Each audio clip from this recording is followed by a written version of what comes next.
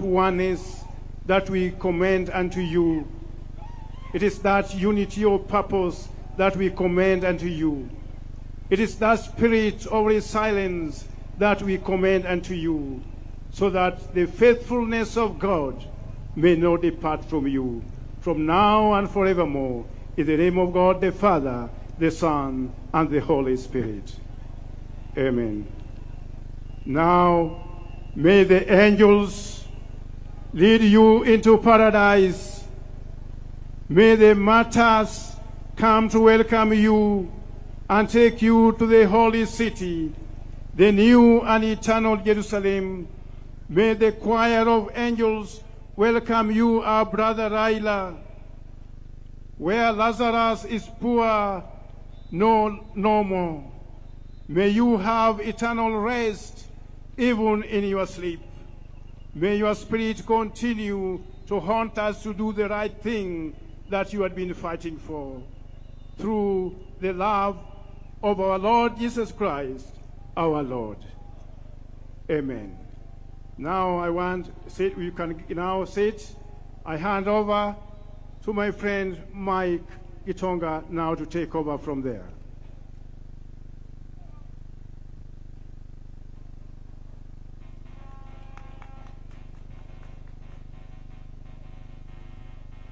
Why don't we appreciate the church with a clap? Tafadhali tuwapongeze kwa makofi. Asanteni sana kwa kazi safi.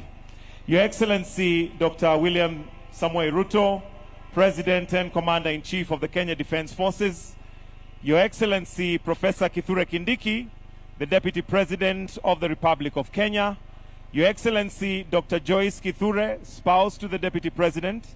Your Excellency Mama Raila Odinga and the family at large. Your Excellency Uhuru Muigai Kenyatta, the 4th President of the Republic of Kenya. Your Excellency Olusegun Obasanjo, former President of the Republic of Nigeria. The Prime Cabinet Secretary. Honorable John Mulimba, Minister of State for Foreign and Foreign Affairs, Uganda. Honorable Ruhakana Rugunda, former Prime Minister of the Republic of Uganda, together with a delegation of senior government officials from Uganda.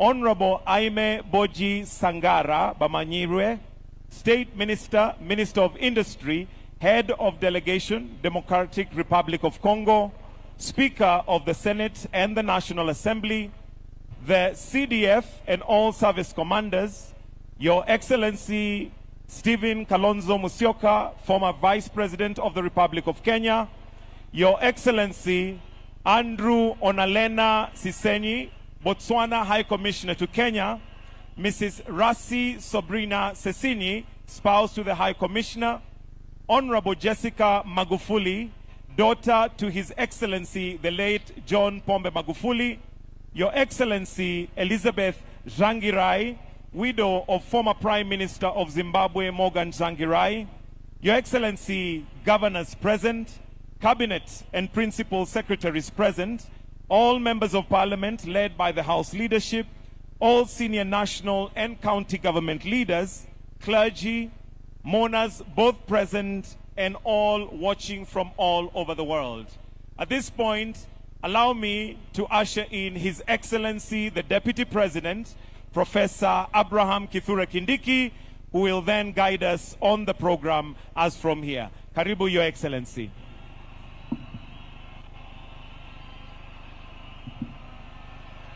Thank you.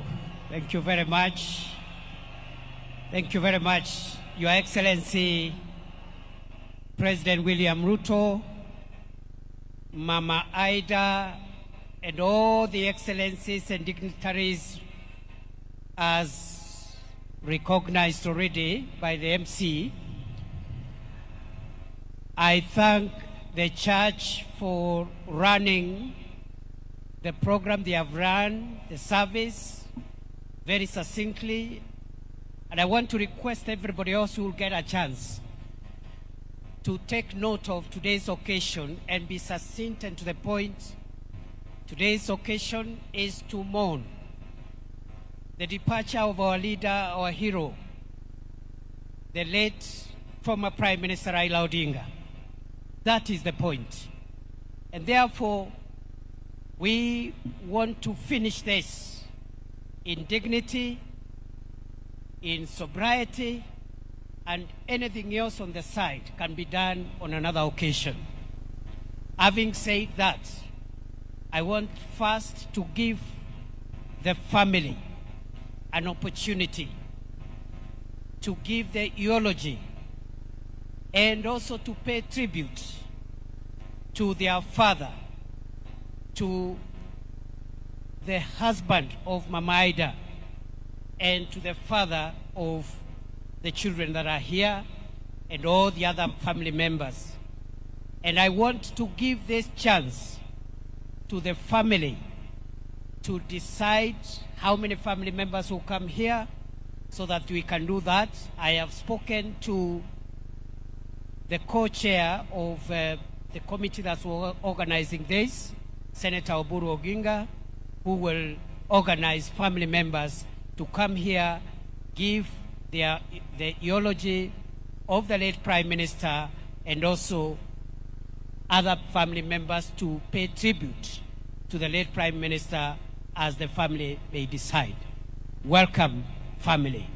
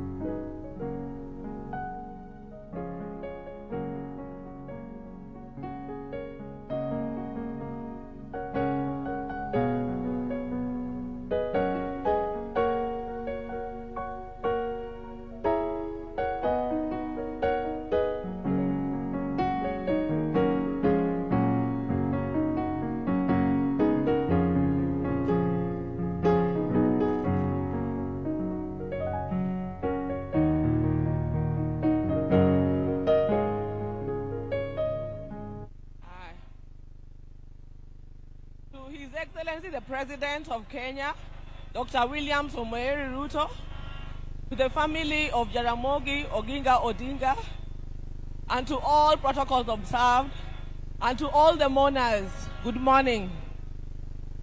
Mine is very brief.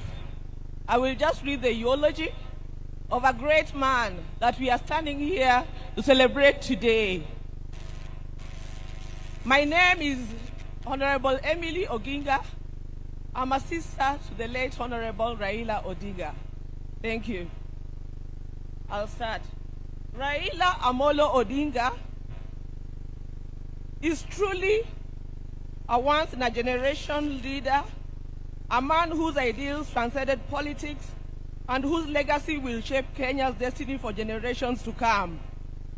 They are the timeless words of President William Ruto while announcing the passing on of the former Premier on October 15, 2025. This is the man we mourn today. On October 15, 2025, the mortal journey of the Right Honorable Raila Amolo Odinga came to an end, but his spirit is immortalized in the story of a life that began on January 7th, 1945. For 80 years, he embodied resilience, boundless optimism, ventured into new frontiers and imagined new horizons, all in steadfast love for country. He was a leader who never wavered in his belief in the good of his people. Raila Odinga lived a life of purpose. He chose to fly high, urged the nation to dare, and challenged Africa to fight for its place in the world that retraced the dreams of the continent's founders. Over the past 3 days, we have witnessed an outpouring of emotions of a nation gripped in grief. Africa has grieved for him. Indeed, the world has grieved for him. A nation and a world struggling with the question, did we really know him? Is fighting to find hope in his enduring legacy. Raila Odinga may not have been there to fight the country's war for independence, but he bows out as an undisputed leader of the national rebirth of the Kenyan nation. He easily became the bridge between our generation and that of his father, the late Jaramogi Oginga Odinga, who fought for our country's independence from colonialism. He learned at the feet of Kenya and Africa's most revered leaders. He witnessed the liberation ideals and struggles of Pan-African heroes, including his father Jaramogi, Jomo Kenyatta, Julius Nyerere, Kwame Nkrumah, Gamal Abdel Nasser, and Kenneth Kaunda, among others. He followed and internalized Nelson Mandela's struggles and agreed with his philosophy that courage was not the absence of fear, but the triumph over it, that the brave man is not he who does not feel afraid, but he who conquers that fear. Raila conquered fear and mastered courage. Possibility of death in pursuit of an ideal was not a reason for Raila to retreat, for he also internalized William Shakespeare's words that cowards die many times before their death, and the valiant never taste of death but once. It is from that patch that Raila began his own long walk for freedom and liberation, applying himself to the cause as a debt that owed to past and due to the present generations. Many times, he appeared to be on a cause much larger than himself, a mission almost impossible, but seemed to be the way he loved it, and he gave his life to it.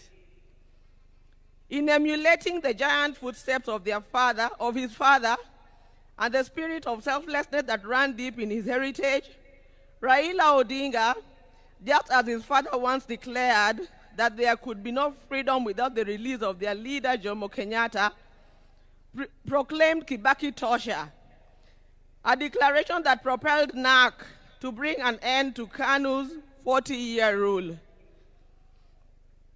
This defining act was emblematic of the man himself. Raila Odinga was Raila Odinga.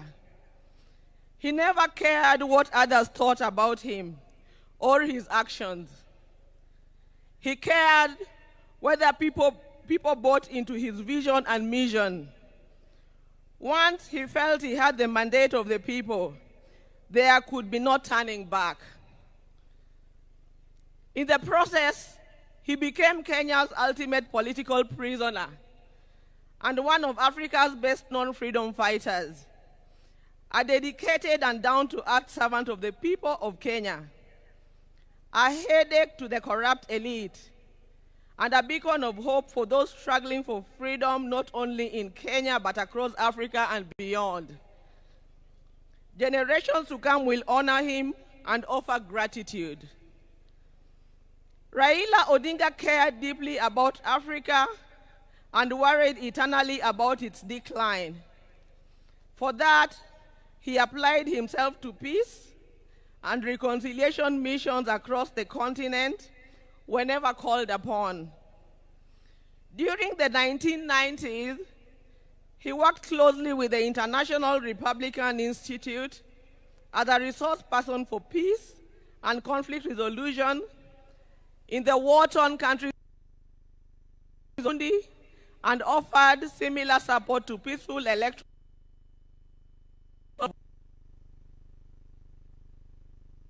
The forces and issues behind him. The highest executive position he ever rose to was that of the Prime Minister of the Republic of Kenya. Following the signing of a National Accord and Reconciliation Act of 2008, which created the office to facilitate power sharing after the controversial 2007 elections. Earlier, he had served as a member of parliament for Lang'ata constituency within the city of Nairobi from 1992. However, the hallmark of Raila's life and career was not in executive mansions and offices. It was in the struggle for freedom and democracy in Kenya and across Africa. Many times telling the continent's dictators to set their people free. It earned him outright enemies, cynical friends and admirers in Africa and beyond.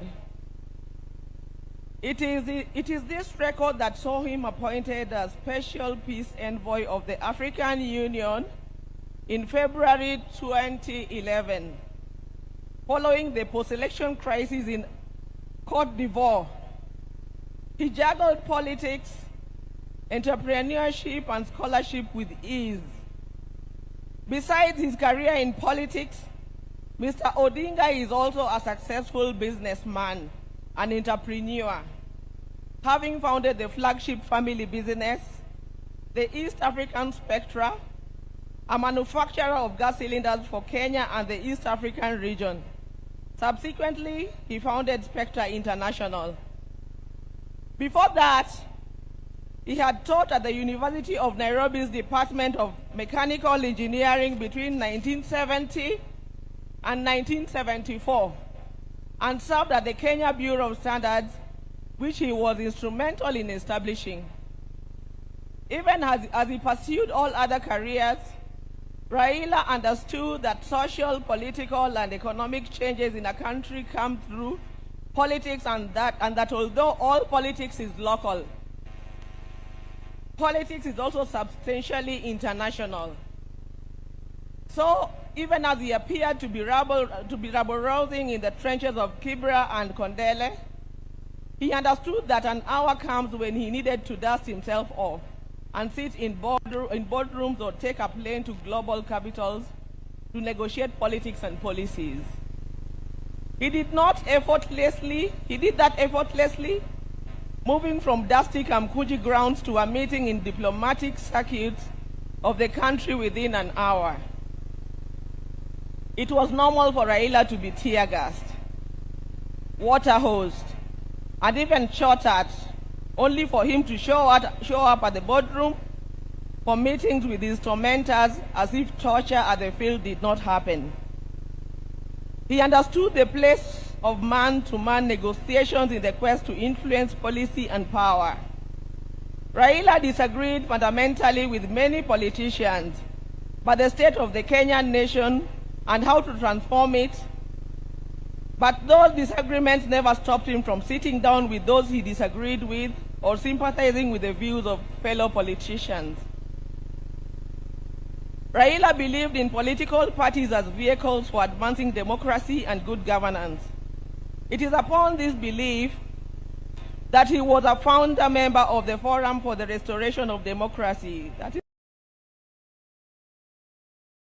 Kenya, in 1991, the National Democratic Party in 1996, the Liberal Democratic Party in 1997, and in 2005, his present political vehicle, the Orange Democratic Party of Kenya, In 2013, he led his party into a coalition with other parties to form the Coalition for Reforms and Democracy, that is CORD, on whose ticket he ran for president. He challenged the election results at the Supreme Court, which ruled in favor of his opponents. He accepted the verdict and took up the leadership of the opposition. He contested the 2017 presidential election on the ticket of the National Super Alliance, that is NASA, which election ended up being nullified by the Supreme Court, but he stayed out of the subsequent contest. Mr. Odinga was once again picked by his coalition, Azimio la Umoja One Kenya Coalition Party, for the presidency in 2022, whose results were confirmed against him by the Supreme Court. He accepted the verdict and has led the opposition coalition. Raila's early life prepared him to be a consummate African and citizen of the world, with early education in Kisumu and Siaya before leaving for Germany, where he began his high school education at the Herder Institute in Leipzig.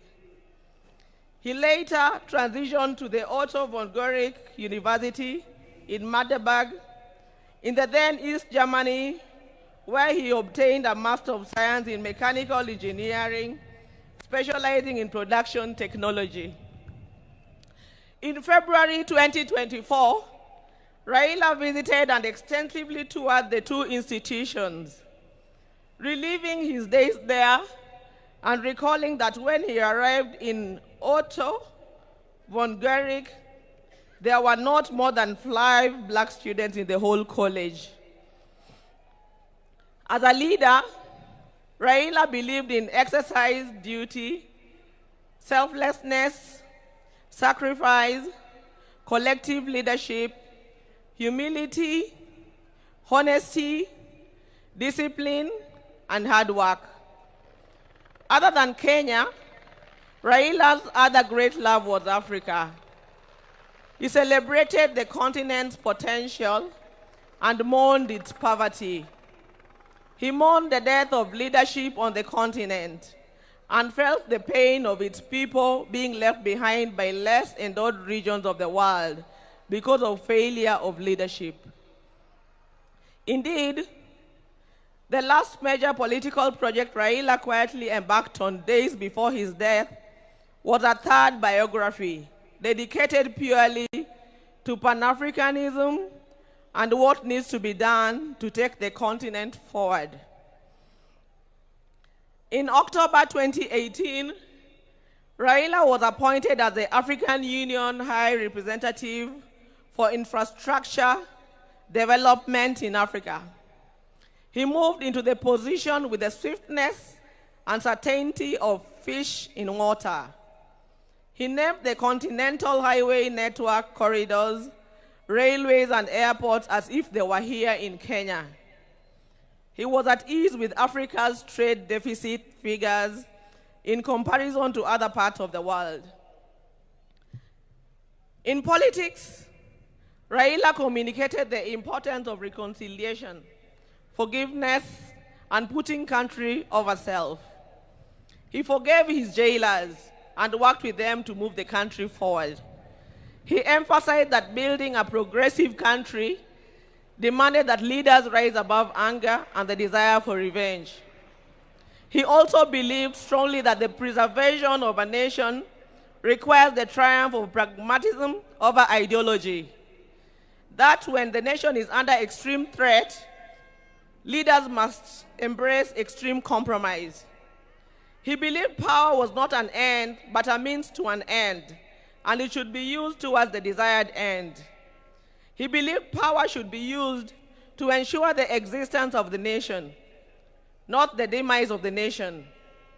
He wanted power to be used to ensure progress, prosperity, and peace of any among nations, and not for any causes that would yield contrary outcomes. We will cherish Raila in the heart of our nation, and I believe in the heart of many African nations. Thank you. Long live Raila.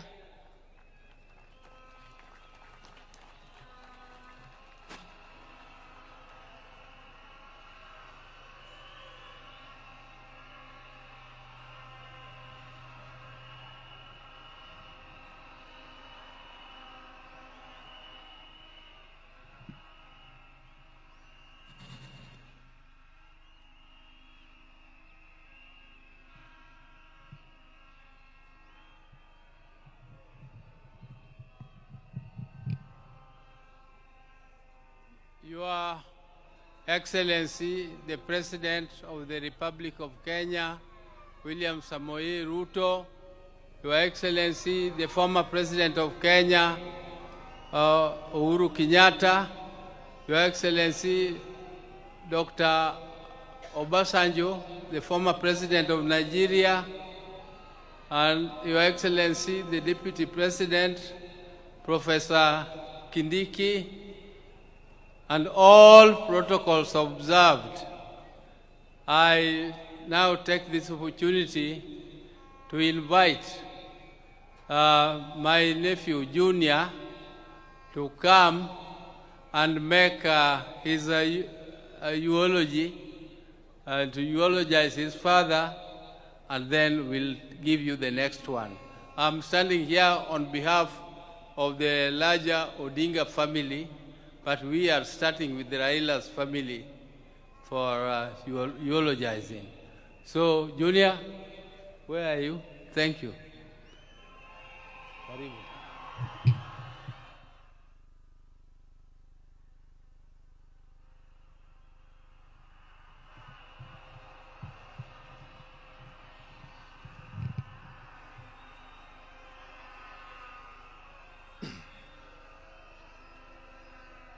Josurwa, Amoso,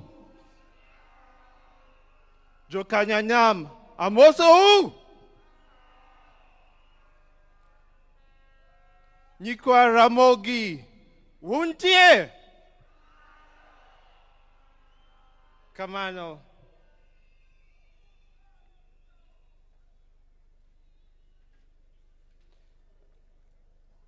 Ingan City Boy.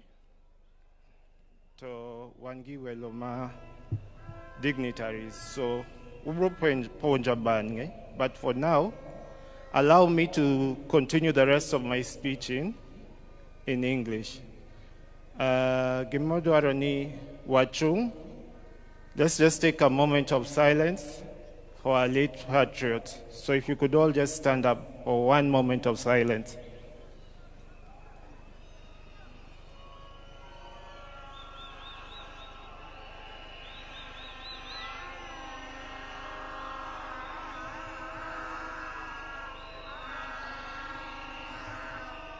Kogalo. Kogalo.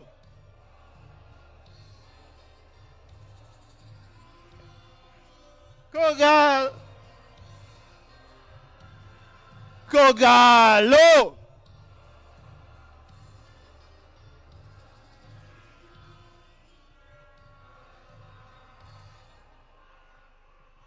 Ero Kamano.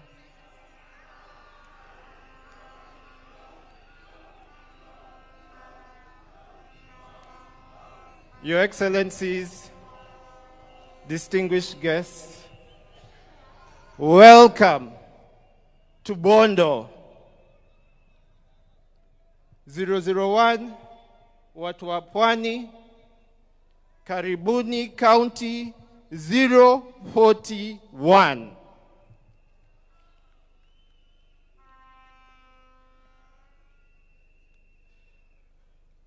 I think everyone has seen the past 3 days. We have brought Baba's body home. I've traveled with Baba's body halfway around the world from India. It came home. You all watched through the expressway, Kasarani Stadium, Nyayo Stadium, We flew to Kisumu, and now, finally, Baba is home. And for that reason, I would like to say a very big thank you, Erokamano, to His Excellency, President William Ruto, and the entire government of Kenya.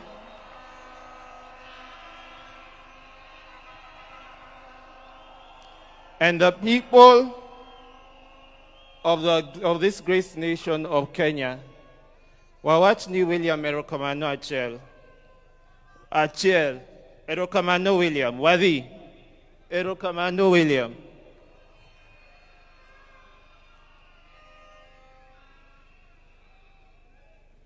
You can see me here.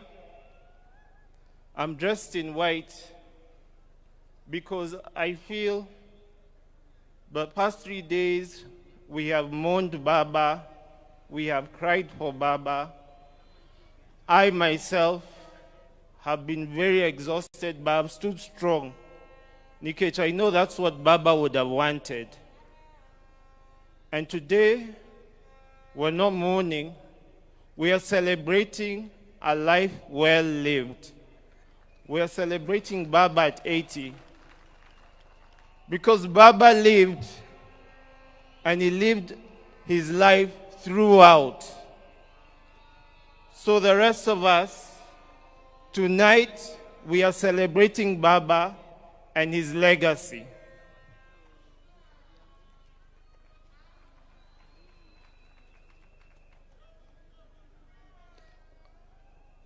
Before I continue, just allow me to invite one person up on stage. My sweetheart, my beautiful, my lovely Chungwa. Someone who understands me.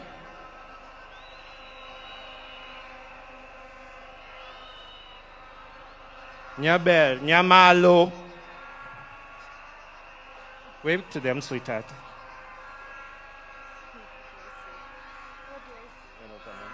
Erokamano.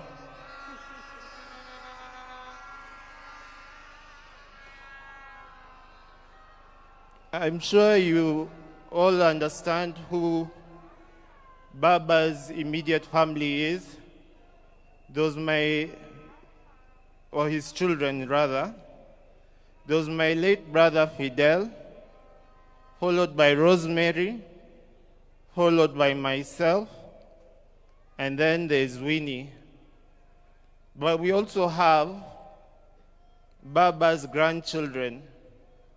Unfortunately, I cannot see them right now, but I'll mention to you their names. There is Safi Odinga. Then there is Alai Odinga. Then there is Senai Odinga. And then there is Lion Amolo Odinga. And lastly, Wangi Jaramogi Oginga Odinga. And that is the grandchildren, Majakom.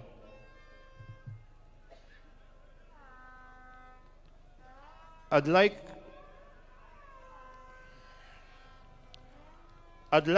the former staff, Ma Baba, wherever you are, if you could just stand up. I know I wouldn't have time to mention all of you, but if I see you, I know Ntie Bagi, Ntie Dennis, there is Juma, there is Buanamondo.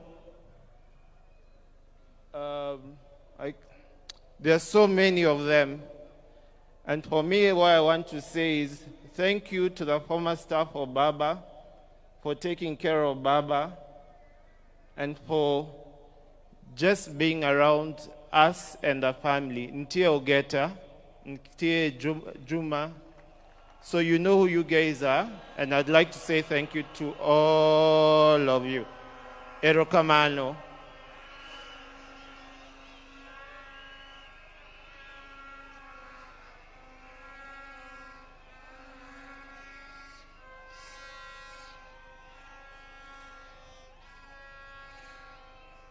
I want to finish. Mara, in the spirit of Baba, I want to say Erokamano. Because Baba gave all of us his life. Today is to say thank you back to Baba from all of us. So, refrain kawono and Erokamano Baba. Whatever one time, Erokamano Baba. No akawinju. Erokamano Baba. Okay. For Baba, you gave all of us your life.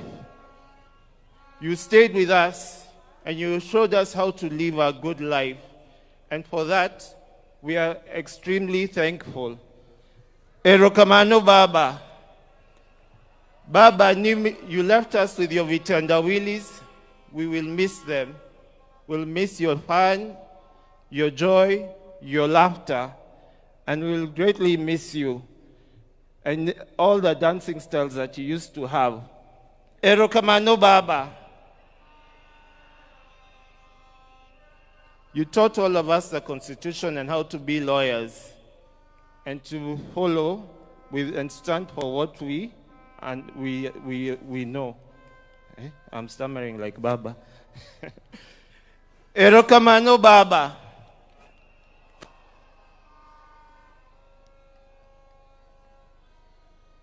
And lastly, I know Baba is smiling because he's given us so many holidays, and now he has given us Easter in October. So for that we are thankful. Erokamano Baba. I'd like, as I've finished, I'd like to introduce or call one person up to stage. But a lot of us were jealous about her because she was Baba's best friend. She was Baba's confidant, secretary, PA, doctor. So please join hands. She's one of the toughest women I've ever met. She's a very strong lady, and we were all jealous of her. Please give a round applause to my sister, Honorable Mheshimiwa Winnie Kazi Odinga.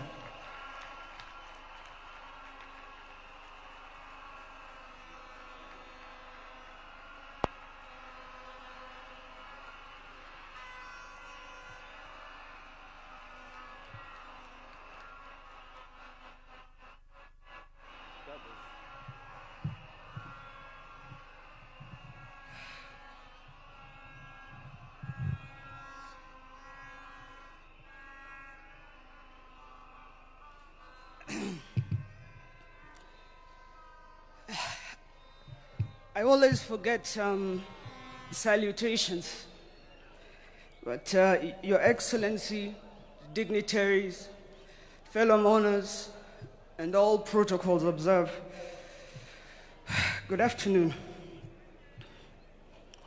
Jotura, untie,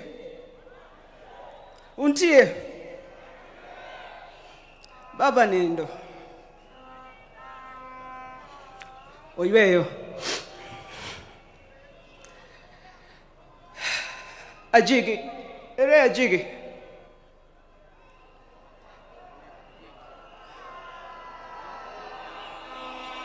Where is it?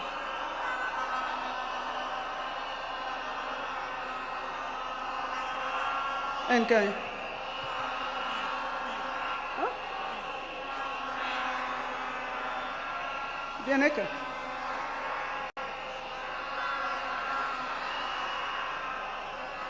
Give him a mic.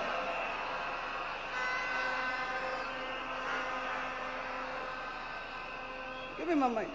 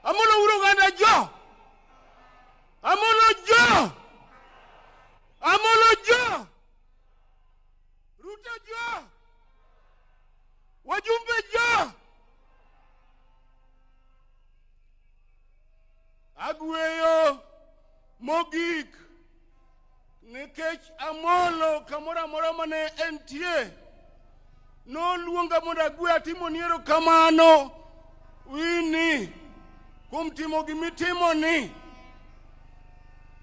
Adwa ni mondo agwe na Amolo.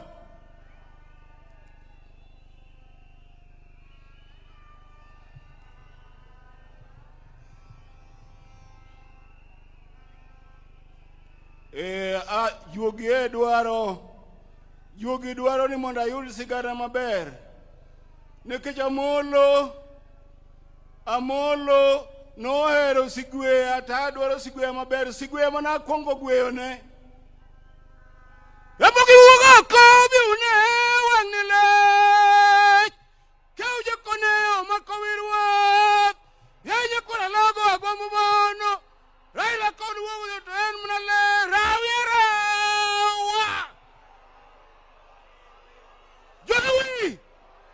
Jowi, keugoneya, Amolo koko mar jonanga ruodhi. Rabogi wuoga oko biune wang'ne lech, keuje koneo makowirwa, yenye kora logo agombo mono, Raila kobuodho to en mana le, rawiera.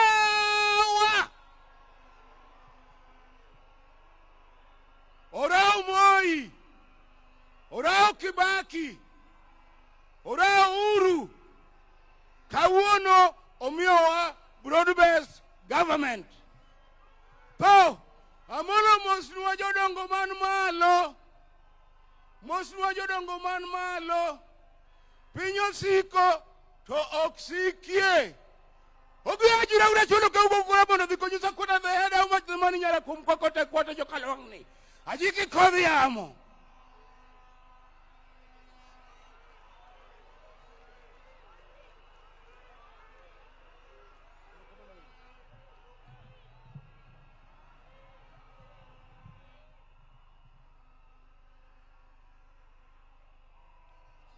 Jothurwa, ang'eyo ni un gi lit kendo un gi rem. Beduru mana gi kwe kende. Nyasaye biro miwa loch. Ji osebedo kawoyo marach ewi Bondo ka. Wakuod wigi kendo wanyisgi ni Bondo ka nigi sibor.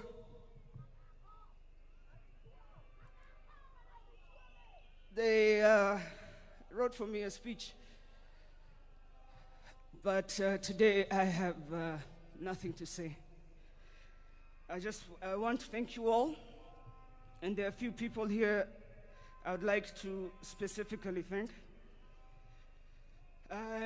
To the staff of Baba, led by George Okong Opondo, Mr. Andrew Mondo, thank you for your loyalty and support. To Dennis Onyango, Keta Onyango, Morris Ocheng, Jack Nyamburi, Florence Olang, Ibrahim Auma, Jeff Oyer, Emmanuel Wanson, and others, thank you. To the staff of East Africa Spectre, Joff, and all the other officers, thank you. To Washington, Martin, Victor, Rose, Jackie, David, Caleb, Steve, Joanne, Joyce, and others, thank you. And finally, to the late George Odwor, Eric Ominde, Juma, and my partner, Morris Ogeta.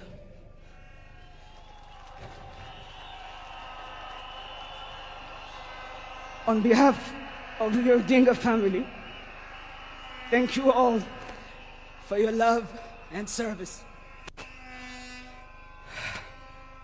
Your Excellency, our people appreciate you honoring our father. Thank you for standing with us. You should also know, in case you are wondering, I'm ready to come back home, if you were wondering. To all the leaders we visited around the world, I will return personally to thank you. Thank you, Kenya. God bless you all. God bless the Republic. God bless Baba's legacy. Long, the king is dead, but long live the crown. Thank you.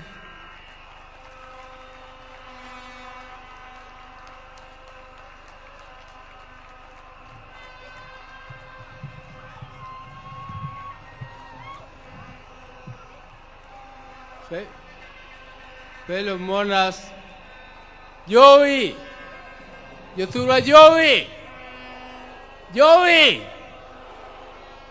I want to take this opportunity now to invite Winnie Odinga, I mean not Winnie, Rosemary Odinga to come and also give her eulogy.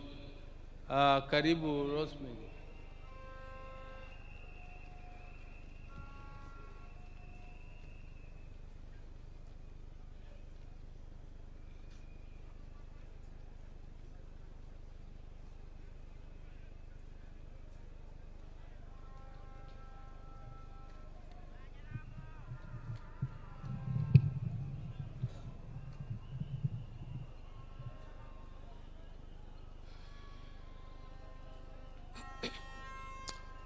His Excellency, excuse me, the President of Kenya, Dr. William Ruto, Deputy, Dr. Kithure Kindiki, as well as Madam Kithure Kindiki, all heads of state who are here, all protocols observed, ladies and gentlemen, good afternoon.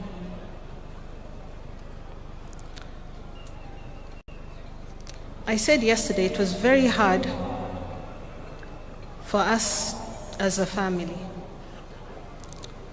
Nonetheless, the day has come, and I want to just share with you a little bit about who our father was to us. Our father was someone who believed in us as individuals. As many who have spoken ahead and those who will speak after will let you know. And that is why today we have friends from all over. Our father listened keenly to what we had to say individually, after which he helped us sharpen our ideas. He also helped us to think broadly and find solutions, and to work with others. As you can see through his life, that is what he did. He worked with others. And because of that, we will continue to work together and to work with others, because that was his legacy. Not only that, our father also taught us to love the entire country as well as the continent of Africa. Today I want to urge all of you who are here and those who are watching in the screens from wherever they might be. I want you to look within you and search for what makes you better and search for what makes you stronger. Because when we do that, we will honor what Baba would like us to be: better, stronger, sharper. So with that, and not so much, I want to thank you all, as well as Baba. Asante sana, Baba. Thank you so much for your time, ladies and gentlemen.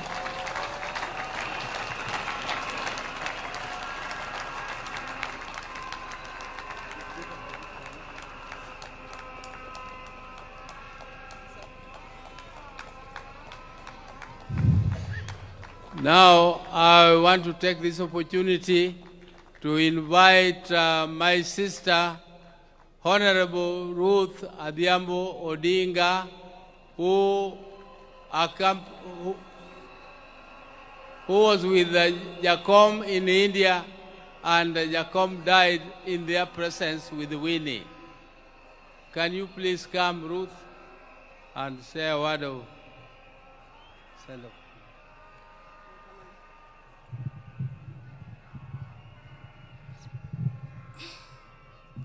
To His Excellency, the President of the Republic of Kenya, the Deputy President, former President Uhuru, all protocols observed.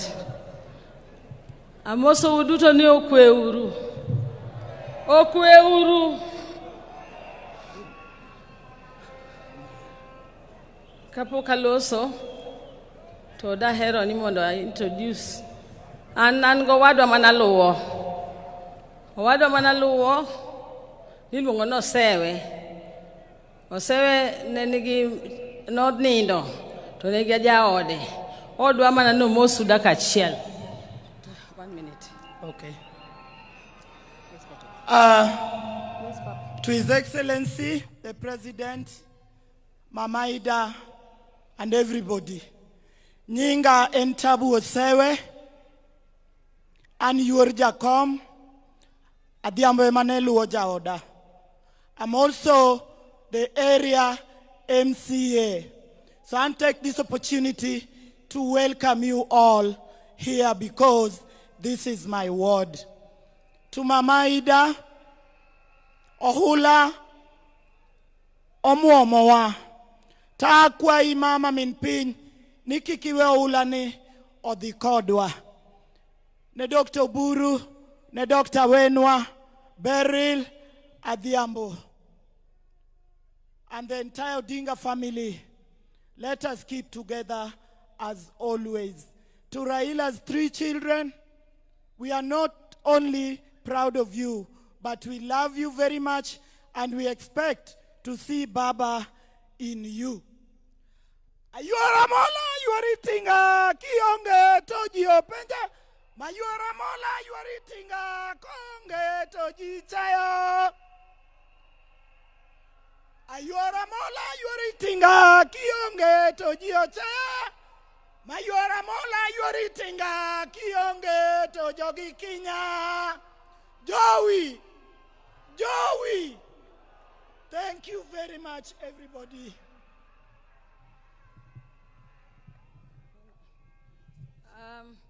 I'm also, many of you here never knew that I have a right hand. My right hand is here today. Ambe nakendo ga yoga nakuja.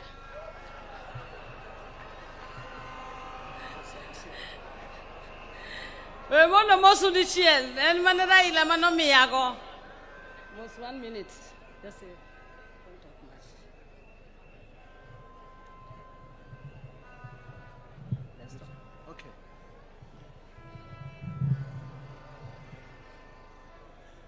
Jambo.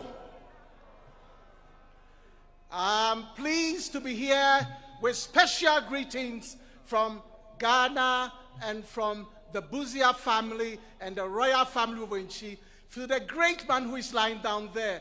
And I'm so pleased to be here, a man who stood for justice for the whole of Africa. So I'm so pleased and honored to be part and parcel of this process, saying a farewell to one of our finest and greatest. He was a fine person with a finer mission and the finest vision for our continent. That's why we're all here today, and also here with the family. Thank you.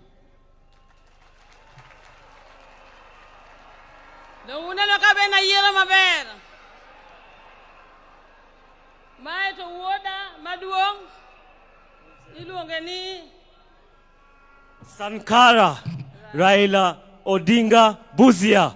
Joey! Thank you. My water Martin, Achakena Gola was my third born brother. Alongoni Papa Patron. Anchogo Machogo. Korago Imos. Winter. I go Imos. Aerocommando. Thank you. You can go and sit. Yeah. I will delete and get back. Raila Molo Nyathiwa ni nyeno siepna. Ne kitwa chal. Othuon ta thuon. Koro nuwa luor rekata. Samoro we are not take, tomare be take. Molo. Luo. Luo Wodoginga. Gimeri. Hey, nyate moto tama. Baba Nyasai no heri. Idi Roginga wonu. Idi Irmeri. Imos Gidute, Imos Tobias, Imos Albert. Imos Mwodo Galogo. Iwe ni se chandria hinya. Ichandri ne Kenya to Kenya no kenekata. Wodo dingi chandri ne Kenya. Ithoki chandri ne Kenya. Javiwa.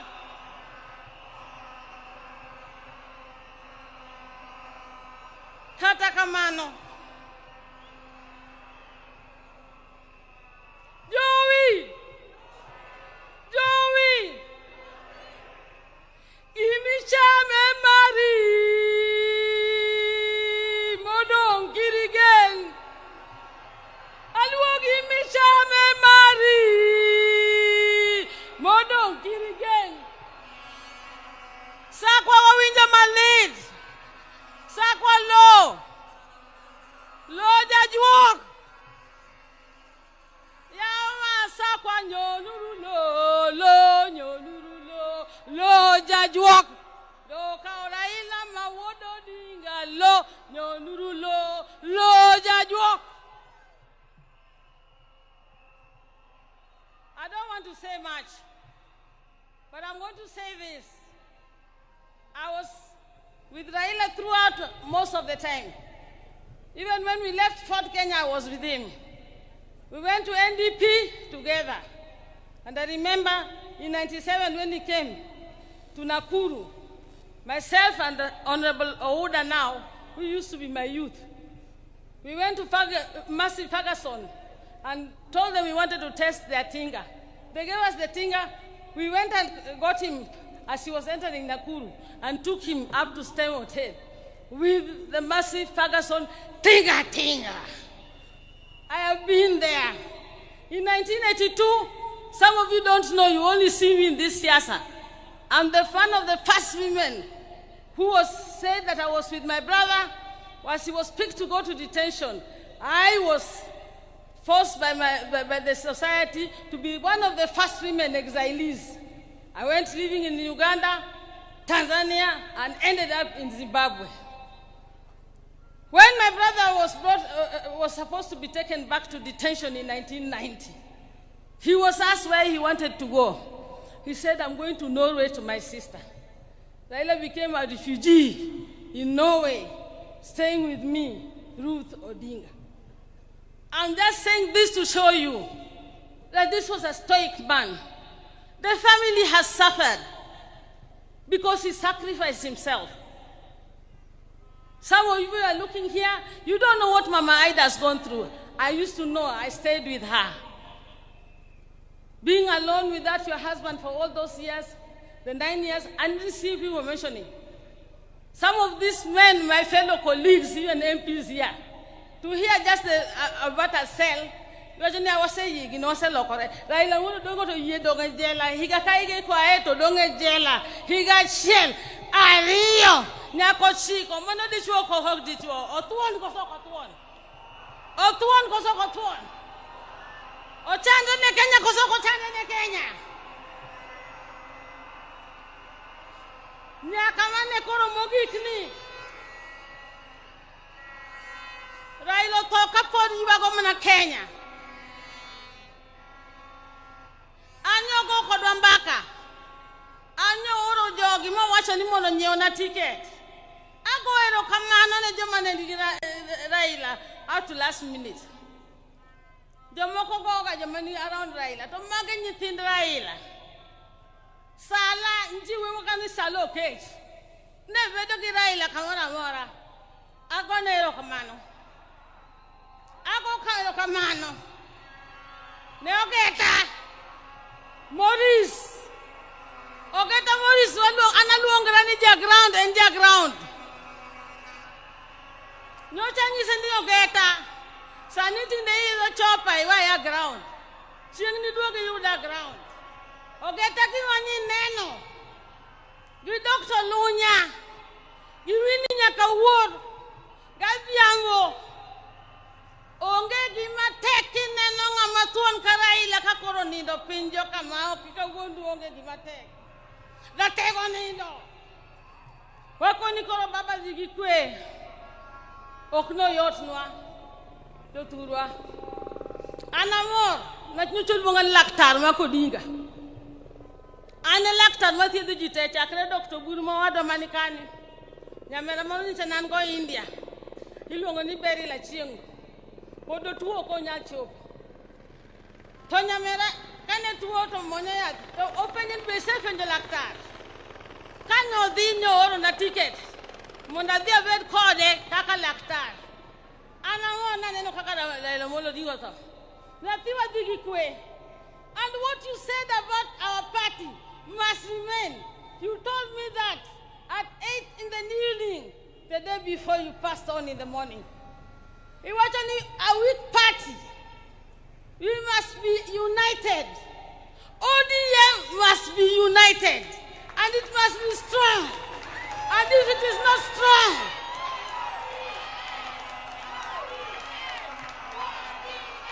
if it is not strong, ODM! ODM! ODM! ODM! ODM! ODM!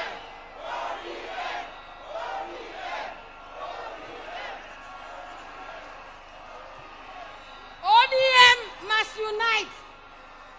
We cannot have an ODM in Guinea-Wuko, another ODM being led by some other people, another ODM being led with a few people who think they own the party. ODM belongs to all of us. Some of you who want to take it now don't even know how we started ODM. ODM in Marwa. And we are going to go to any negotiation table with a strong, united, one ODM. That's why I want to make more.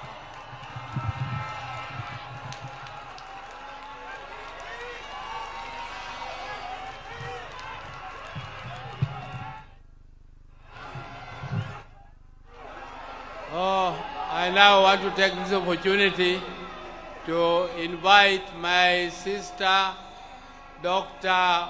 Wenwa Akinyi Odinga Oranga, is a long name. Dr. Wenwa Akinyi, or we call her also Dodi. Ma'am, where are you?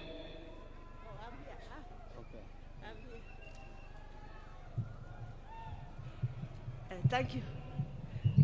Thank you, Your Excellency, William Samoei Ruto, and all protocol observed. Joturwa, and when Wakinyi, Mandamino Wadga Kinyi, Usevijo Ganyeng no, Usevijo Nyingmano Wadga Kinyi, and Yakinyi no, Koradwa introduce, Ane Maduong, Kwom Nyinjara Mogi, Ane Maduong, Yawuye Manotelo, Oburu Neduong, Kai Raila, Kaya Gola, Rokwom Nyiri Ane Maduong. Omyo Entija, it is my responsibility to introduce the other Jaramogi's daughters. I'm here, they are here.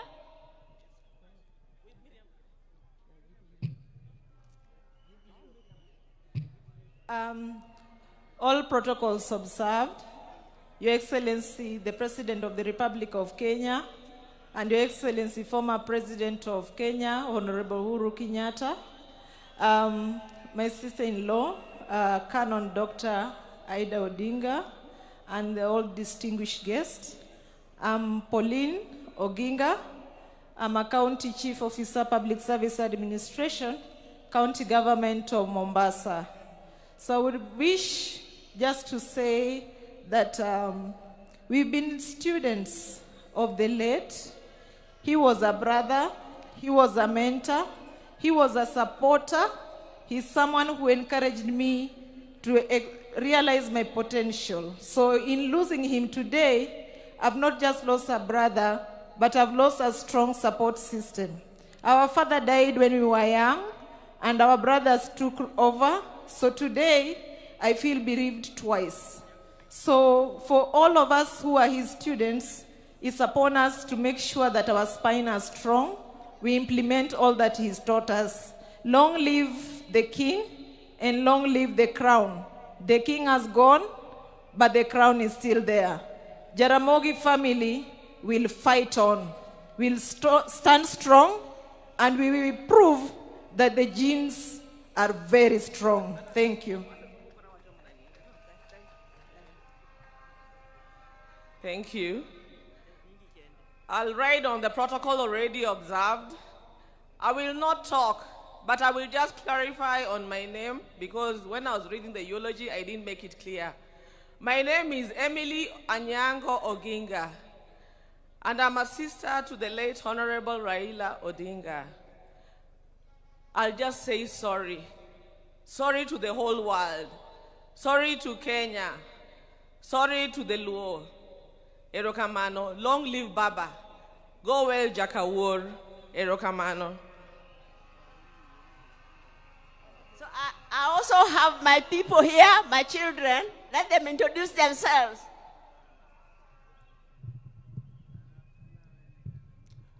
Aya, kwa majina naitwa Jaramogi Orango.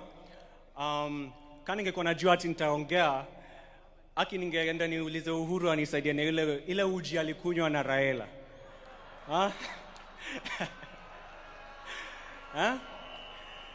Juu sasa siwezi simama hapa niseme ati naogopa kuongelesha nyinyi wote. Kusema ukweli, niko na jasho, natoa jasho ingine mbaya sana hapa juu. Lakini kani ningesema hapana, mjue hata mimi mamangu wako hapa, na hata mimi nataka kuishi hadi 80. Mimi nataka kufika 80, na kama nimesema ati sitaki kuongea, hata mimi mngeniweka tu pale tu. So mimi nataka tu kusema kuna tu mtu mmoja unajua Raila ni mtu, labda ulikuwa unampenda ama uko unampendi, lakini ni lazima ulikuwa unamheshimu. Hivi tu vile tunapendanga kupinga serikali, unajua ni huyu mtu ndio alituletea hiyo, he gave us that ability to do that. Na sitaki kusikia ati uni mtu sijui alikuwa anapenda ukabila ama sijui nini. Kuna kitu kama hiyo. So napenda tu kusema asante kwa baba, na nataka ku pass my condolences kwa Auntie Aida na kila mtu mwingine. Asanteni sana kwa kukuja na kwa kunikusikiza. Asante. Thank you.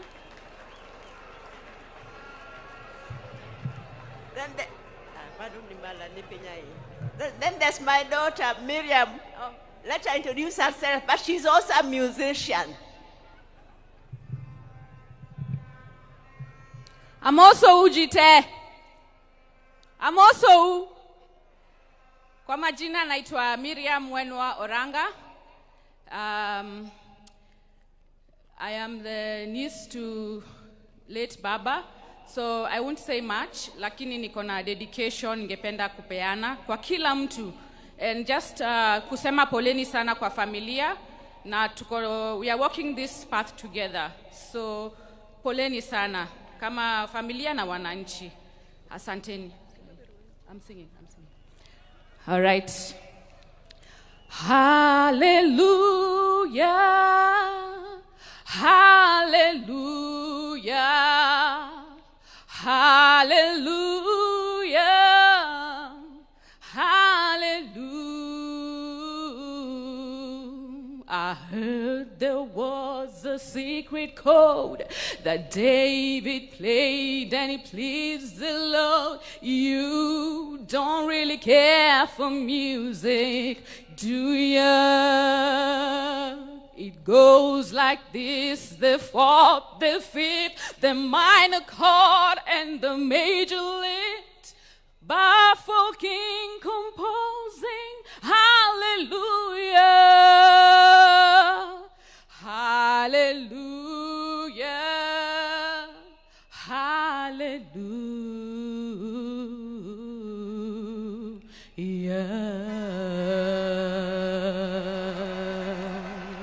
Rest in peace, Baba. Asanteni sana.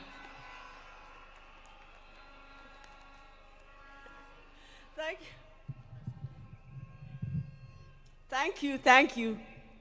Yeah, so now I'll have to say something. By the way, this is the most difficult eulogy that I have ever made. I'm not a guy, Lakini for the first time, I'm in Jokatekna.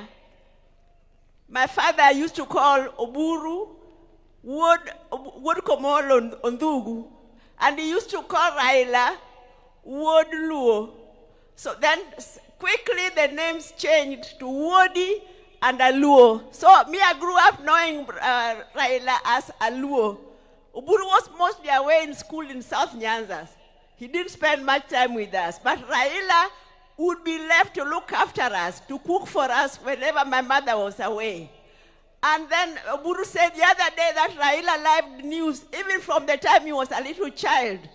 Let me tell you, whenever he was left to look after us, and he's going to cook and it's news time, he would put me there to listen to news and then tell him later what had been said. Can you imagine? I'm supposed to listen to the radio, to the news, and when he comes, I'm supposed to tell him what was said in news. I was not more than 6 years old, I'm sure. I would hear the name of the newscaster. He was called Cosmas Bala Owade Korgwok. And then I used to hear the name Accra, Ghana. And then I used to hear an advertisement, Vaseline hair tonic. But my English was poor. So when he came, I would only tell him those things. But then I would say, Vaseline hair tonic instead of Vaseline hair tonic. And then Oburu will tell you maybe how Raila was strong-headed.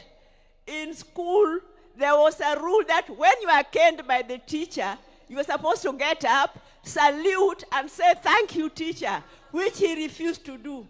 Every time he would get up, walk away, saying things about the teacher, maybe just mumbling, and the teacher would call him back, cane him again, until the teacher gave up. Maybe Oburu will tell you more. Then,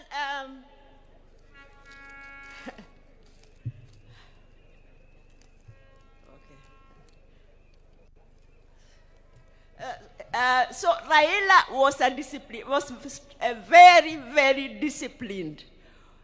When he was a lecturer at the University of Nairobi, and also later when he was a director with Kenya Bureau of Standards, staying in his house was a nightmare. He would wake us up at 4 a.m. No matter what time he went to sleep, there would be a commotion. He's already going to take his morning jog, and maybe take the dog also for jogging.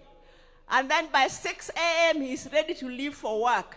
He was working at the Kenya Bureau of Standards. So when you're working under him, you could not be late, because if your boss is already there after just at 6 o'clock, you cannot even lie that you are there on time. And he introduced an attendance register. I mean, you had to clock in. You had to clock in, and he knew exactly what time you had come. So the third one, the fourth one. Sorry. Then let me say that as a family, I know most of you won't believe it, but we also used to have our differences. We have, even now, we have our differences, and we can have very hot arguments. Raila and I, sometimes we used to have very hot arguments. You'll see that when he's telling us, he's trying to explain some of even his political moves, he'll be looking at me, because he knows me, I would not spare him. I used to tell him whether he wanted to hear it or not. So one time he came to my house, and then we were having a hot argument until my maid thought we were going to exchange fists. And he went to the toilet. I could hear him. Go walk, was going back to the cat. Adagi. I've refused. Nimekata adagi. And then you can't believe it, that the following day, we were talking on the phone, laughing as if nothing had happened. That's the way he was. He was magnanimous. He was forgiving.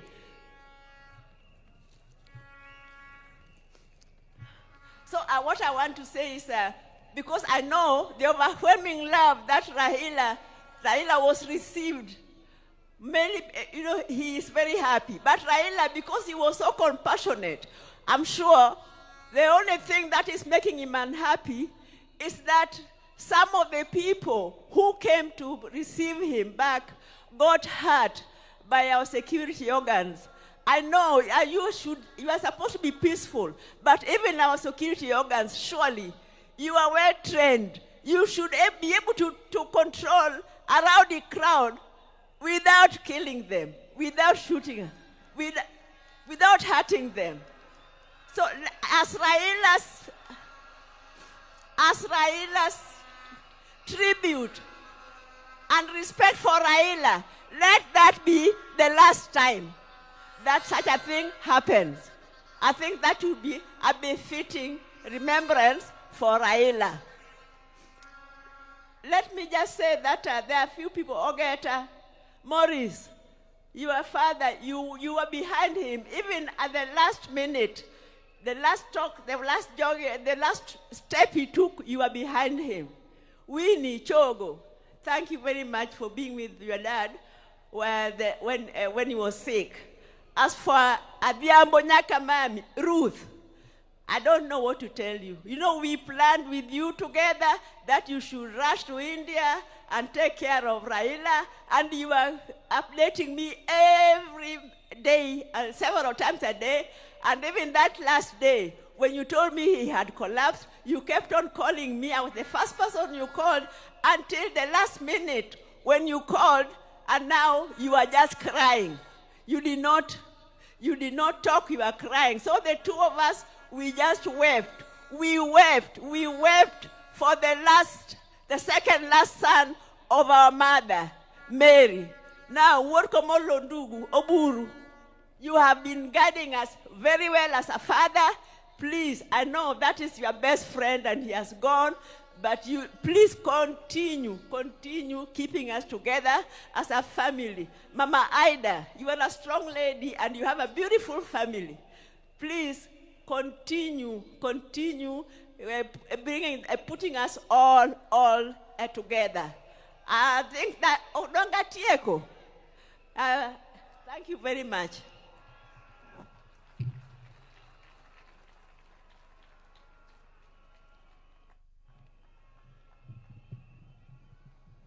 Yeah, thank you, my sister.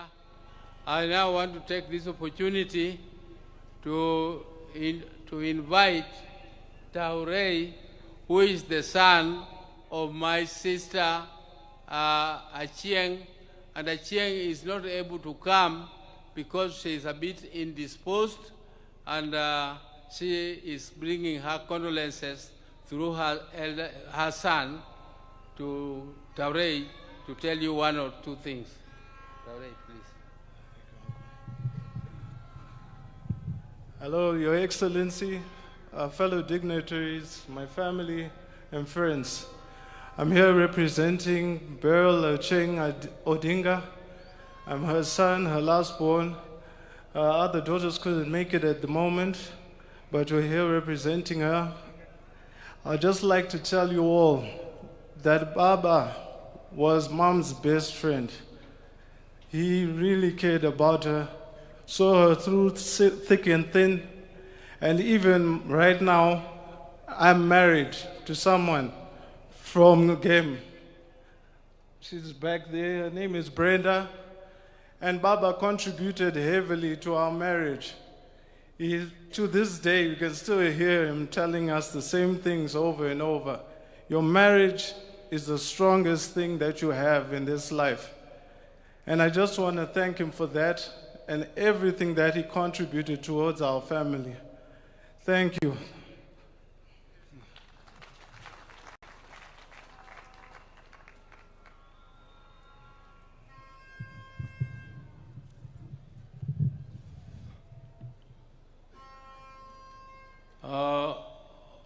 All protocols observed, I would now want to say a few words about my brother Raila.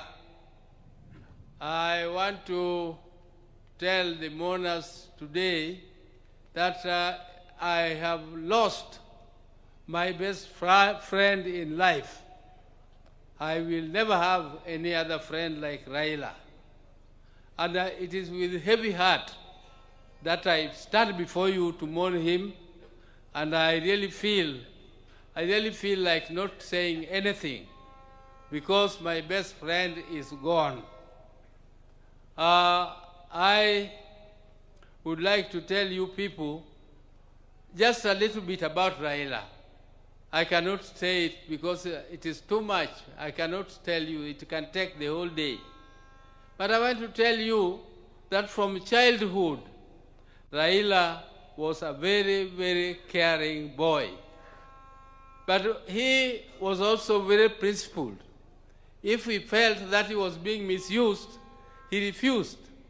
For instance, one time, my father used to live in Kisumu, and we were living with my brother Raila in Nyamira here. And we used to go to Maranda school every morning in the dews before we reached school. We reached school when we were very wet. And one day, because my father used to come back home here every weekend, and when he came back that weekend, he expected us to be picking cotton, because this area used to be a cotton growing area. And all of us had woken up so early to go and pick cotton, because Mzee was very strict. Everybody had to go and pick cotton. But Raila was still sleeping. So when Mzee asked him why he is not picking cotton, he told Mzee, Baba, don't you know it is very difficult to pick cotton? Why don't you also try to pick it? And Mzee was not amused. So Mzee disciplined him a little for that statement. Again, the other time, my mother was going for a funeral to Alego. And he went to school and asked permission so that we could look after our siblings, the children, who are my sister Akinyi, who has just spoken here, and the other Achieng, whose son has spoken here. Those who are still small kids. So when we missed school for one day, the next day when we went to school, the same teacher gave us a lot of beatings, why we missed class. But my mother was not amused. So my mother went there to quarrel, but before then, when this teacher was disciplining us in class, he expected us to salute him. After he has given you the beating, you do the saluting. But Raila refused to salute the teacher. So the teacher was not amused. The teacher called him, come again for another beating. He came back, and again the teacher gave him another beating. He refused to salute. The third time, when the teacher gave him the last beating, he told the teacher that you are caning me for nothing, and my mother asked you for permission. So don't cane me again. And I can tell you that my brother also liked school. He liked school and he never missed school. Unlike my other brother, Agola, who did not enjoy school very much, but whenever my father put him to discipline, he went to school and studied, and that time he becomes number one. So can you imagine somebody who is a bottom and next term he is number one? And Raila was always number one in class during those days. And Raila loved sport so much so that when we came back to Nyamira, we had a field where we were practicing jumping, we were practicing pole vault, we were practicing triple jump and other athletics. So Raila became a member of the management of the Athletics Association later, and he was a great lover of football. His team was called Arsenal. Raila was and he was also He was also a patron of Gor Mahia. He also became a patron of Gor Mahia. And recently, you remember, when Kenya was participating in the football match for Africa, he was with His Excellency the President at Kasarani Stadium to cheer.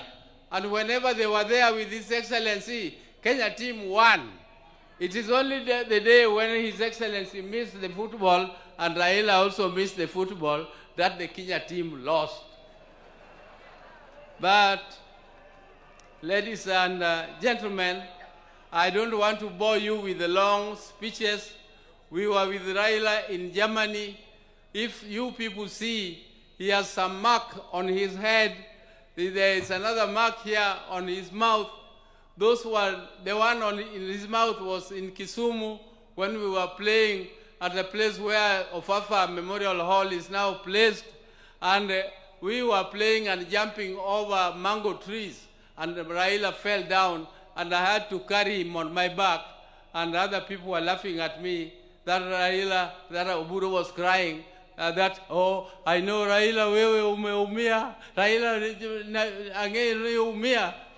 But there it was. And the other one was in Germany. He met that accident. But he was a very brave man. I tell you, one day, when 1982, when there was an attempted coup, and my brother was arrested and charged with treason, I tell you, that was another very, very sad moment for us. I went to see my brother at committee prisons, and when he was in the black uniform, which is only for people who are in the death row, and I saw him in that uniform, and I cried. He was laughing and telling me, this is nothing, all this will go. I told him, how will it go and you are on the death row? I was really shaken when I saw him in that type of uniform. But Raila was so brave when he was fighting for justice. He braved it and he never feared anything. Even if he saw police throwing tear gas and doing whatever, Raila would face it. He would face it head on. He would not go back. Even when some of us were so scared,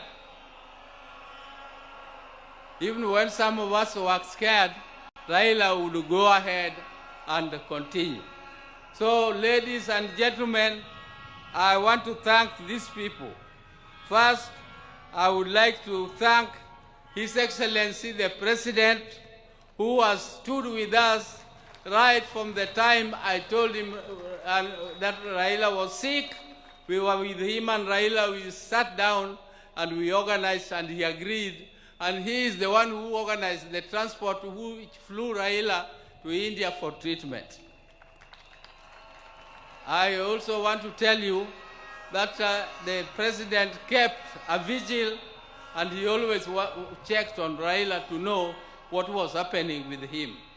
The day Raila died, I first of all called him and told him he was in a very critical condition. I was told by my sister, Akinyi, that Adhiambo had called from India. So I called Adhiambo, and then within no time, Akinyi told me again that Adhiambo called and Akinyi was wailing. I called the president again and informed him, and he was very sad. But he organized everything. All this arrangement would have been too heavy for the family. I don't know whether I would have not collapsed if this was placed on my shoulder to take care of this big crowd here. Thank you, Your Excellency. Thank you. I also want to thank the chairman of the National Funeral Committee, Professor Kithure Kindiki, who tirelessly worked and made sure that everything was organized and well arranged as it is now. I also want to thank the security. The security which did this, the army, all the armed forces, all these are under instructions of the president. Thank you again for all that you did to us. I also want to take this opportunity to to thank Honorable Musalia Mudavadi, who led a team to collect the body of my brother Raila from India back here home, and he was accompanied by the ministers, Murkomen. Thank you very much, everybody who was in India to bring the body of Raila home. You did well. My special thanks go to Dr. David Olunya, who is a personal doctor of my brother, and he has been with him all through. He went to India, but he has been with him even earlier than that. They were together in Dubai. They were together at Nairobi Hospital. So thank you, David. Thank you for everything that you did. I also want to thank Ogeta. Ogeta is our relative, Enyake Waka. He is the one who was taking care of Jacom up to the last moment when Jacom took his last breath. I also want to thank Jeff Oyer. I want to thank Winnie, particularly Winnie, the niece. Winnie is a very brave lady. She was there with Jacom when there was a session in Arusha where they were supposed to go for a session. I asked her, Winnie, are you not going? She told me, then she just pointed at the father and said, him. I'm not going because of him. I have to be with him. And that is before Raila went to India.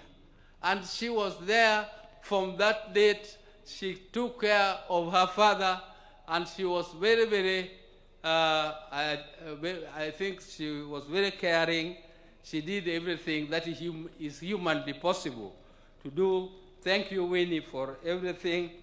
And my sister, Ruth Adiambo, who also bought a ticket and went to see Raila. She sought her own visa, and she went there, and she was with him up to the last minute. Thank you, my sister. Thank you very much.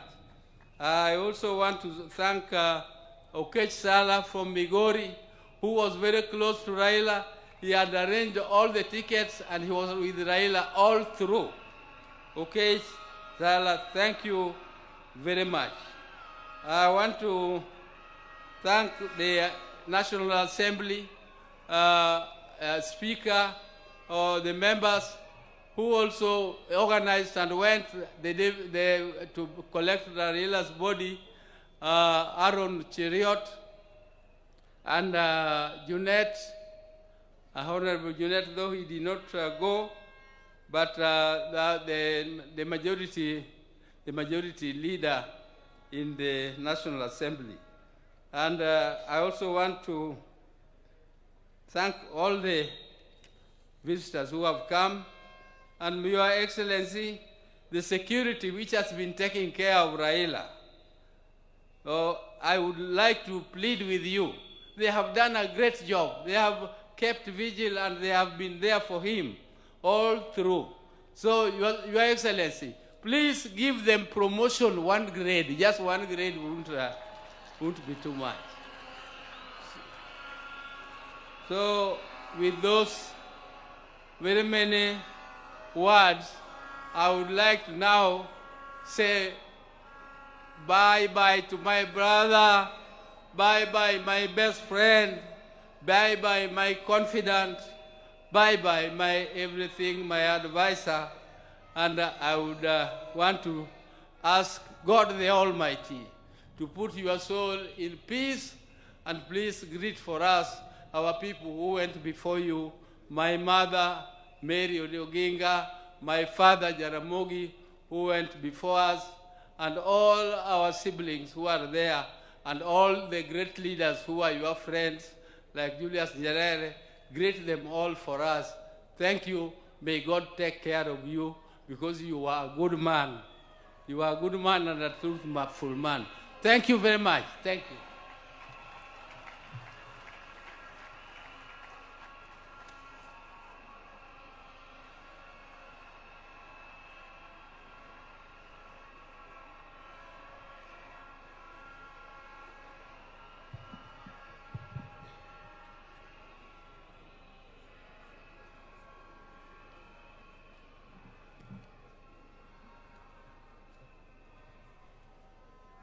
Now, I want to take this opportunity to call the spouse of Raila Odinga'S.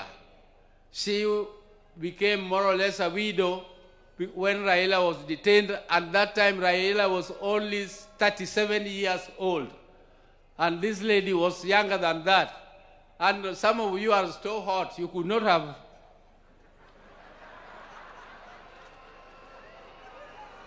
Now, as you come, I forgot to introduce my spouses.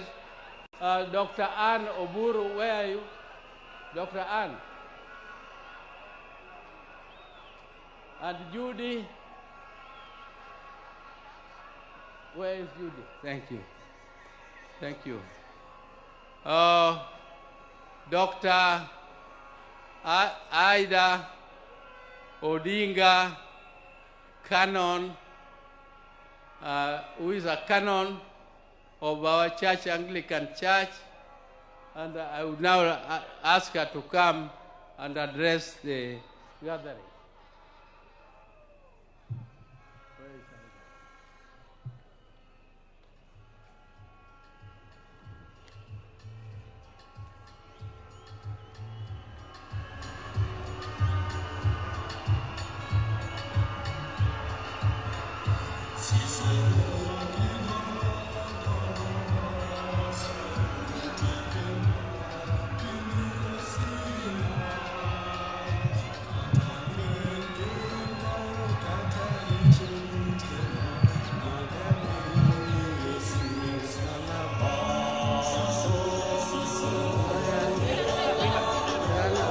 Asayun timbe mag bini osina katalwen genga kataricho butona bagawe yoni yesu dokoro gimadi mona donjo edala kuriri gimadi gengna katalwen genga kataricho butona magawe yoni yesu emsalaba koro ere gimadi mona donjo edala ere gimadi gengna katalwen genga kataricho butona magawe yoni yesu emsalaba.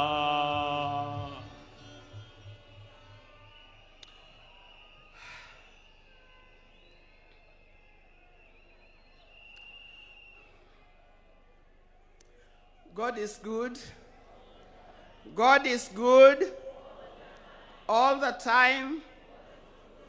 I know you say that is his nature. And even at a time like this, let's not forget our God is there and our God is still good. He'll never leave us. He'll never forsake us. I want to begin by thanking the people of Kenya, the people of Africa, and the citizens of the world who have joined to help me bury my husband, the father of my 4 children, Right Honorable Raila Odinga'S. I never imagined that this would fall on me to lead the family and the world in burying Raila. I hoped it would be the other way around. With pain, without lamentation, I accept the will of God.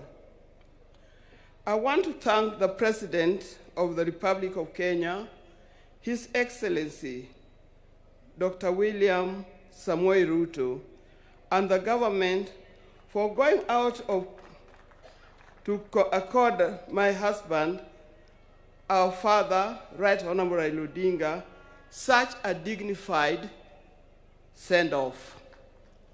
Indeed, in this part of the world, we've never seen something like this.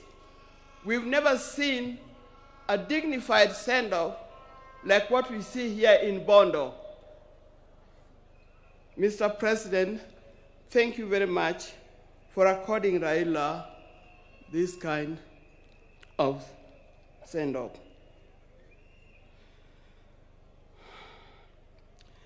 Mr. President, my family is grateful to you for being a man of his word and a man who stands with friends after committing yourself to do so. Thank you. I want to thank the leaders of Kenya. I was looking around and said, whose name do I mention? But all of you are being very close to Raila. When I look back, I see people who are very close to Raila as friends and colleagues in the life of Kenya. I want to thank specifically former President Uhuru Kenyatta. He's a true friend. He stood by us.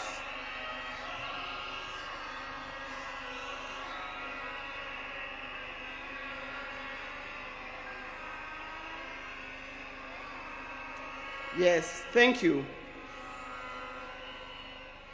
I want to thank once again of leaders from Kenya and across the world who have taken their time to mourn with us and to mourn with the family. And for this kind thought, you have spared your time to be here today. I know there are many, many leaders from other parts of Africa. His best friend, Papa Olusegun Obasanjo. Thank you very much for being here. Thank you very much. He comes from Nigeria, for those of you who don't remember. And if you remember, after Jaramogi's death, he was here and opened the museum. I would also want to thank Her Excellency, Mrs. Morgan Shangarai from Zimbabwe. Thank you very much for being with us. I know there are many others, and I'm going to write special letter to all others when the time comes, because I'm not able to mention them by word. Your words, your letters, your social media posts has gone a long way in lessening our pain and lifting our spirits. Thank you very much for that. Raila has been my husband for the last 52 years. Many of you who are here are younger than 52 years. You could easily have been our children. Like all the couples and families, we also had our ups and downs. But we've learned one thing, and that is we must talk straight to one another. We must forgive and move on.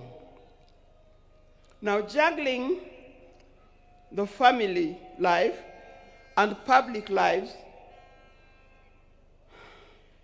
exert extreme pressure and demands on us from time to time. I know most of the time we used to say Raila is more of public life, political life, than he is for family life. But every time he came, he gave us what we deserved. I remember he attends to each one of us individually according to our needs. And that is not only his children and grandchildren, but also to his brothers and sisters. When Oburu was here, he didn't emphasize. But I think the next person, after loving me, the other person that he loves, leave alone his children, is Dr. Buru. Raila would not do anything without consulting with Dr. Buru. And if you wanted to know more, and you wanted to get to know what he's going to do, you had, if you are clever, you talk to Dr. Guru first to talk to him, so that he softened the way for you to talk to him.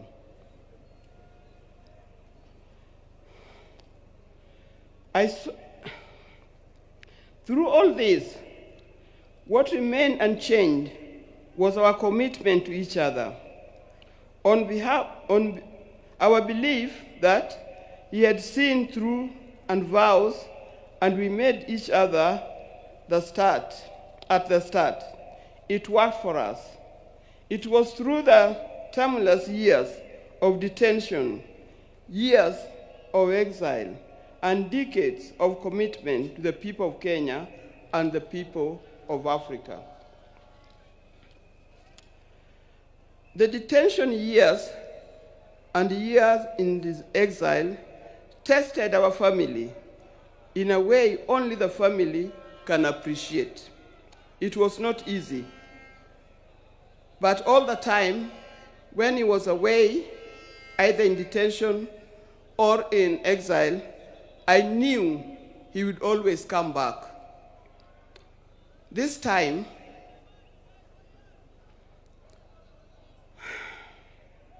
I'll have to join him wherever he has gone, because he'll never come back. But the spirit lives on. When I first met Raila, some 54 years ago, I didn't see his political side. I didn't see it coming either. He was not a politician in any form. I knew his father was, but him was different. And with my friends, then I was at the University of Nairobi, we were young, idealistic ladies who swore not to marry. We swore to marry calm, professional men, not those who give to the loudness of politics. I swore we had no time for the people who are doing political science, the lawyers, and so forth. We didn't know what was coming. In my group, and they know them, the group of the sisters were with at the University of Nairobi, people like Leo Duol, Gladys Okoth, Deborah Kiai, and so forth. You know you were very well. Out of my group, I was the first one to marry. I married an engineer, a man of calm demeanor and reflective character. They all congratulated me because of that. Little did I know I was marrying a political engineer who would proceed to make engineering of Kenya his lifelong project. I didn't know. From the turn of events, I came to understand firsthand that they mean, I can understand firsthand the meaning of still waters runs deep. He was a calm person, but as we lived, I realized he was a deep thinker of a different kind.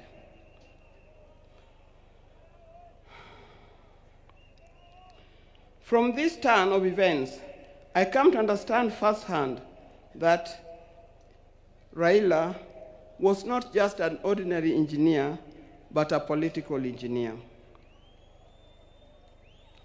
I evolved, adapted, and handled challenges that came my way, courtesy of being Raila Odinga'S wife.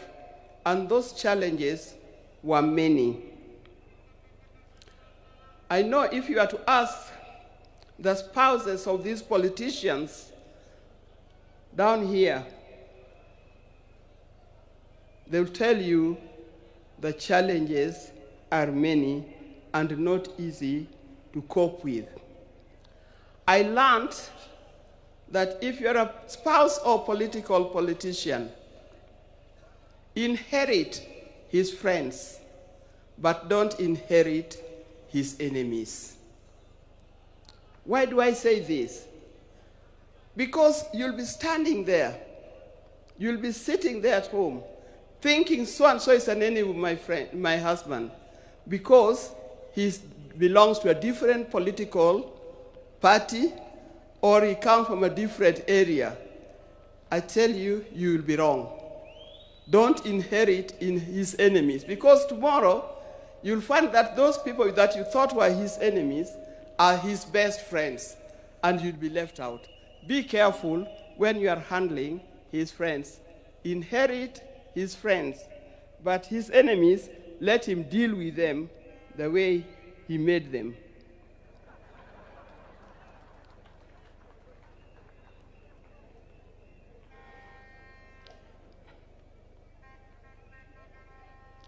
After going through it all, I had a chance to marry. If I had a chance to marry him, I would marry him again. I would be happy to do it. But this time, I would marry him knowing I'm marrying a politician, not just an engineer only.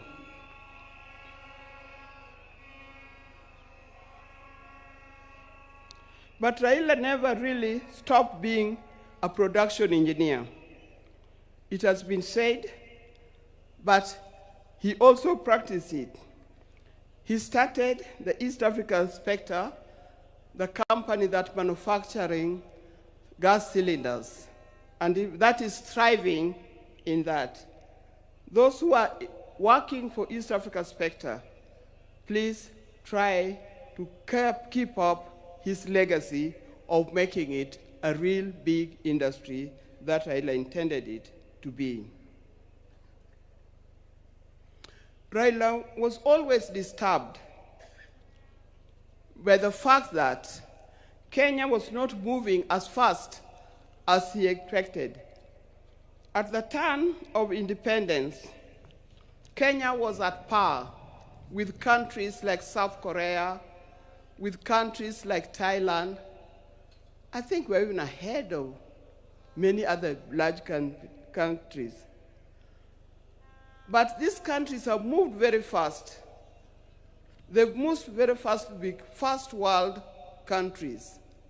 Kenya, we are still dragging a little. This thing can be changed. I've traveled in many countries. In 1995, during the International Women's Decade that was in Beijing, we went to Beijing, the women of the world went to Beijing, and what I noticed that the tallest building in Beijing was a 4-story building, and it was a hotel. I also noticed, that's me, that many of the people who are working in Beijing, the Chinese, they were wearing what we call overalls, the things that industrialists wear in the factory. They were either yellow, red, blue, green, or any other. And everybody was moving in a rickshaw. Go to Beijing today, you can see a different world. It can be done. Even in Kenya, we can change it. With hard work, determination, focus, we can change our country. And as I'm talking here, I know we have leaders here. Please focus in changing the country. Let's not seek leadership to enrich ourselves. Let's not seek leadership to acquire wealth for ourselves, but acquire wealth for Kenya and acquire wealth for our generation to come.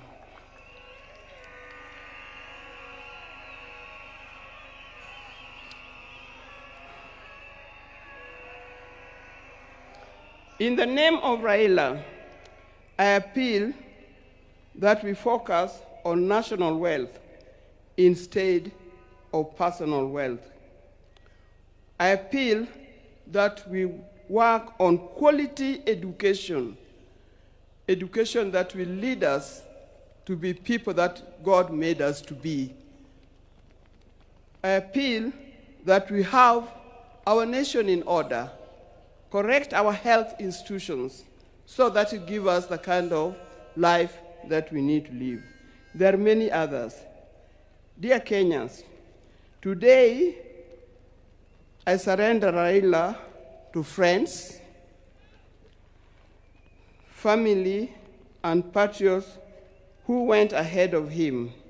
I surrender Raila to eternity, and I surrender Raila to all the ages. I know he's comfortable where he is. I know he deserves to be in the company where he is. And I pray that when my time comes, I'll join him there in heaven realms. Fare thee well, my dear husband. Fare thee well, father of our children. Fare you well, the friends of many. If you were to start again, I would be there with you. Thank you, and may God bless you all for being here.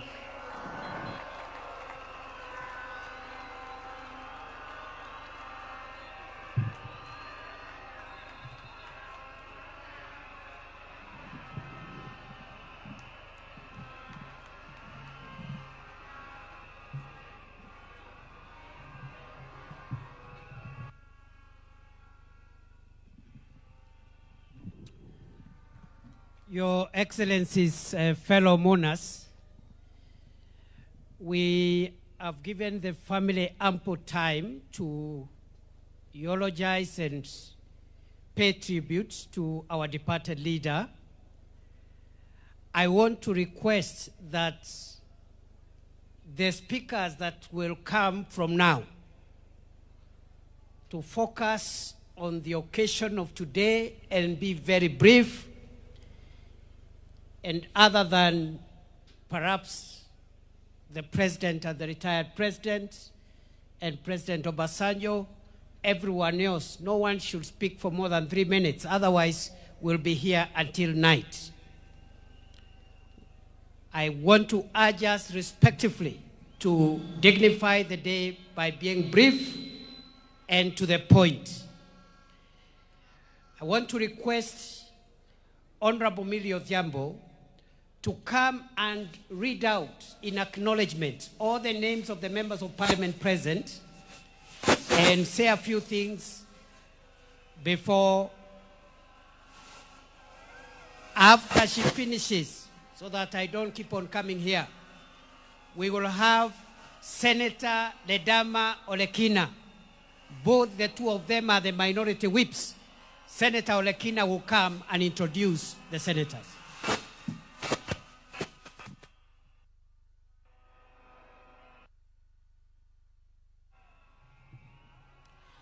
Your Excellency, the President, Dr. William Samoei Ruto, all the dignitaries here, Mama Ida, the small family of Baba, and the larger family of Baba, including the international family, I greet you in the name of our Lord God Jesus Christ.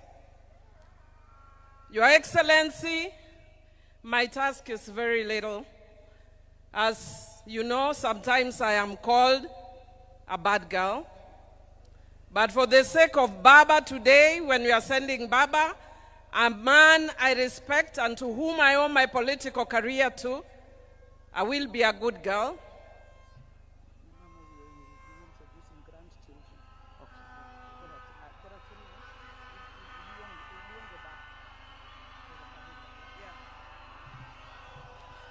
Thank you very much.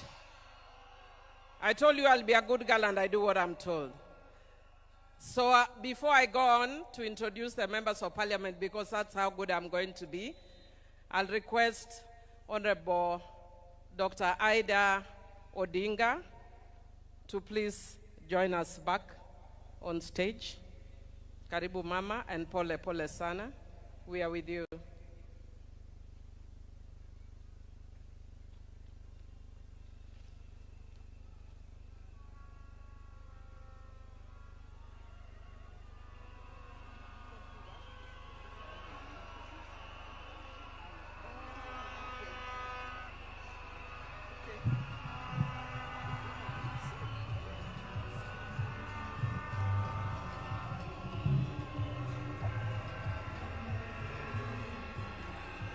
Yeah. These things, some things start early. When I was speaking here, I'm being reminded that I did not introduce the grandchildren. Raila had grandchildren. The ones who are here, we start with Safi. Safi. I go to. Hello, everybody. Can I speak? Yeah, English. Oh, okay. I have a short speech, so okay. I will say my short speech for everybody. Okay. Hello, everybody. I hope everybody is doing good today. Thank you all for coming to have us mourn my grandfather. Today I stand before you not only as a Kenyan mourning the loss of a national icon, but a grandchild mourning the loss of our grandfather, the Right Honorable Raila Odinga'S. While the world might remember him as the people's president, a political giant, a freedom fighter, I will always remember him as a man of quiet strength, fierce love, and unshakable purpose, my Babu, my hero. It is very hard to say goodbye to somebody, especially when you thought that person was immortal. I think of this situation as the ending of a great TV show. Like movie critics, we should focus not only on the ending, but what made the ending so impactful.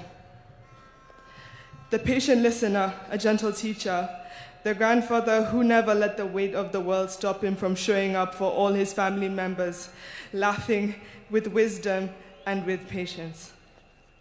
When I was in school, I was part of a play.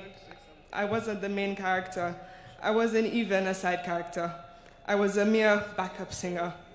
I remember telling my grandfather how great I was, how happy I was to be in this play, and how I couldn't bear being in it. And I remember telling him. And I remember the morning of they were getting ready, they marked it for a chopper. My grandfather had managed to make it to my event. This is to show the type of person he was. No matter how big or small the achievement, he would always make sure to be there and make it known how proud of you he was. He had a way of making you feel like you were the most important person in the room. As I stand here looking at your casket, I'm not afraid to admit that my next achievement will be 10 times heavier, knowing that one of my biggest cheerleaders is no more. So today, as we bid him farewell, we are not just burying a man, we are burying a legend. And I want to say this especially to my Kenyan people. We are the legacy. If you ever doubted your voice, doubted that you mattered, remember him. If you ever felt too small to make a difference, remember him. Remember, he was not born a legend. He became one by showing up, by speaking up and refusing to sit down and be silent when it was easier. I used my time to keep this legacy alive and remind the nation that not only was there so much greatness in him, but there's as much greatness in you as well. To quote him, you can only live once, but if you live it right, once is enough. Joey! Joey! Joey! Thank you. Oh, sorry, I'm Safi. And I go to school in the University of Maryland, Baltimore County. I now use this opportunity to introduce my other cousins. Come on. Hello, everybody. My name is Raila Odinga'S. I stand here before you not just as a young Kenyan, but as a proud granddaughter of the now late Honorable Raila Odinga'S. To the world, he's a statesman, a leader, a freedom fighter, a symbol of Kenya's struggles for democracy and justice. But to me, he's always been more than the headlines, crowns, or politics. To me, he's my grandfather, a warm, wise. He was always warm, wise, and always full of stories, laughter, and love. Some of my earliest memories of my grandpa are sitting beside his side, listening to all the stories he told me about our country, about where we've come from, and about why he chose to fight, and about Kenya. And I really miss him, and I still can't believe this is happening. Rest in peace, Baba.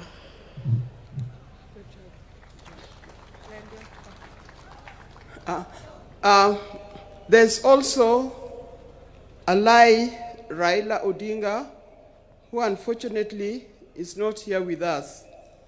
But as soon as he arrives, he will be able to speak for himself. Now we have Safi and Senai. These are children of Rosemary. Alai is a son of my late son, Fidel Castro Odinga. He's the one who is not here with us today. But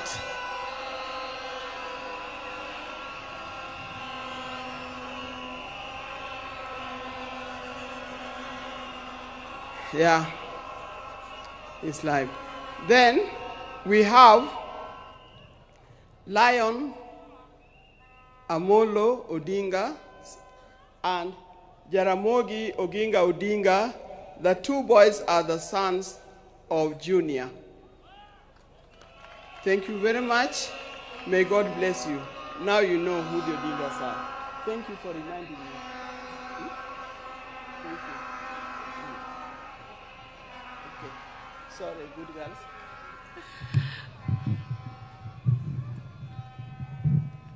Thank you, Mama. Now we can see that even though Baba has gone, there are many people who have taken after Baba in that family. Because Baba held our hands, Mama, we will also hold your hand. And we will hold the hands of Winnie, we will hold the hands of Rosemary, and we will hold the hands of Junior. I would like to request the members of the National Assembly who are here to be upstanding. Rene Mayaka, you will help me from where you are. If I forget anybody, I've declared you my assistant. And if I call you, you sit down so that if I don't call you, I will know who I've not called. And if I don't call you, please, I don't have anything against you. Even though at heart I'm Gen Z, there's a disease that has caught up with me of late. It's called menopause. So we are led by Honorable Moses Wetangula as a speaker. He is not standing. And I would want to acknowledge the area member of parliament, Honorable Gideon Ochanda. I want to acknowledge the woman representative of this area, Honorable Dr. Christine Ombaka. The rest I'll call you very quickly, but I know Kimani and Junet will have a chance, the parliamentary leadership, but I'll just acknowledge you.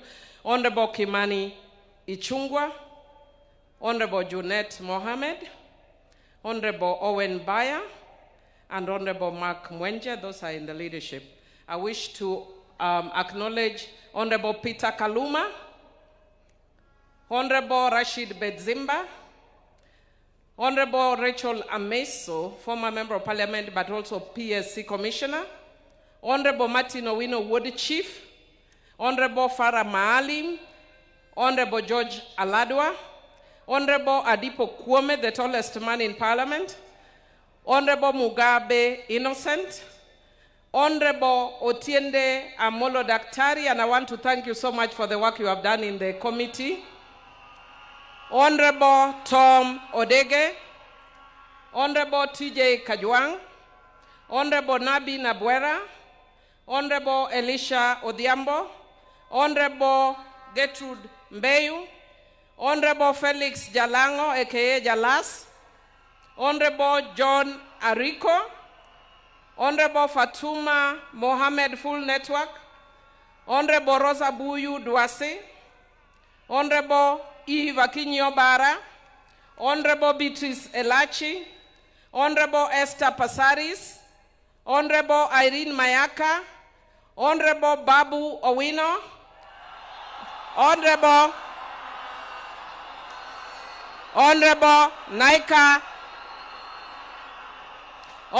Naika Johnson, Honorable Oku Kaunya,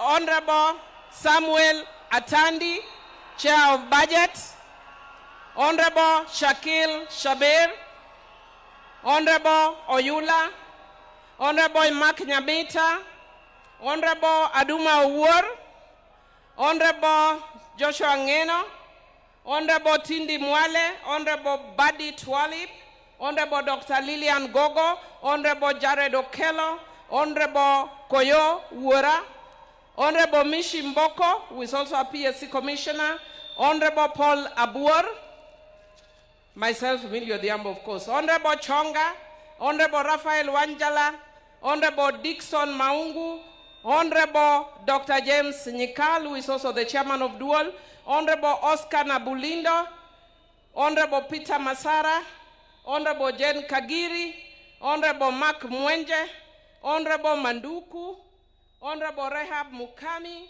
Honorable Doris Donya, Honorable Lillian Sioi, Honorable Sabina Chege, Honorable Irene Njoki, Honorable Geoffrey Odanga, Honorable Caleb Amisi, Honorable Naisula Lesuda, Honorable Joyce Bensuda Osogo, Honorable Wilberforce Oundo, Honorable Carido Daniel, Honorable David Ochieng, Honorable Joyce Kamene, Honorable Amina Mohammed, Honorable Fatuma Masito, Honorable Zamza Mohammed, Honorable Beatrice Adagala, Honorable Elsie Muhanda, Honorable Hussein Weitan, Honorable Umi Harun, Honorable Mogaka Stephen, Honorable Zambia, Honorable Mawade, Honorable Stephen Mule, Honorable Caroline Geleche, Honorable George Kariuki, Honorable Jale Rokelo, Honorable Steve Mogaka, Honorable Cynthia Muge, Honorable Dalian Karido, Honorable Alpha Ondieki Miruka, Honorable Ikawa Fred, Honorable Clemens Lawyer, Honorable Karoli Omondi, Honorable Mpuri Aburi. I think I mentioned Shakil Shabir. Who have I left out? I can't see you, so Irene, please help me. Maybe as Honorable Joshua Oron.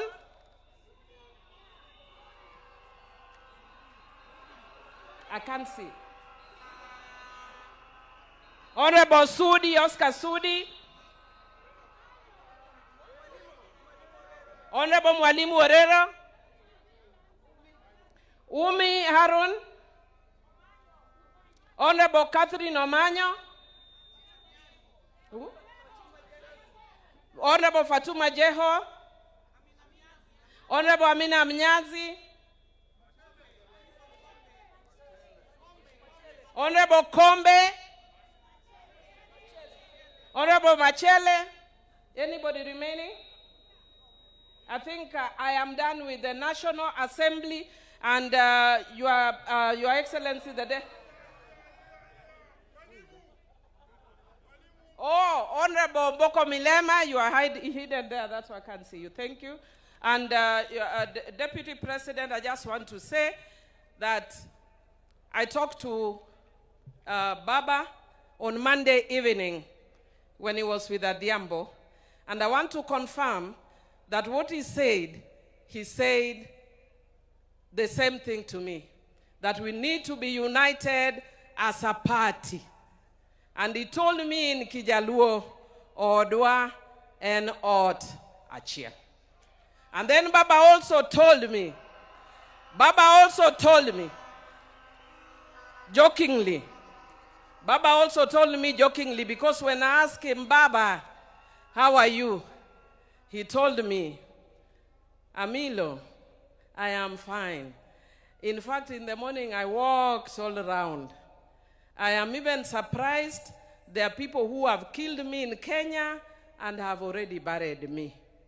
I want to tell you, as Jokanyanam, that for those who killed Baba and buried Baba before his time, because we are Christians, we forgive you. But we will never forget. But we also want to tell you,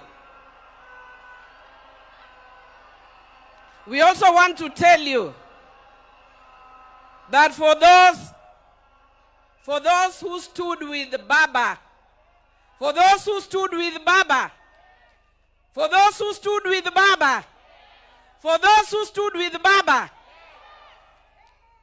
we shall never forget. And I want to tell you, and I want to thank you, Your Excellency, President William Samoei Ruto, that you do not understand. I know some of us look strong. I was in State House the morning you broke the news, and amongst the Luo, in the political class that day, I was the only ODM person. Jothurwa ana winjoga kajiwacho ni piny no chama. I didn't understand what piny no chama meant until the president broke the news as we sat around a table. And he said, I have bad news. I think it was 7 in the morning. And he said, even before he said I knew, I don't know how I knew. And Mr. President, Your Excellency, the longest journey I have walked, if you don't know, was from your office to where I left my car. I almost collapsed twice. I am strong, but the death of Baba is the hardest thing that those of us from Luo Nyanza and in Kenya, those who believe in his ways, have had to deal with. And when you sent us, you removed the women, and I thank you for your sensitivity. And you told us to go and stand with Mama Ida. I thank you for that sensitivity, for remembering Mama. As a woman, I know what it is. We shall never forget. Thank you, thank you, thank you, thank you. And God bless you.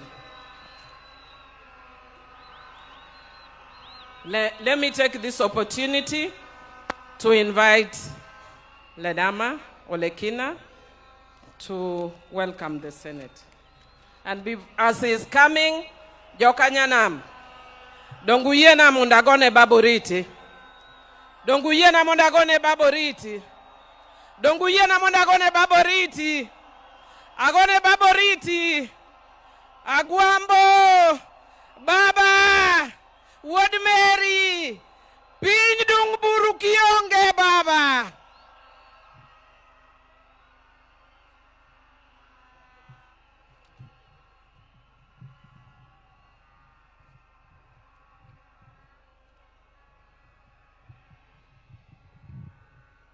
Your Excellency, Mr. President, Your Excellency, the Deputy President, Your Excellency, the former President of the Republic of Kenya, Your Excellency, President Olusegun Obasanjo, the Speakers of the National Assembly and the Senate,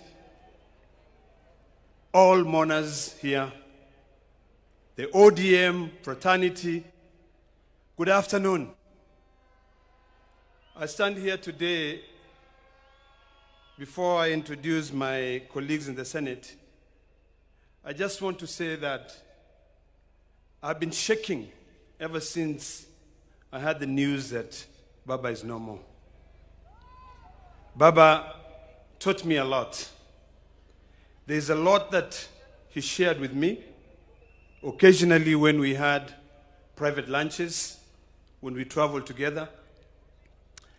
And I remember, because this is very personal to me, that on the day that we lost our election at Bomas of Kenya, and I was admitted at the hospital after having been hit Baba called me and told me one thing. He said to me, my son, what is important is the unity of this country. Your health is more important. Our victory has just been delayed, but it is inevitable. It is coming. Today, I want to speak to all of us here that Baba spoke for us for generations. He spoke for us for decades. Baba is no longer there to speak for us. It is now us, it is upon us to be able to speak for ourselves, to make sure that we do what is right for Baba. Before Baba went, he showed us the way. He brought us to the broad-based government. And I want to tell you, that is where we are. And Mr. President, I want to assure you that, you know, we always say that Baba is right. Baba was right when he was alive, and Baba is still right when he's lying and when he's in heaven. Baba will always tell us, go right, and would not question. And I want to assure you, Mr. President, for what you've done for us, we shall remain united to be able to go the way Baba wanted us to go, to remain in the broad-based government. There are challenges ahead, but we are determined. Let me take this opportunity to introduce my colleagues in the Senate. I'd like to request all my colleagues in the Senate to please stand up.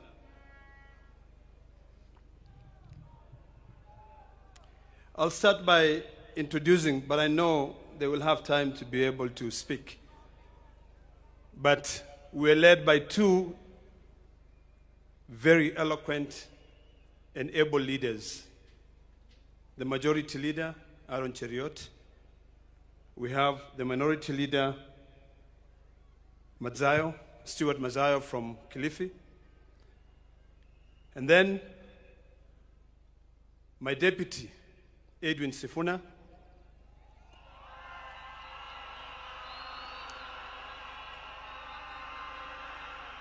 Who is also the Secretary General for the ODM party.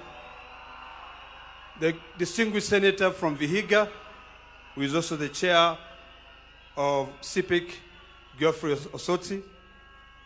Then I have a man who's never gone to law school but is a lawyer.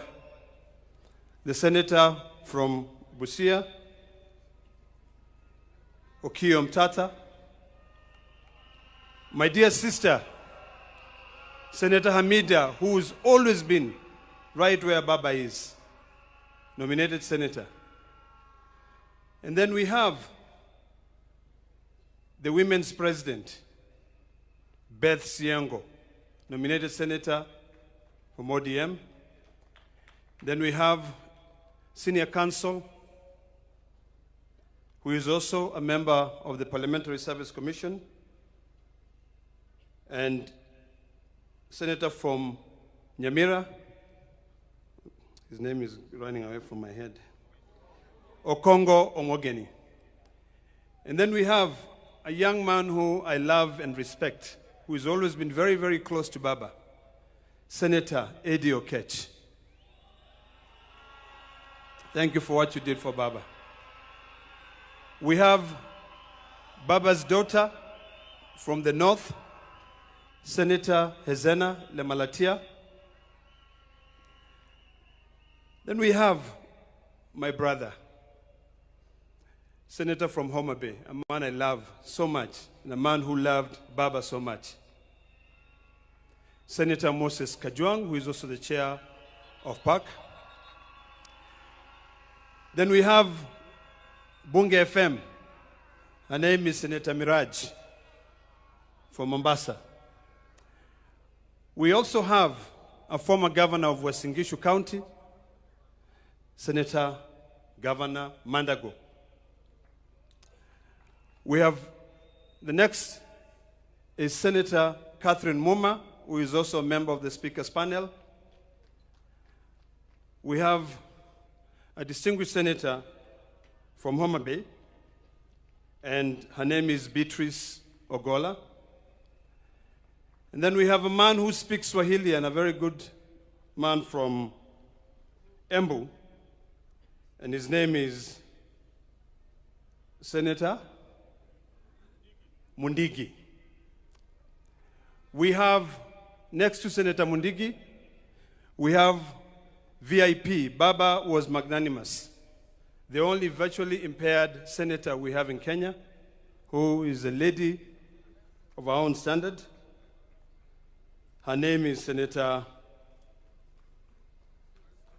Crystal Asige. Next to Crystal Asige, we have a senator from Nairobi, and her name is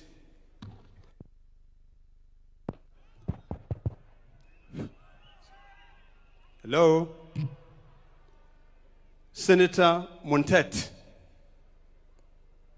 And then next to her is, this is Betty Montet. And then next to her is my dear sister from Nairobi, and I'm sure you know her very well. I'm forgetting her name again. I'm just joking, man. Come on. How can I forget Karen Nyamu?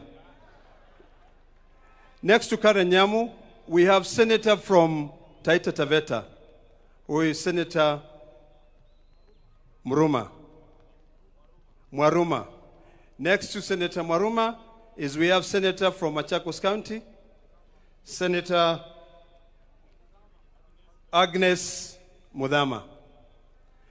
Then next to Agnes Mudhama, we have the Deputy Minority Leader of the Senate, Senator Wambua from Kitui County.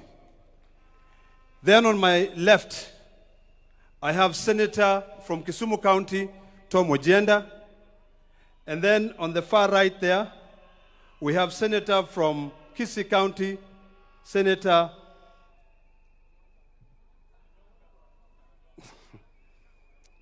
Onyonka. And then finally, we also have a senator from Bungoma County. I'm trying to remember his name. Senator Okoli. And then finally is a senator from Siaya County, the youth leader, Oburu Odinga.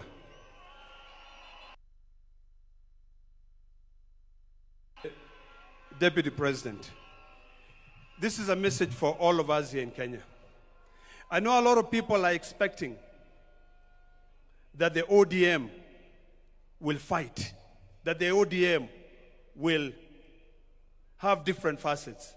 I want to assure Kenyans that as long as God gives us time on this earth, we will follow Baba's footsteps. Baba said, we stay together, and that is the last message that he left for us. And I do hope that we can all come together to be able to ensure that we'll fulfill the dreams and aspirations of our hero. Baba, I will miss you. The Maasai nation will miss you. You stood firm with us when we are fighting for our land rights. We will never forget that. When you go and you meet Olenti Mama, please say hello to him. When you meet all those Maasai leaders, Ole Sankale, Ole Tip Tip, including even Saitoti, please say hello to them and tell them that the current generation will keep the fire that you left burning, continuing burning. Thank you very much, and God bless you all.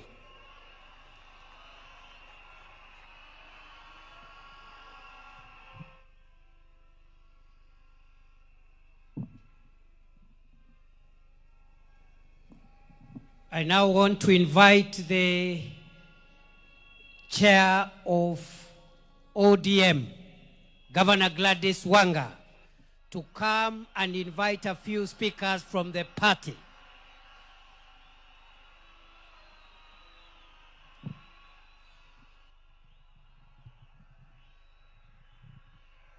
Your Excellency, President of the Republic of Kenya, Dr. William Samoei Ruto, Baba's family, Mama Canon Dr. Ida Betty Odinga, Rosemary, Junior, Winnie, the larger Jaramogi family, fellow mourners, allow me to bring my condolences on my own behalf, on behalf of my family, my husband George, who is here, and on behalf of the great people of Homa Bay, for the loss of our father, the loss of our leader, the loss of Baba. We celebrate the life of a patriot.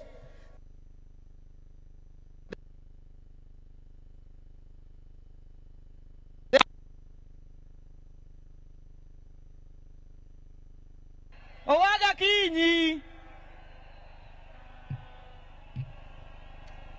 And allow me, on behalf of the party, to thank you, Min Ping.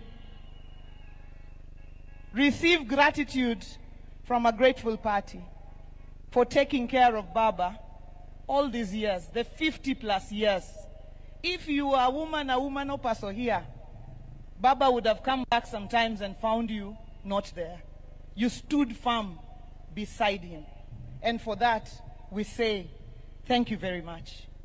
Over the last 20 years, Baba built a national, vibrant, and dynamic party, the largest party south of Sahara and north of River Limpopo, the ODM party, which has its members from Vanga in Kwale to Todonyang in Turkana, from Wajir up north to Nyatike Wotorumo and Mageta Island here in Siaya. To the over 7 million members of the ODM party, who and some of whom are not here, but are mourning across the country, we say pole. But we say we remain focused and Baba's spirit lives on. The over 1.3 million ODM party officials, from polling stations to branches to counties, najua mko hapa, nataka kuwaona kwa mkono, our grassroots officials of the ODM party, mahali popote ambayo mko, nikisema ODM mnipe tuko tayari. ODM! ODM! Our message is simple, because Baba was our true north. And today, we may not find him to consult him, but we must ask ourselves, in any situation, what would Baba do? Faced with the decision of unity of the country or division, what would Baba do? Faced with a decision of hate or love, what would Baba do? Faced with a decision of exclusion or inclusion, what would Baba do? Faced with a decision of hope or despair, what would Baba do? Faced with a decision of whether tukue watu wa Man U ama Arsenal, Baba atachagua gani? Lazima tujiulize, what would Baba do? Your Excellency, our President, Dr. William Samoei Ruto, allow me to thank you on behalf of the party for the honor and dignity that you have granted to our father, our patriot, as he lies here as an elaborate state burial, which you have overseen personally. We thank you, and we do not take it for granted any bit. Deputy President Kithure Kindiki, to lead it. Thank you, Professor. Our brother, Dr. Ray, thank you for all the running around that you have done during this process. Your Excellency, we only ask you for one more honor. Ile stadium yetu ambayo inakuja kubwa sana, 60,000 capacity, tunaita kwa kizungu magnificent. Tunaomba kama chama, hiyo ikuwe na jina Raila Odinga Talanta Stadium, Nairobi.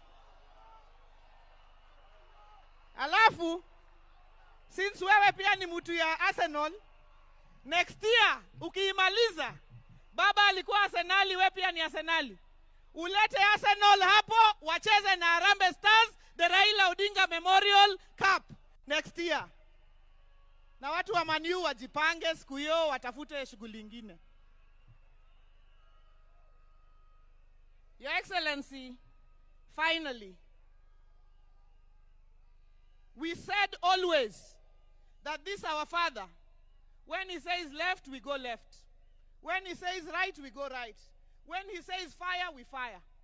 The last instruction he left us with, and with a very clear mind. And I remember him speaking at the burial of the late Dr. Phoebe Asio, and he said he made a clear decision to work with you for the stability and unity of the nation inside the broad-based government. That is the last standing instruction that Baba gave us. And as a people and as a party, that is where we will stand. Jothurwa, Jothurwa, Baba no when wawach ka, no when wawach, ni wane isirikal mar broadbased ni.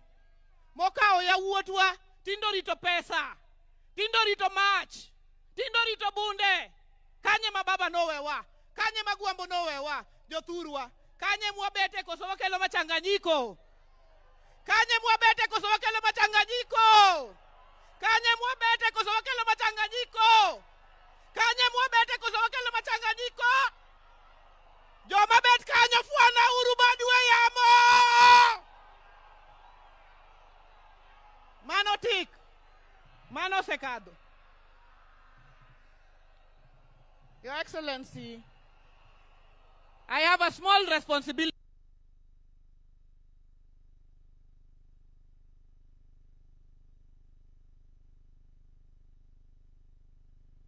Asileta nini? Sasa DJ asileta nini? Bas. Your Excellency, I have a small responsibility to invite certain members, just a few, of our ODM party, to also get an opportunity to say very brief tributes to Baba. We have, the care is not a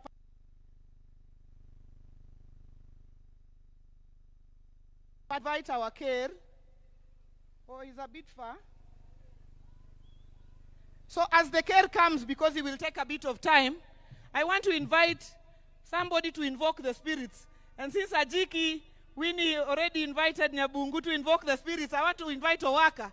As he comes, please invoke the spirits of Ramogi so that they can come down.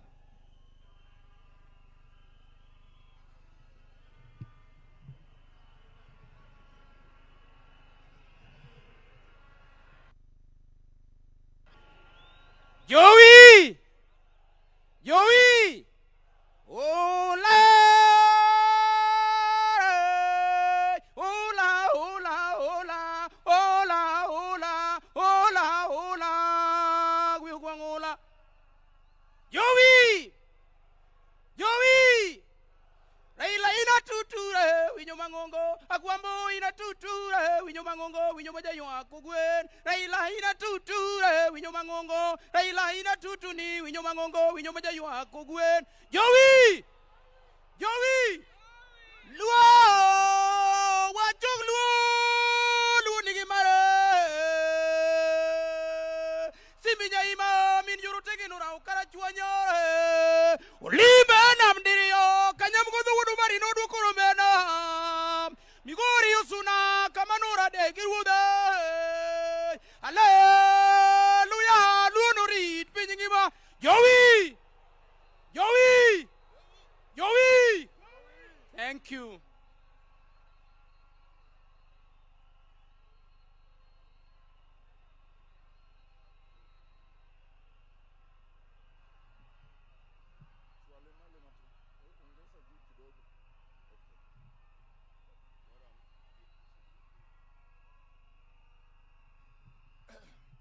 His Excellency, the President of the Republic of Kenya, Dr. Samuel Ruto, Mama Ida, the nyithinde duto, the familia majo kajaramogi.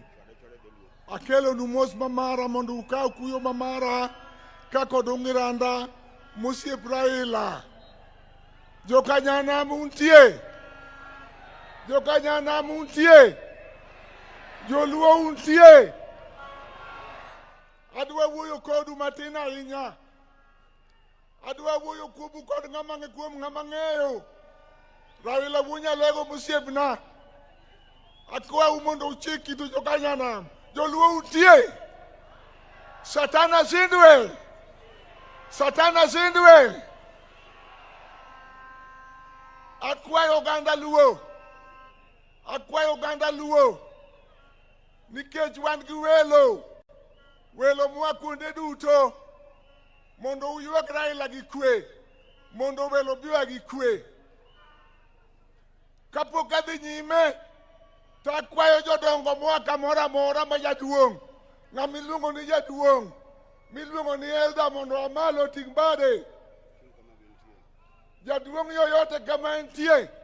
Jodongo mwa Mombasa. Jodongo mwa Nakuru. Jodongo mwa Kitale. Jaduong' mwa kamoro amora.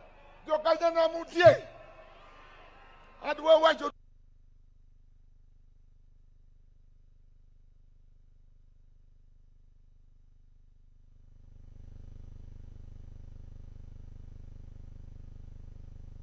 Raila ni manyani to anan kamiti. Chieng' moro higa 87 ng'ato biro e jela to donjo kuma ji ok donjie, kuma ok dware ji, to ting'o nambane ni ber odok. Bang' juma achiel ochako duogo kendo ochako dok. Chieng' mar adek oduogo to okona niya, nawe luor ka dhako, gimokele ka gimalich ahinya ni bunde gi pesa ma Raila nomiye, to ne wan ji 4 kende. Ne wan go kucha 2 gi jabalo achiel.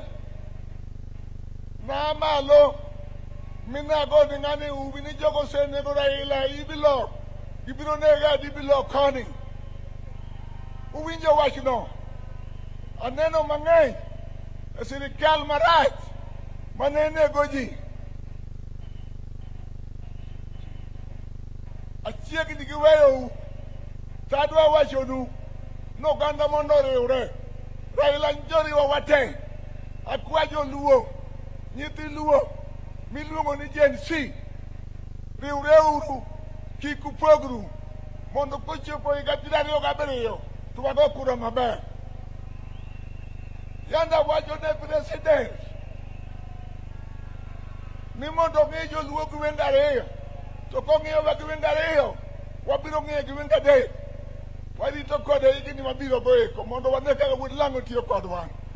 Akwayo kama Raila wewa. Raila wewa broad base government.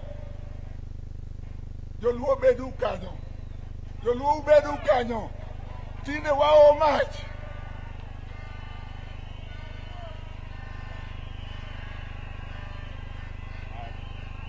Awacho duka we unia. Nyocha an ga ogudu mar wakoni. Joluo makonge mayando kelo na. To joluo gi openja. Ito bwana ker. Joluo ma ungo gi gin milion adi. Milion 4. To konu time ang'o gi mon. Uwinjo wachni. Ang'o mondo mon nyuol. Akwayo uni kawuono kuwa ka duchak Raila te.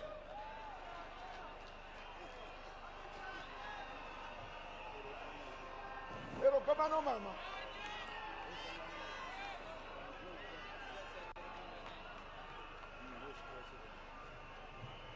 Koro kigoko kainya nikech chako Raila ok tich mayot.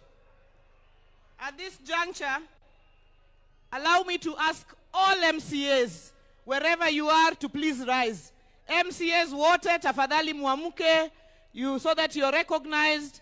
Our speakers of the county assemblies, we recognize you. Asanteni sana. God bless you for coming. Mketi tafadhali. And now let me invite the Honorable Dr. James Nyikal, MP for Seme, Chair of the Health Committee, and Chairman of Duol to come and speak on behalf of all MPs of this region.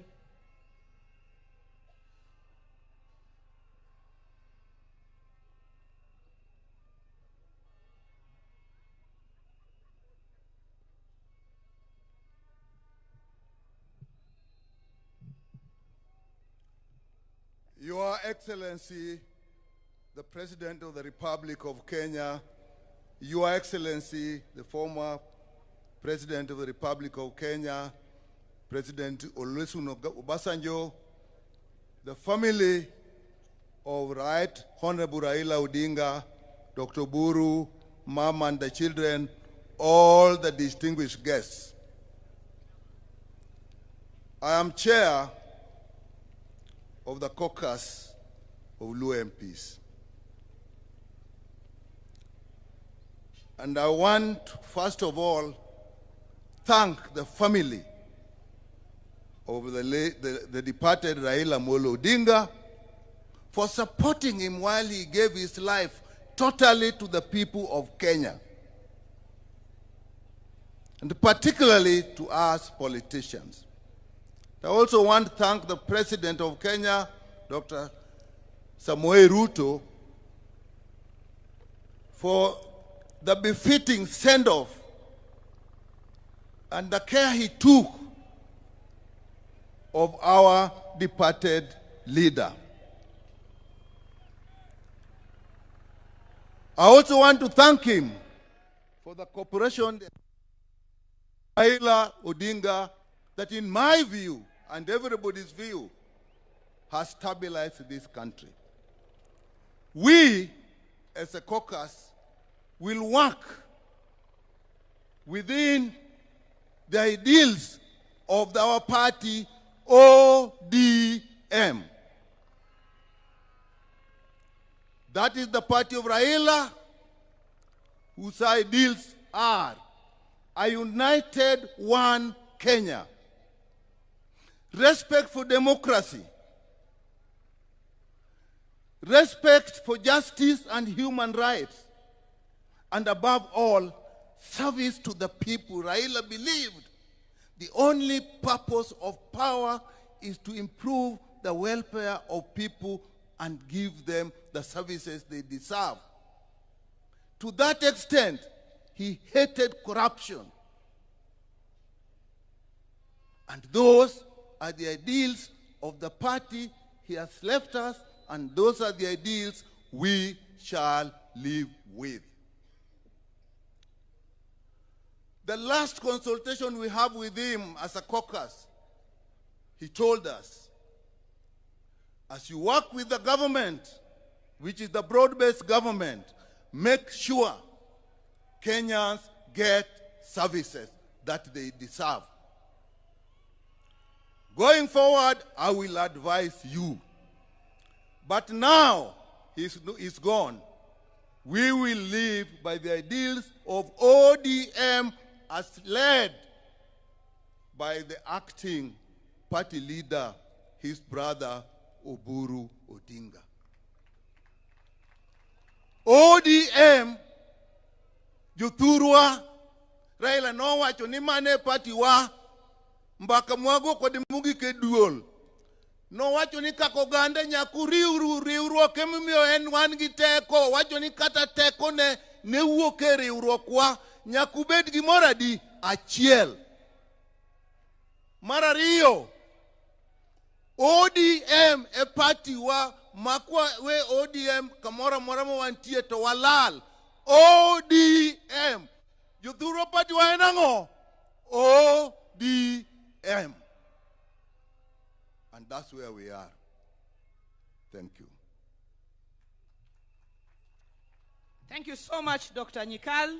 At this juncture, I'd like to ask our National Executive Committee to please rise wherever you are. The National Executive Committee of the party, tafadhali tusimame for recognition. Asanteni sana. Thank you so much, the National Executive Committee. I want to specifically recognize our Executive Director, Odoro Ngwen, and our Finance Director, Joshua Kawino. All the other NEC members except Central Committee members, mbaki mkisimama, mkae. All others, please sit. Central Committee members, please remain standing. Central Committee members of the party. Together with our vice chairpersons, I just want to recognize you. Our vice chairperson, Dr. Otienda Molo, our Professor Peter Nyang Nyongo, who's also in the Central Committee of the party,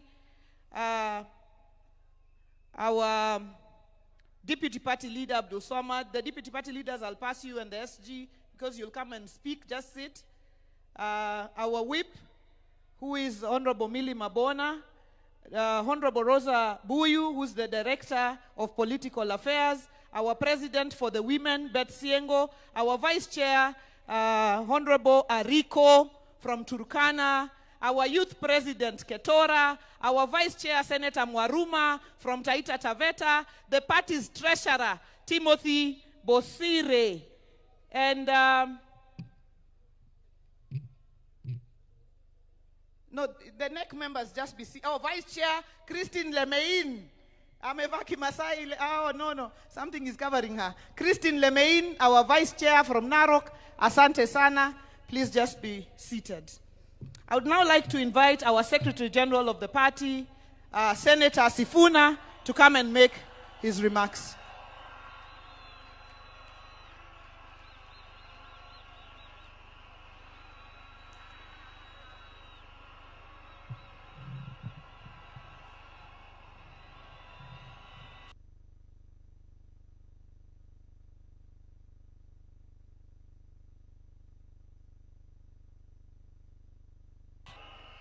Asante sana kwa familia ya baba yetu, rafiki yetu, kiongozi wetu, rafiki yetu ambaye ametulea sisi vijana katika siasa, wakiongozwa na Mama Aida, ndugu yangu Raila Junior, na dada zangu wawili Winnie na Rosemary.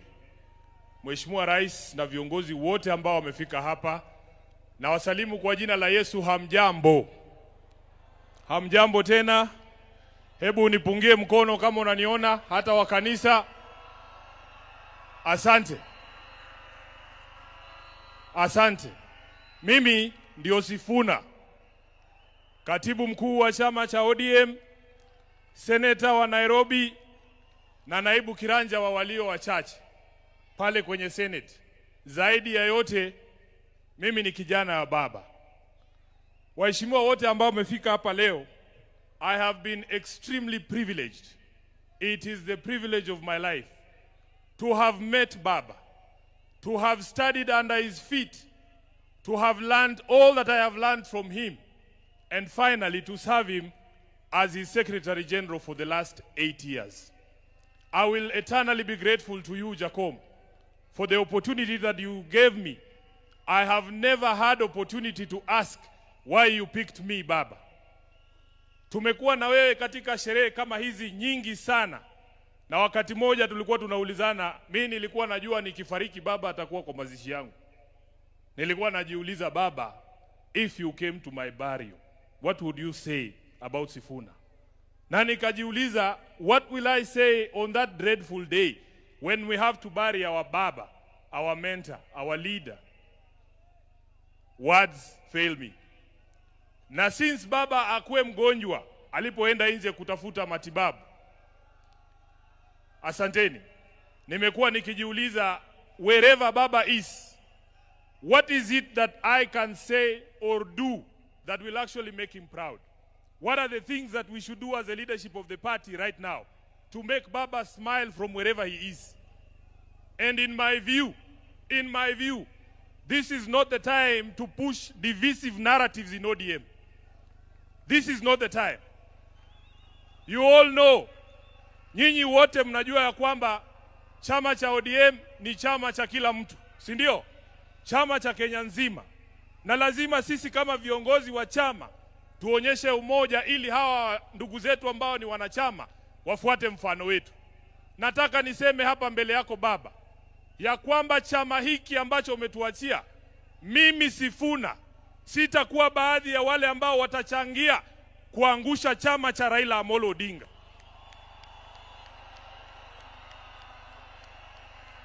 Baba, because ODM is one of your biggest legacies, Your Excellency Baba, I as Sifuna will do everything in my power to keep this party united and together. Even in the face of open provocation, Baba, you know what I am talking about. You know why I'm saying that. So, mimi nataka niseme ya kwamba vile Reverend Wesonga ametuambia hapa, Baba alikuwa anasikiza wananchi. Baba alikuwa anasikiza wananchi. Na mimi nataka kuencourage wanachama wa ODM. Sisi viongozi sasa tunyamaze kidogo, tusikie nyinyi mnasema nini. Nyinyi mtuambie mnataka tufanye nini na chama cha Baba Raila Amolo Odinga. Namaliza nikisema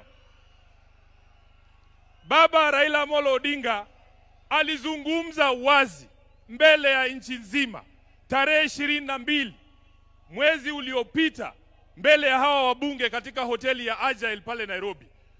Baba aliongea kwa kinywa chake mwenyewe, na waomba viongozi msiingize maneno kwa mdomo ya mtu ambaye amelala.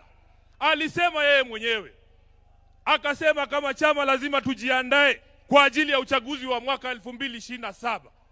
Na wale ambao wanaeneza mambo mengine hapa, Baba alisema, who has told you? Who has told you? Who has told you? Kwa hivyo sisi tutafuata the last standing instruction ya Baba ambaye alitoa chini ya siku 23 ambazo zimepita kabla afariki. Kwa hayo mengi, ni jukumu langu pia kama katibu mkuu wa chama, Mheshimiwa Rais, ilinivunja moyo sana kwamba Baba alitoka Nairobi bila kusikia sauti za watu wa Nairobi wakisema tuko tayari. Sasa ni jukumu la hawa ambao wamefika hapa leo. Nataka mseme chant ya chama cha ODM mpaka Baba ajue anazikwa na wanachama wa ODM.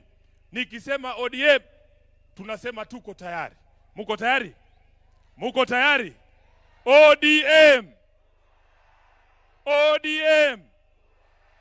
ODM! Asanteni sana, Mungu awabariki.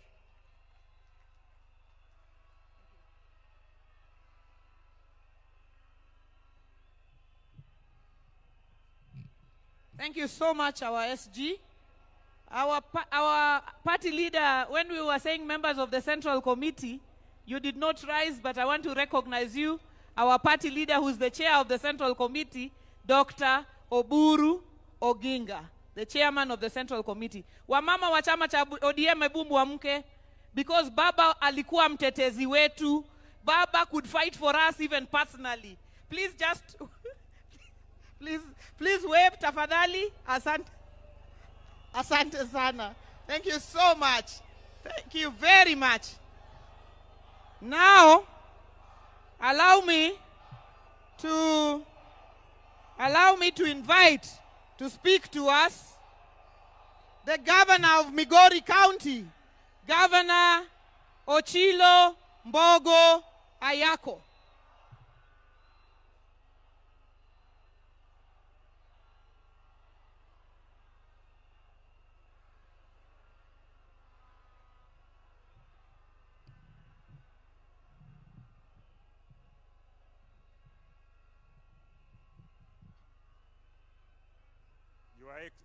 Your Excellency, the President of the Republic of Kenya, Your Excellency, Madam Aida Betty Odinga, all the dignitaries present and all the protocols observed.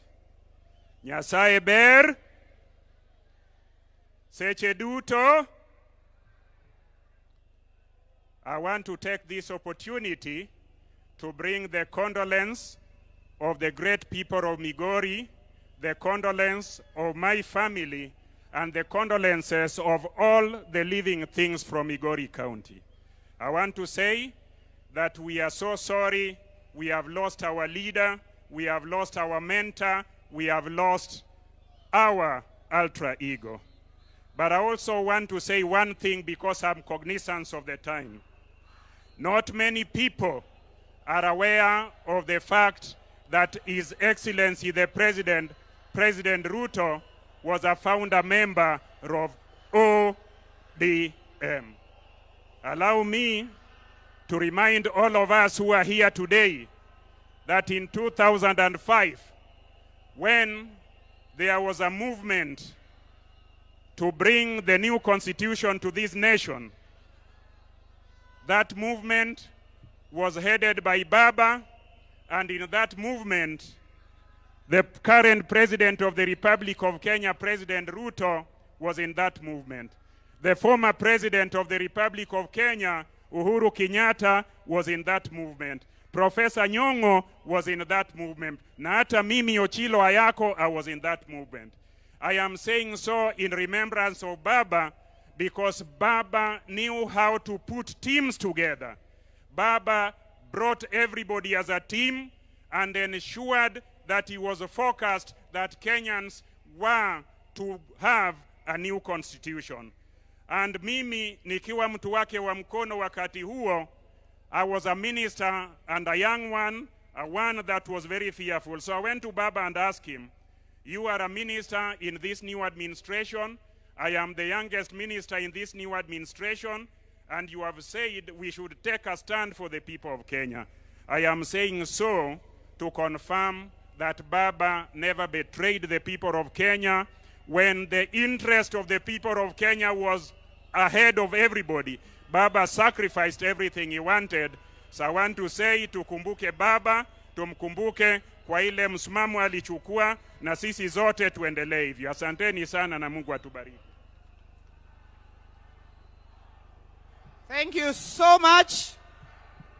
As we remember that we are in the solemn occasion of sending off our father, our leader, our statesman, an occasion being watched from across the world.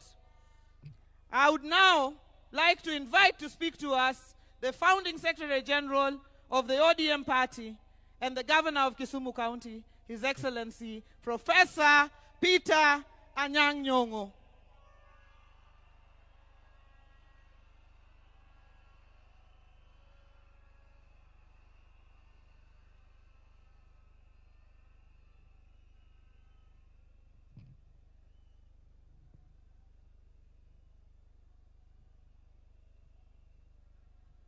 Jothurwa umor. Okang'eno umor nikech waiko wuoda malich ahinya, ok onyal bedo joma mor. ODM! ODM! ODM! Atimo mos ni piny mangima. Kwa biro kaka wuono, niwago oriti, jatendwa mageno, mosegero piny Kenya ga Afrika mangima. Kawanka in front of our father, Dr. Basanjo from Nigeria. Mwase tiyogo kinde mang'eny, ODM, Raila and myself, we have visited him at his farm, and he gave us strong support in the struggle for the second liberation. Secondly, I want to say today, I have known Baba for a long time. He is my Rika.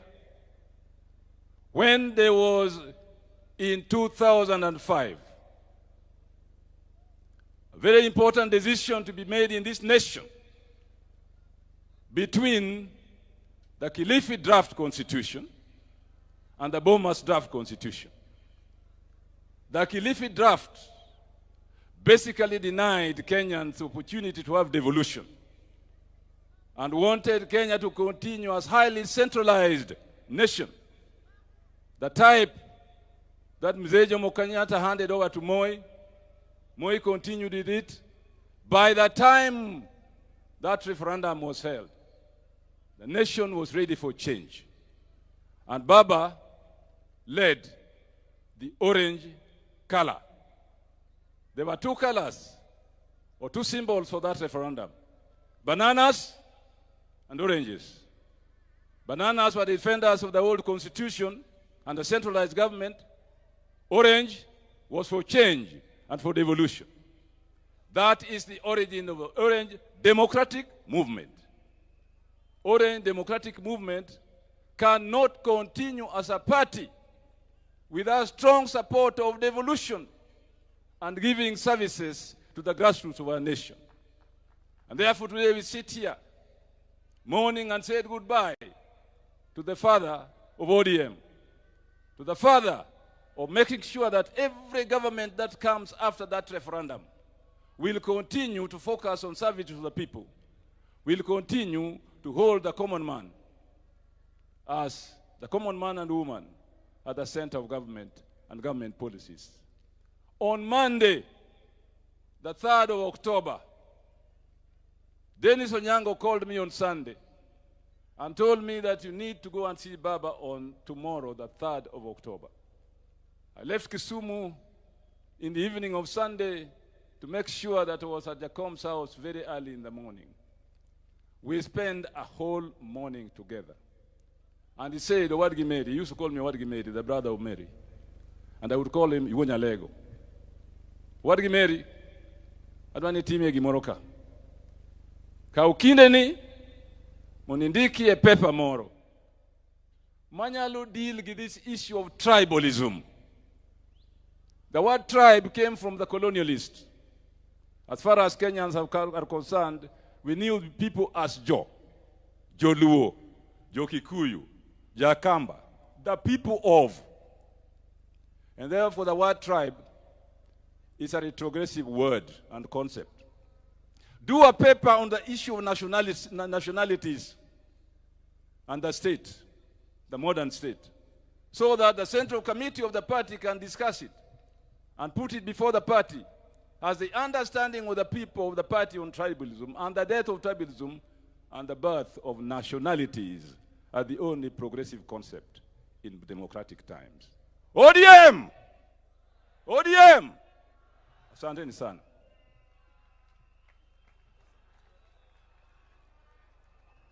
Asante sana, Professor. We now are getting towards the end of this session, and I've gotten to our deputy party leaders. Before I invite the first, let me recognize Honorable Walter Owino, MP Awendo, who is also here with us. Let me now invite Senator Godfrey Osotsi, Senator of Vihiga, and deputy party leader of the ODM party.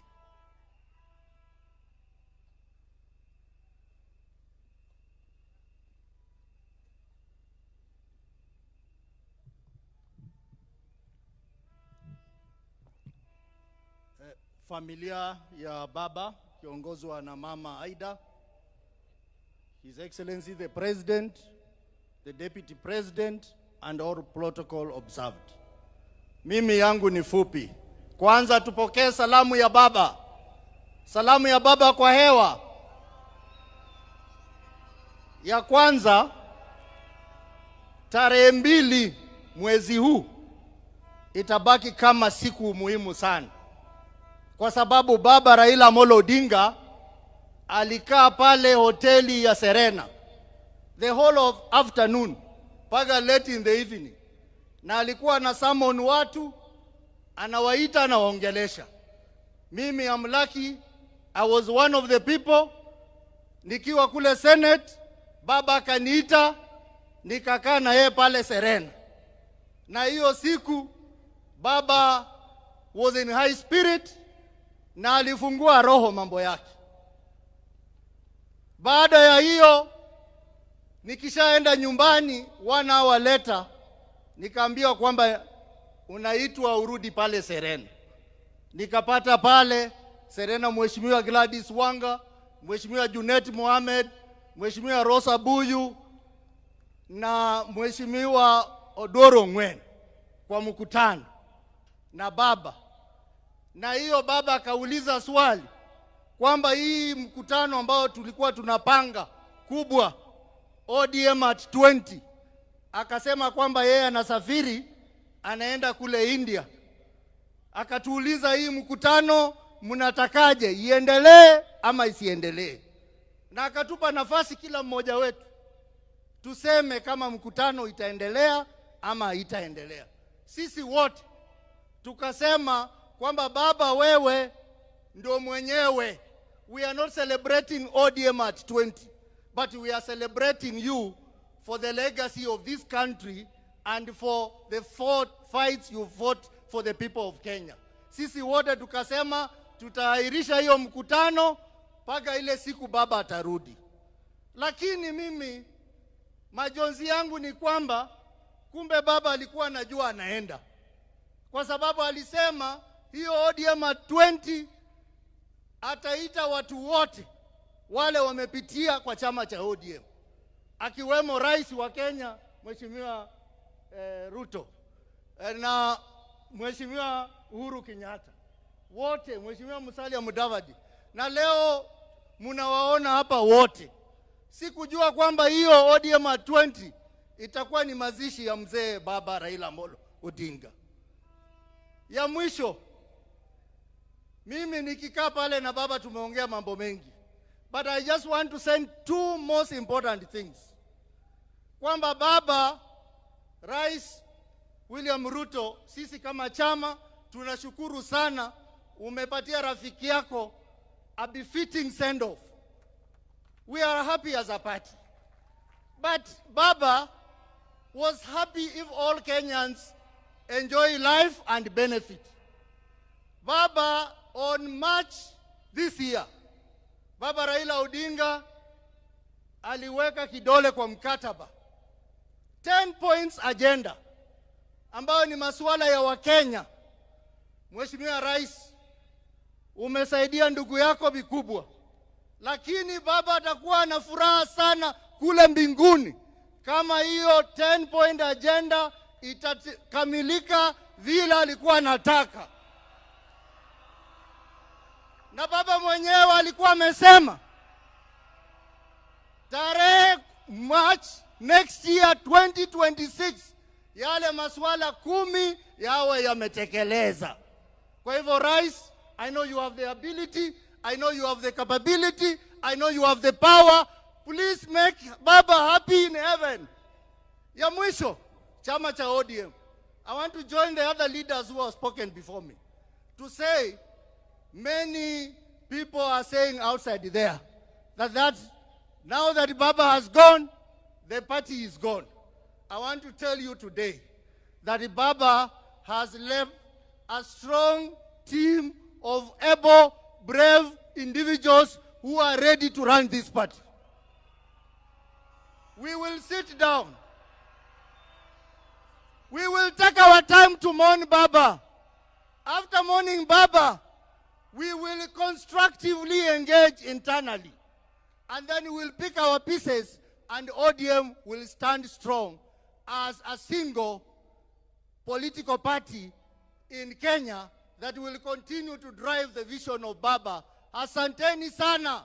Wacha tuseme ODM! ODM! Asanteni sana, Mungu wabariki.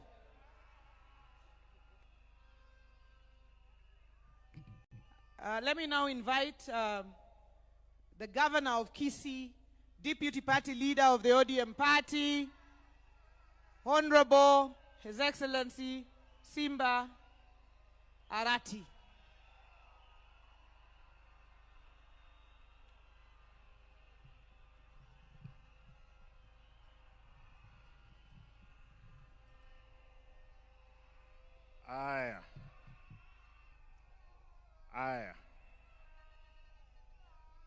Your Excellency, the President of Kenya, Mama Aida, distinguished family members, fellow mourners. Allow me, I wanted to read a long speech that I had, but because of time, I'll speak as the deputy party leader of ODM.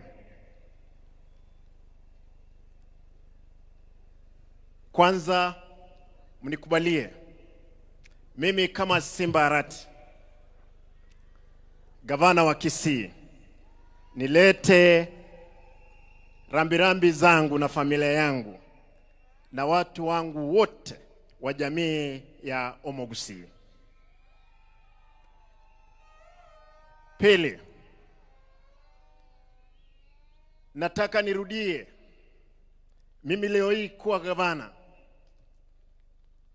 Baba Raila aliniteua kuwa kansela kule Nairobi kwa miaka 5. Baadaye nikiwa nanyang'anywa tiketi yangu ya ubunge, baba akaamua anipe tiketi ile. Nikakuwa mbunge wa 2 kule Nairobi kwa tiketi ya chama. Na hata wakati nilikwenda Kisii kusimama kama gavana, hawakuamini kwamba ningechukua. Baba akanipa tiketi ile. Nimesoma katika darasa la baba. Amenipa mtihani. Nimepita mtihani. Baba ananipigia simu akiwa hapa.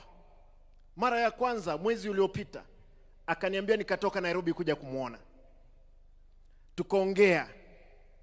Akaniambia nirudi Nairobi niende kukutana na Rais Ruto. Tuongee mambo ya chama na viongozi wa Kisii kukutana na yeye. Baadaye wiki moja kabla hajaenda kule India, mzee amenitafuta kwa simu. Akaniambia nataka simu ya bibi yangu. Alikuwa anataka amuongeleshe. Nikampea, wakaongea. Wakakubaliana kwamba wiki hiyo angesafiri kule Uchina kwenda kutibiwa.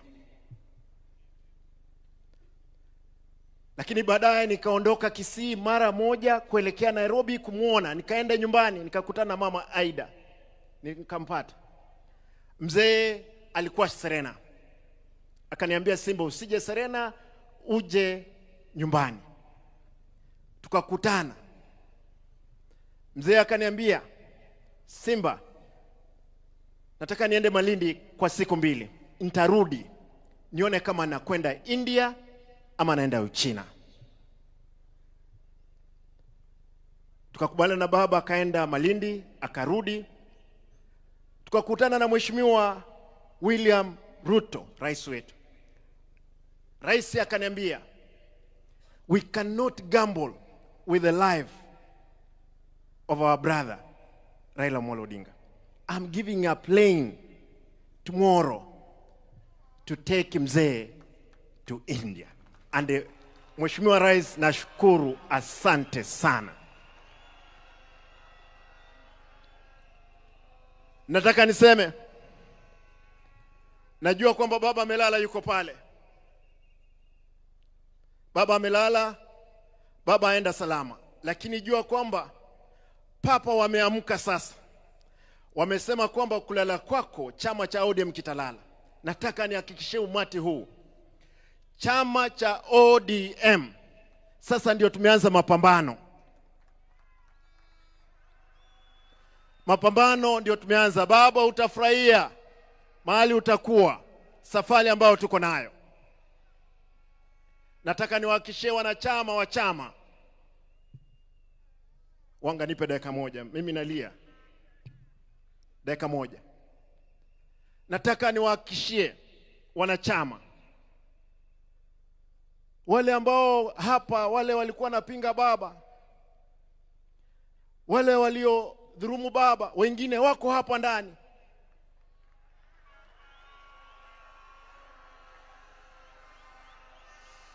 Lakini nasema kwa sababu baba umelala, wasamehewe. Lakini hatuwezi sahau.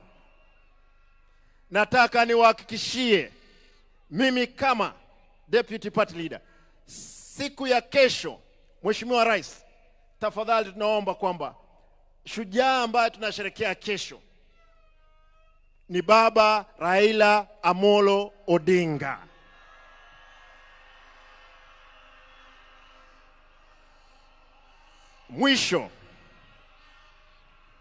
Mwisho mnikubalie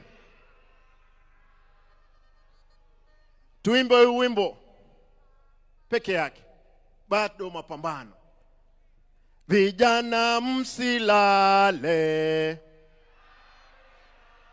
vijana msilale, bado mapambano. Hebu tusimame juu tafadhali. Huo wimbo lazima tukumbushane kwa sababu mapambano sasa ndio tumeanza kuelekea mbele. Vijana msilale. Vijana msilale. Bado mapambano, mapambano, mapambano. Bado mapambano. ODM msilale. ODM msilale. Bado mapambano, mapambano, mapambano. Bado mapambano. Asanteni. Lazima kura za 2027 sisi kama chama lazima tushinde uchaguzi huo pamoja. Lazima tutashinda. Asanteni. Mungu awe nanyi.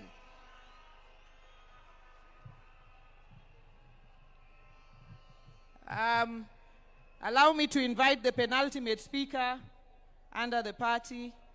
And as I invite him, I'd like to recognize Baba's son, a young man who became Baba's friend, Kasmuel Marco Ure. Kasmuel, you are a serious man. You're going places. Even if you're mocked, stay strong. Let me now invite our deputy party leader, Governor of Mombasa, Governor Abdul Swamad Sharif Nasir. Karibu sana, Governor.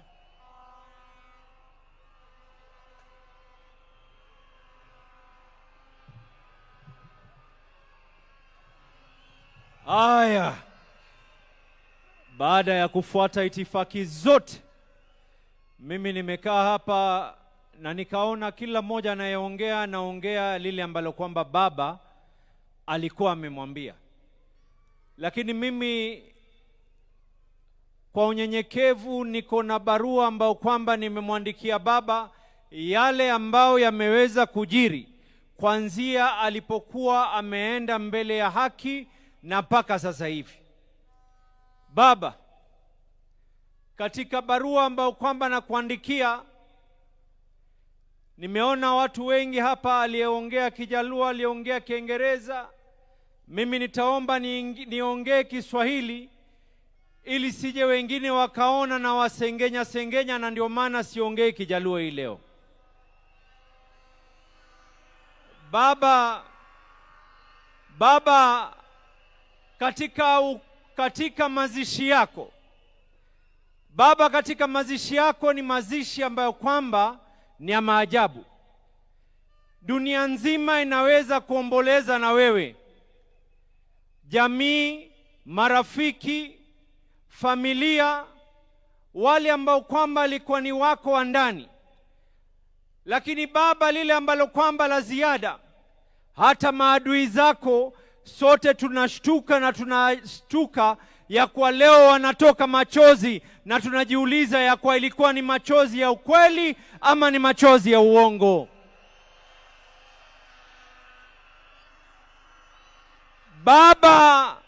Baba, ulituonesha ya kwa chama cha ODM ni chama ambacho kwamba ni lazima kitetee watu. Baba, katika ile hali ya kupima hali ya maji na unga, chama pale ambao kwamba ulituacha sisi katika uongozi, baba, tuliamua ya kwa Daktari Oburu aweze kushikilia nafasi yako, tukikaa chini tuweze kuendelea. Na nina imani baba, pale ulipo ni jambo ambalo kwamba tumelifaa la maana. Baba Agwambo Tinga, baba, katika hikma yako ulituambia tunaingia katika mambo ya broad based. Baba, tulikaa masaa na wewe tukaulizana, je, tuingie katika broad based ama tusiingie? Na sote tukakubaliana ya kuwa tuingie katika serikali ya broad based. Baba, nakupatia uhakikisho hivi sasa hivi, hatukukusaliti wakati uko hai na hatutakusaliti wakati umefariki. Tutakaa ndani ya serikali ya broad based. Baba, tutakataa kuweza kukusaliti. Baba, jana nilipiga mama Aida Pambaja Na mama Aida akaniuliza swali moja baba. Baba, mama Aida akaniuliza, huu umati wote lao ingelikuwa sio serikali kuweza kutusaidia, tungefanya vipi mtoto wangu? Nikamwambia baba, magavana wa ODM pengine tukechukua wale Kanjo Inspectorate wote tukawaleta, pia tusingeweza kucontrol umati ambao kwamba walikuwa wanataka kuzika. Na nikamwambia mama Aida, na yuko hapa ni shahidi, nikamwambia kesho nikiongea nitakuwa ni mwenye kukosa fadhila nisipoweza kumshukuru William Samoei Ruto, kwa sababu baba ulinifunza tulipokuwa Addis Ababa, wakati ilipokwenda vile ilivyoenda, ukaniambia mshukuru yule aliyekufaa. Niko hapa hii leo. Thank you. Asante Rais William Samoei Ruto. Lao si wewe, sijui tungekuwa vipi tumeweza kumzika. Baba, nikimalizia, baba, leo hii mimi ni shahidi. Tunamuomba mama Aida kwa unyenyekevu, vile ambavyo kwamba baba alitushika mikono tukaingia katika siasa. Tunamuomba mama Aida awabariki watoto wake alowazaa, lakini ni ndugu za Wakenya wote. Junior, Rosie na Winnie, musituache mkono. The ODM party needs you and we can be able to songe katika hii safari mbele. Mimi nimesikia wengi wakiongea habari ya mwaka 2027. Nimesikia wengi wakiongea mambo ya mwaka 2027. Gladys, point zangu mbili za mwisho nataka kuweka. Ya kwanza, baba ulikuwa umetunuku Mombasa na ukaniamini niweze kuweka sherehe za miaka 20. Ikifika Novemba baba, Mombasa inafanya sherehe. Tunasherekea miaka 20 ya ODM na tunasherekea miaka yako yale ambao kwamba uliweza kupeana. Na hata hii leo baba, kuna delegates kutoka Mombasa wako hapa. Kuna MCAs wa Mombasa wako hapa. Kuna assembly na leadership yao yote iko hapa baba. Yote kwa sababu yako. Baba, ikifika mwaka 2027, mambo mawili yatatendeka katika hii Kenya. Wana ODM nisikizeni kwa makini. Mambo mawili yatatendeka katika hii Kenya na kuonesha nguvu zetu. Hii by elections zinazokuja, sote hapa tutaingia mashinani kuhakikisha tumeshinda by elections zile ambazo kwamba zilioko katika maeneo ya Kasipul, maeneo ya Ugenya, maeneo ya Magarini. Watu watajitokeza kwa heshima yako baba, na kila mmoja hapa atatoka na kuweza kuhakikisha ataweza kuinua uso wako, ili ikifika mwaka 2027 baba, mambo ni mawili. Umetufunza ya kuwa kuna njia nyingi ya kuwa kanga. Tunasema hivi, mwaka 2027 hatukai katika upinzani. Mwaka 2027 we will not be in the opposition. Mambo mawili yatafanyika. Agosti tunapiga kura. September we are either in government or we are government. Joey! Joey! Joey!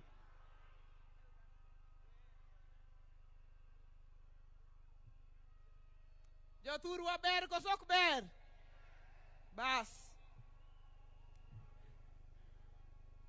Finally, I would like to invite, in his hat, he has two hats.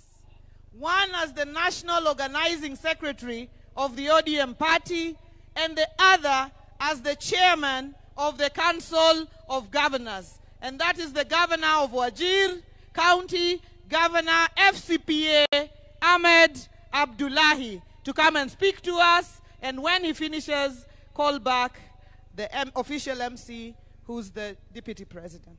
Karibu, our Chairman.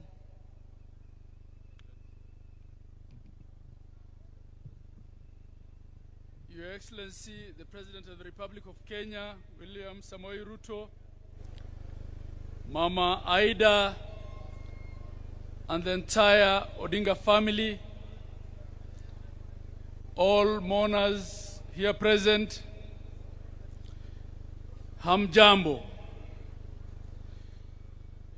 Your Excellencies, allow me to introduce the Excellency Governors of the various counties who are here.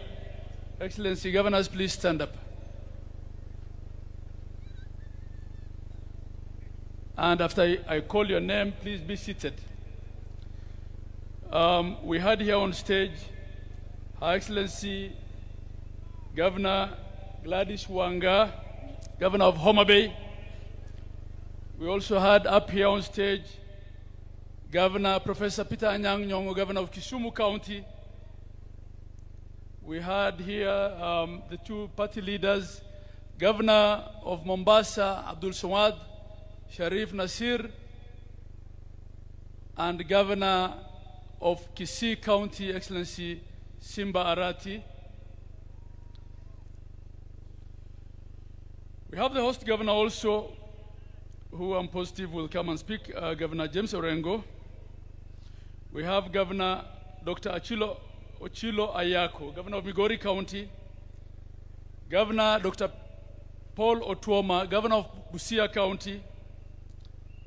Governor Speaker Emeritus Kenneth Lusaka, Governor of Bungoma County. Governor Dr. Wilbur Otichilo of Vihiga County. Governor FCPA Fernandez Barasa of Kakamega County. Governor His Excellency Joseph Olelenku of Kajiado County. Governor Dr. Dado Godana of Tana River County. Governor Gideon Mungaro of Kilifi County. Governor Patrick Olentutu of Narok County. Have I missed any governor? Oh yes. Her Excellency Wavinya Ndeti of Machakos County. His Excellency Governor Kangata Wabarua of Muranga, and His Excellency Johnson Arthur Sakaja of Nairobi County. His Excellency the Governor of Nyamira County, Nyaribo. Asante, Your Excellency. Your Excellency and the family. Mama Aida and the family, kindly accept my condolences, the condolences of my family, the condolences of the people of Wajir County, the condolences of the people of northern Kenya and the northeast, and the condolences of the 47 governors of Kenya and the secretariat and the staff of the Council of Governors.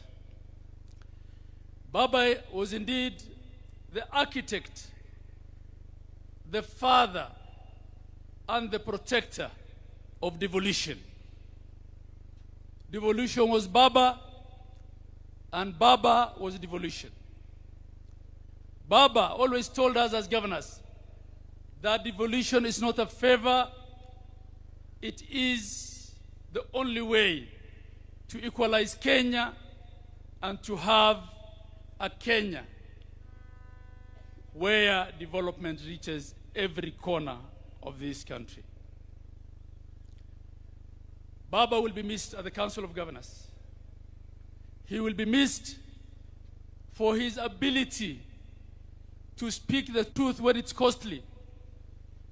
He will be missed for his courage, unwavering courage, He'll be missed for his belief in devolution. On the 16th, Your Excellency, Facebook reminded me and my people of Wajir that 10 years ago, on the 16th of October, Baba came and walked on the first kilometer of tarmac in Wajir County. And he told us, this is why I fought for devolution in the 2010 Constitution. Baba will be missed for always putting Kenya first.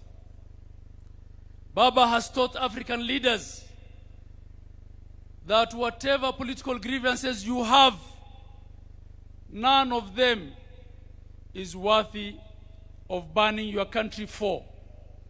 He always resolved all political grievances legally and politically. He was the stabilizer in chief in Kenya. He is the one who had guaranteed political peace. So for those of us now left at the platform, under the leadership of His Excellency the President, in honor of Baba Raila Amolo Odinga, we should vow never to burn Kenya for the sake of politics.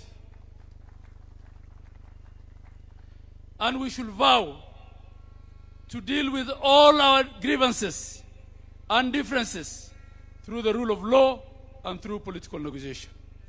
As for the ODM party, this party, formidable movement that Raila Amolo Odinga built, doesn't have followers only in Nyanza and in Western.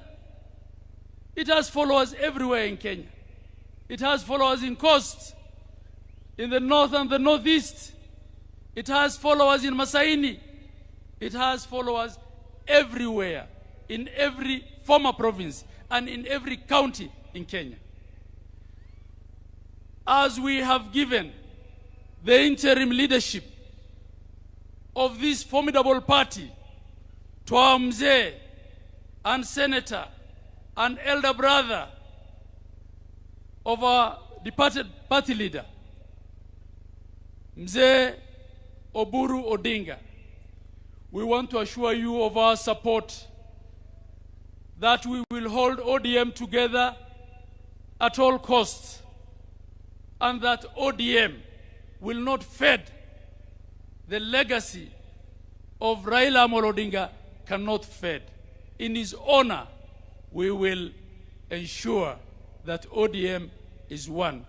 And Your Excellency, I want to join everyone who thanked you for offering our party leader a state funeral befitting of him. He left us in broad-based, we will remain in broad-based. Fare thee well, Baba. Joey.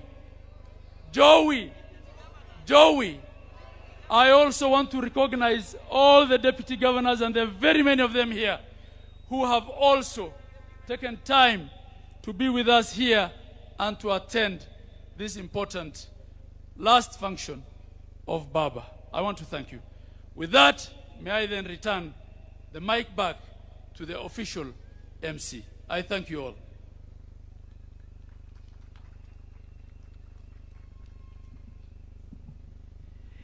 Now, thank you very much. We'll try and hurry up a bit. I'm going to call a number of speakers here, and every one of you, you come in quick succession, 2-3 minutes, pay your tributes. Ngoja Mishi, takuita, I'll call you Mishi, just go back. Let me call Governor James Orengo, and after him, I want to call the experts that Baba donated in the broad-based government. So after James Orengo, I will call Minister Oparanya, Minister Joho, Badi, and Opio Wandai to say one word, 1 minute each, then we go towards completion of this program. Karibu, Governor James Agre Bob Orengo, Senior Counsel, Governor of Siaya.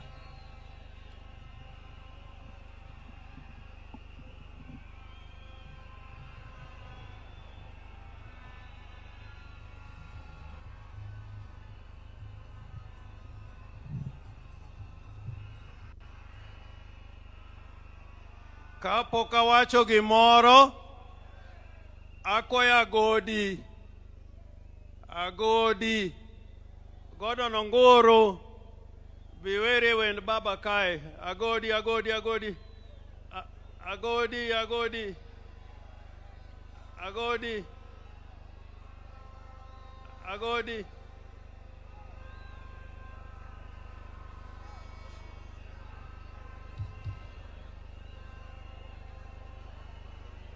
DJ.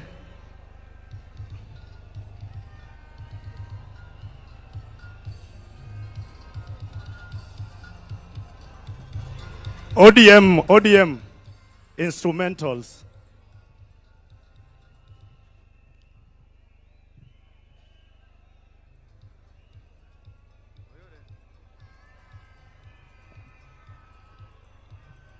Nia wana nyangu huo josuba nyakwalek elakana tuma jawaya we awe na molotinga poke na nwango mipimogo ni Raila to poke na nwango mipimogo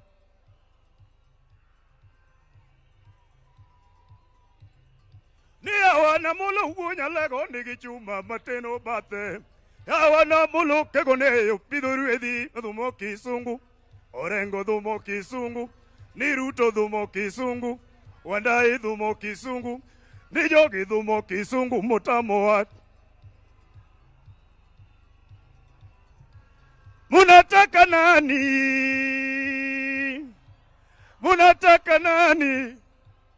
Wakenya munapenda nani Amolo tinga uonya lego romo wangni wadinonu wangni turodogo ni wangni wadinonu wangni turomogo ni katek to uderu wangni wiyego munataka nani tunapenda baba Amolo Odinga tunapenda baba Raila Odinga agwambo uonya lego ni wuothorumo anitinga koro riti ni sechorumo agwambo uonya lego ni sechorumo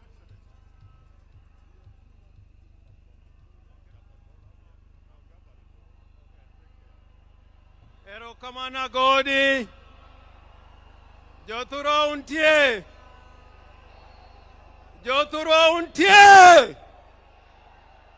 Pokanena ujothuro untie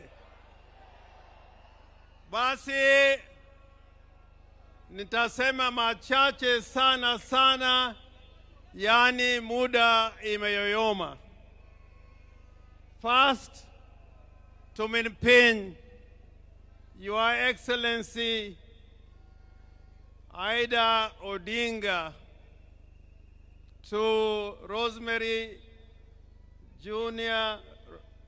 and Winnie, to Dr. Oburu Oginga, and Your Excellency the President of the Republic of Kenya, President Uhuru, President Obasanjo, and all mourners who have joined us on this great day. President Ruto, let me put it on record. Let me put it on record that many years ago in Bondo, in Nyamira, when we had requested the government of the day to give Jaramogi Oginga Odinga a state funeral, the government of the day refused to give Jaramogi a state funeral. All they did was to offer us one helicopter.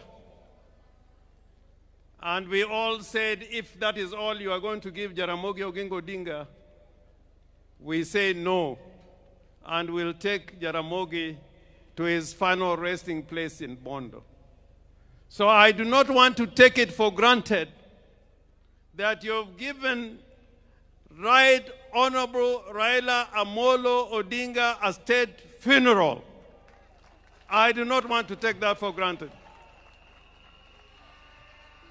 Indeed, This is the first proper state funeral with military colors, with the participation of the military in the whole of Nyanza region. We have lost so many sons in Nyanza. We lost Mboya, we lost Agwingi, we lost Ouko, but this is the first time we have seen a state funeral, and I want to thank you for this and go on record as thanking you. Now, I want to say something about Raila. Because without saying the qualities of Raila, who really what Raila was, then it will be impossible to keep his legacy. What did Raila really stand for? Why did many politicians come over these years and fall on the wayside? And Raila was always there fighting for us. Raila was a fighter for justice and democracy all his life. And sometimes I'm taken aback by some people who enjoy the rights Raila has fought for, including political parties. There are those who now lead political parties and abuse Raila Amolo Odinga without knowing that without Raila Amolo Odinga, you would not be leading those parties that you're leading today. They don't know. And I say, woe unto you. I say, woe unto you. There are those who forget the legacy of Raila Amolo Odinga. We have the Constitution of Kenya 2010.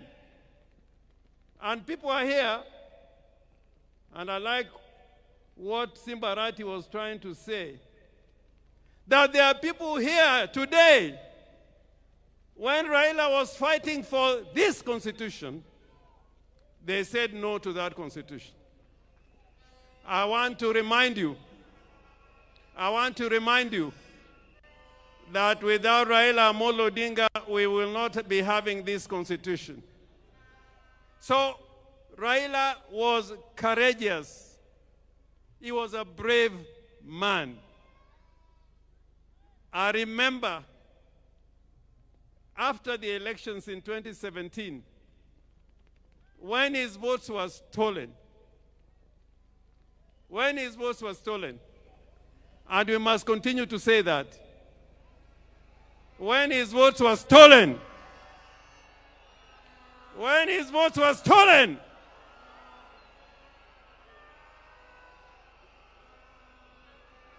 Raila decided with a few of us that he was going to be sworn as a people's president at Uhuru Park. You know, that day is when I knew there are many people who wear trousers, but they should not be wearing those trousers.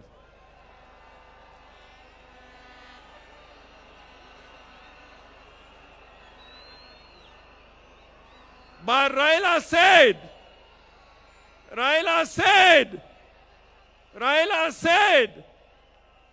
we are going to Uhuru Park and I'll be sworn as the people's president. Did Raila go or he did not go?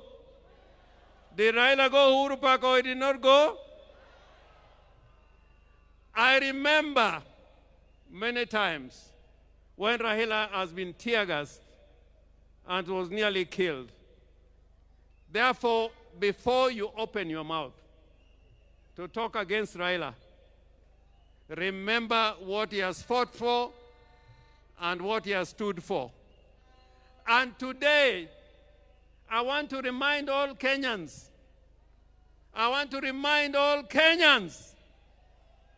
that the legacy of Raila Amolo Odinga will not be kept by mere speech. Speechifying would not be enough. It is to make sure that the gains we have made will never be lost. You should never give any space for gains that Kenya has gained to be lost. That is the only way of keeping the true legacy of Raila Amolo Odinga. And President Ruto, I am confident that when you consider the agreement that you have between the party ODM and UDA, that both of you witnessed, that this will be fulfilled, because that will keep the legacy and spirit of Raila burning and burning and burning and burning.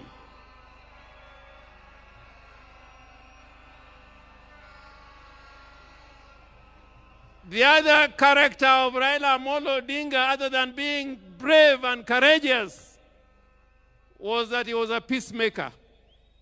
Raila was a peacemaker. And even today, we can see that Raila can bring Uhuru together, and Ruto is here as president. That was the true spirit of Raila Amolo Odinga, that the nation should keep talking together in unity and as brothers. Finally, I'm one of the people who believe that we must keep the party ODM. You must keep the party ODM. Remember the ideology of the party ODM. There's a huge delegation here, including the governor from Tororo, people from Gulu, my friend Olara Otunu, I think is also in the house. We welcome you. But Olara Otunu, during Pinluo, when His Excellency the President and President Museveni was here, he spoke in Luo. And I want, if you have anybody near you, to translate what I'm saying.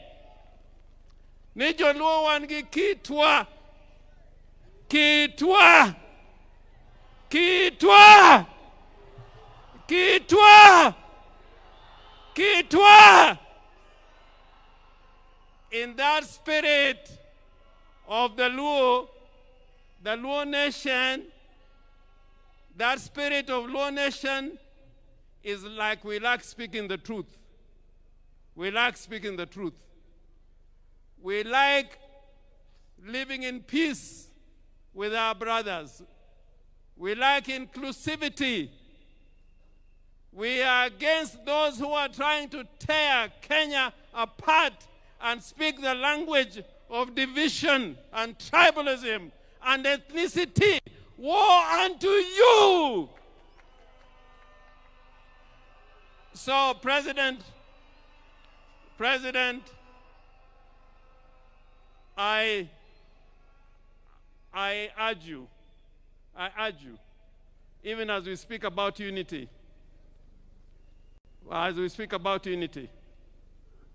let us not kill political parties. Political parties are the foundation of democracy. Any arrangements we enter into don't kill political parties. In 1963, political parties were killed, and it took us 20 years to fight to revive political parties.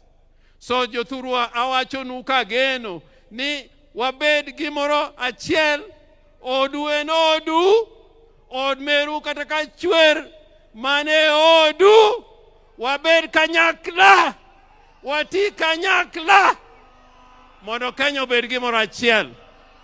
I thank you so much, Mr. President.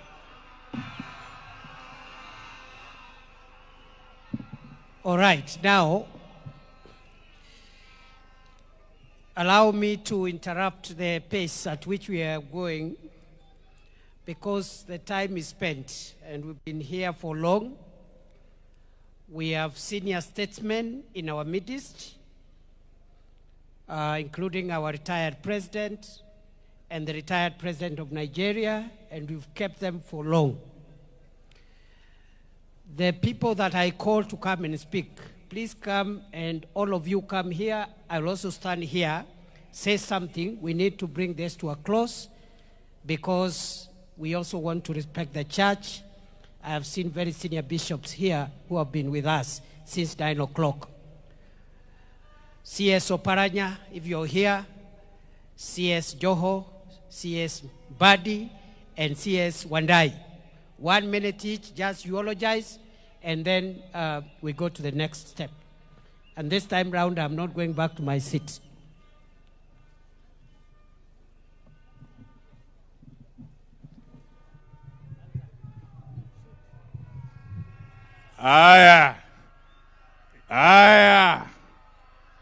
Your Excellency, President William Ruto, Mama Aida, and the family, together with the Greater Jaramogi family, I bring my condolences.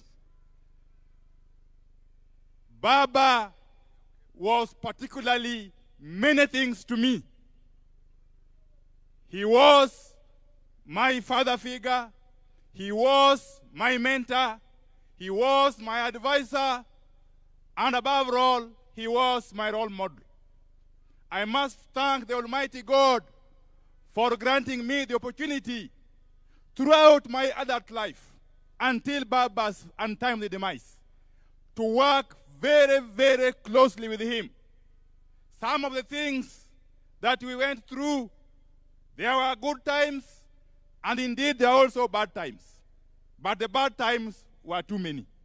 Some of these things I can only perhaps in the future record in a book. As I conclude, as we send off this giant of a man today, let me say this. Early this year, Your Excellency, Baba Raila Odinga'S did pay me a visit in my office at the ministry.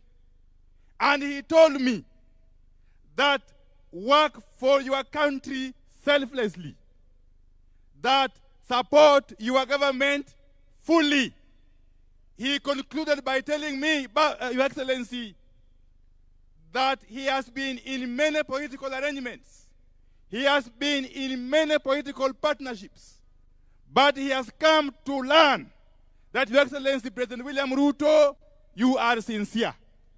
He also told me that you have demonstrated to him utmost goodwill. And therefore, as I conclude, one lasting tribute, the only lasting tribute we can pay to Baba and to perpetuate his legacy is to enhance and continue with the partnership that he started with President William Ruto. There are people, Your Excellency, who have worked before with Baba, but all that time, Baba ended up with the short end of the stick. Baba ended up with a raw deal. We must applaud you, Your Excellency, on this day when we send off Baba, that you have done us proud as a community of this region. Thank you very much, and may God bless you.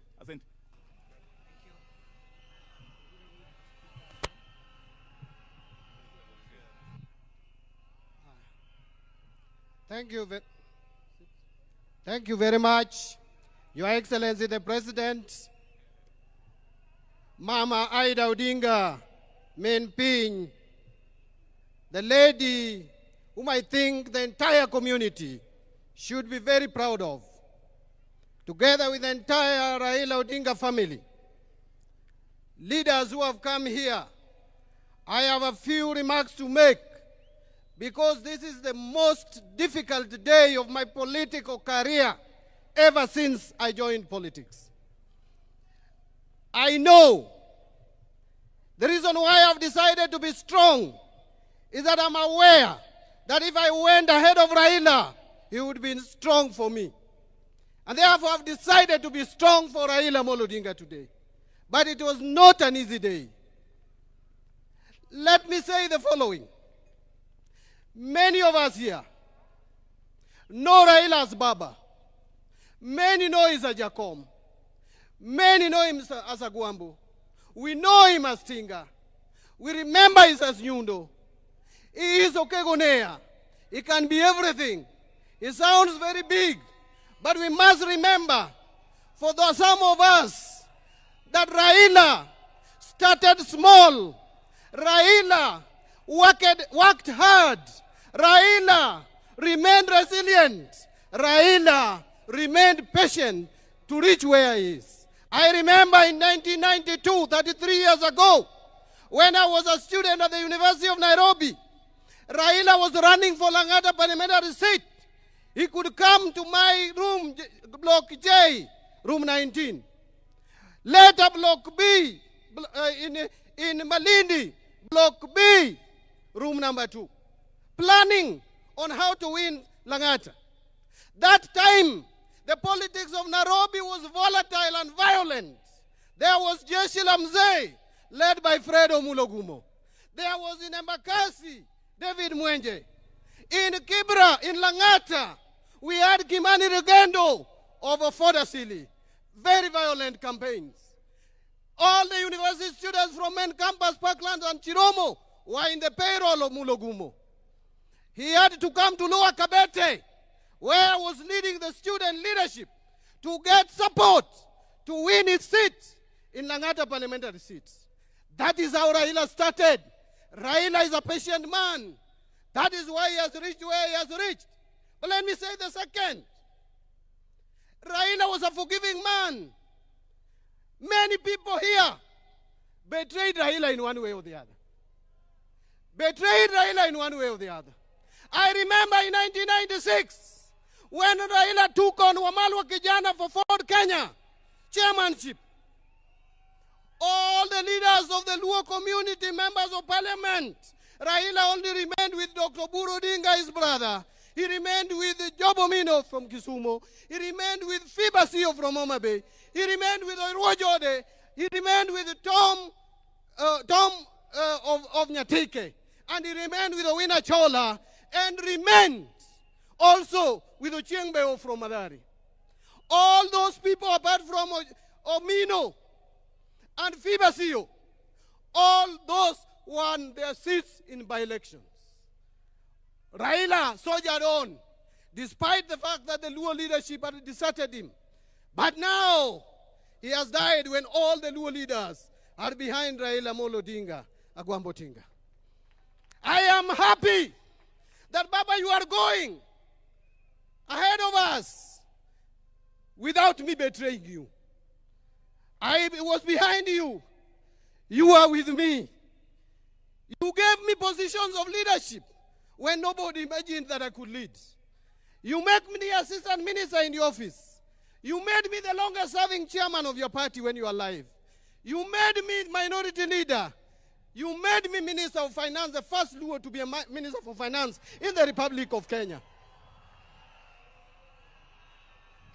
Baba, thank God that I never betrayed you. Even when you gave me the sad news that I was not going to be the governor for Homa Bay County, I still stood behind you because I know why you made that decision. Baba, will not disappoint you. I will not betray you. The only place where we disagreed and you allowed it is that you are supporting Arsenal and I'm supporting Manchester United. Allow me to say the last word, my brother in Kijaluo.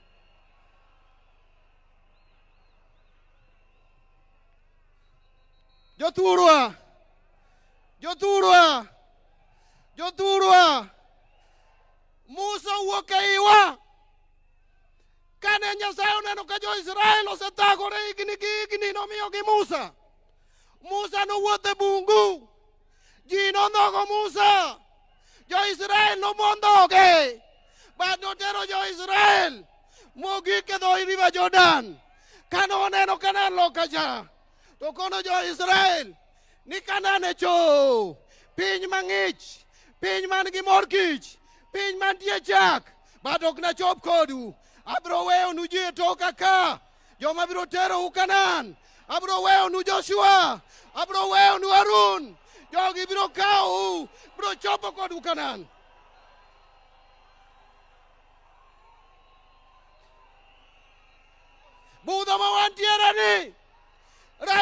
osedhi, Awa Musa osedhi, ang'eyo ni Joshua nika, Harun nika.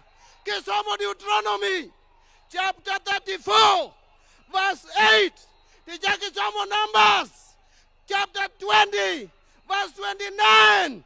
Jo Israel kane Musa to, Harun boto, negi kwayo 30 days, magi yuago go jogi, wakwayo 30 days kako ganda, mono wamon Raila, bang 30 days, wabiro miyo direction, kamo ganda luodhi ye. My last word.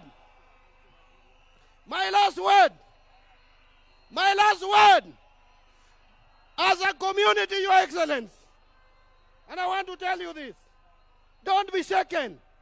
As a community, there is something we believe in, that a leader, before he dies, a leader knows his death, but he doesn't talk about his death. He will show his people, before he dies, what he wants to be done. He will show his people where to take everything that he has. Raila showed us before he died that he wanted us to be in government. As a community, as a party, we will be in broad-based government. We will support broad-based government. We will work with you.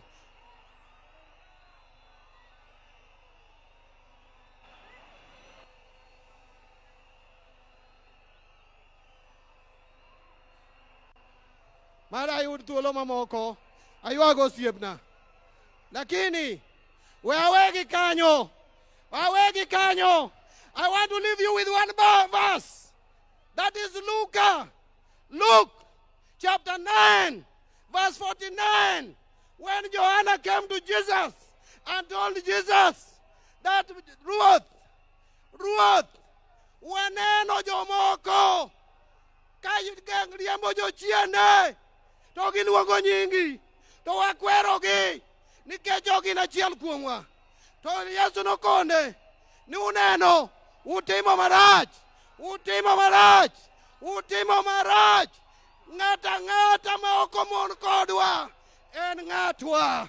Ng'ama ok mon kodwa, en ng'atwa, en ogandawa. Nyasaye matelu, osiepna nin maber, osiepna nin gi kwe.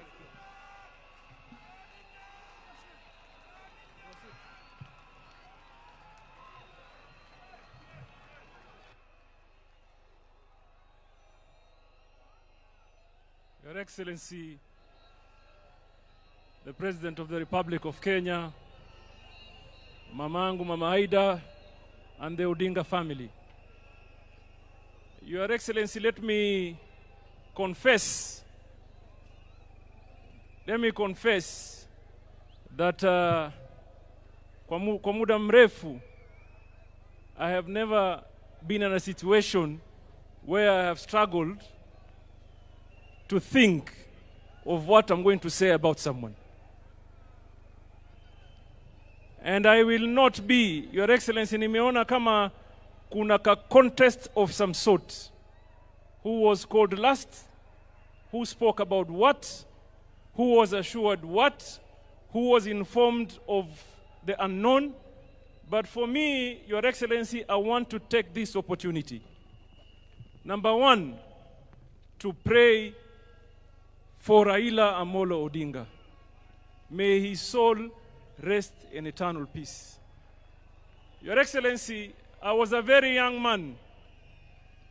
From Kisauni, where nobody knew me or had an idea of who I am. When I developed the ambition of wanting to become a leader. Your Excellency, there's a guy called John Maya Ndiwo. He was living in Mombasa, nikamwendea nipeleke kwa Raila. Babangu hajakuwa kwa siasa, mamangu hajakuwa kwa siasa, shangazi yangu hajakuwa kwa siasa, Hassan Joho hajulikani na mtu yoyote. I walked to see Raila na akanibeba mkono. Nikawa mbunge, nikawa governor, na sasa mimi ni waziri. Na mimi, Your Excellency, nataka tuchukue fursa hii mimi mwenyewe kibinafsi. Nimwombee Mwenyezi Mungu Raila aende apumzike na kukutana na wazee wetu mbele ya haki. Na lile la muhimu, Mbadi said here that he has never betrayed Raila. I want to tell Mbadi, you are not on your own. Mimi, I have never betrayed Raila. Akiwa hai, and I assure you, I will not betray his cause hata akienda mbele ya haki. I assure you. And some of us, mimi, siwezi kuwa mahali ambaye Raila kunipeleka. Tuelewane? Siwezi kuwa mahali ambaye Raila hakunipeleka. And I must say it today here, I was taken to government of William Ruto by Raila Amolo Odinga. And Your Excellency, that is where I belong, and that is where I shall stay. La mwisho, what you are ODM, many speakers have heard you, munasema, we want to assure you, chama haiendi mahali, chama isambaratiki, chama haiwezi vunjika. Mimi, the values of the party, the values and the principles of the party, zimewekwa katika roho yangu na baba Raila Amolo Odinga. And I want to tell you, whoever imagines that anaweza kuvunja chama cha ODM, yeye ndio tutamfukuza, my friend, na ahame, chama kitabaki. Tuelewane namna hiyo. Ukijaribu kugawanya chama, ukijaribu kuvunja chama, wewe ndio utafanya nini? Utahama. Atafanya nini? Atafanya nini? The party will be here to do what? To stay. Mwenyezi Mungu awalinde na wabariki. Asanteni sana.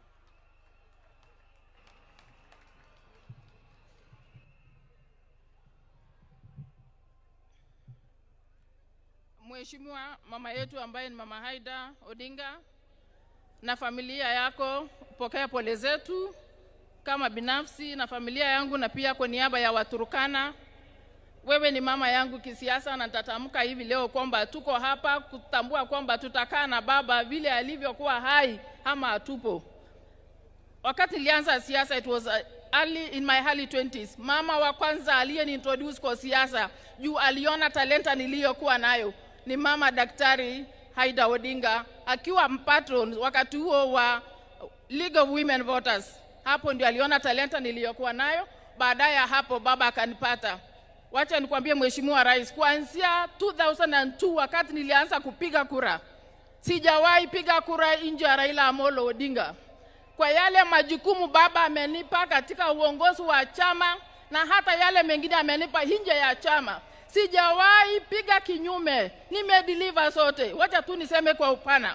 Wakati baba aliniweka kwa mambo ya BBI, nilivote yote kati ya governor aliyokuwa wakati huo alikuwa hataki, sisi tulikuwa tunataka, na kwa sababu nilipewa hiyo majukumu nilideliver hicho kitu almost 90%.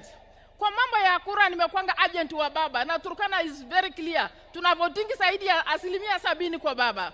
Kwa yale mengine baba alinipa ni kusimamia kura ya ODM kama commissioner. Hiyo yote nilifanya wakati huo. Na ya mwisho ni wakati aliniambia nimchaguliwe running mate wake katika Azimio. Nilideliver wish ambaye ilikuwa baina ile mbili alikuwa ameniweka. Nikiwa mama wa kike peke yake katika hiyo jukumu. Na hata wakati ya mawaziri, wakati alinipigia simu akaniambia anataka wewe ujumuike na watu fulani hapa uwe mawaziri, niliamua nikasema baba upendavyo ndio nitatenda. Na hata wakati nilikuwa waziri ambaye nimeingia kwenye mamlaka ya cabinet secretary kwa mara ya kwanza, wacha niseme leo wasi baba mwenyewe amekuwa akinishauri vile nitaelekeza na nitafanya mambo ya community integration. Kwa hivyo mimi nakwambia Mheshimiwa Rais, wakati ulikuwa unafanya campaign, hata wewe mwenyewe ukija Turkana ulikuwa unaniona vizuri na msimamo, na huo msimamo wakati wa mwisho baba siku moja ndio akaenda kwenye dunia hii ya pili, aliniambia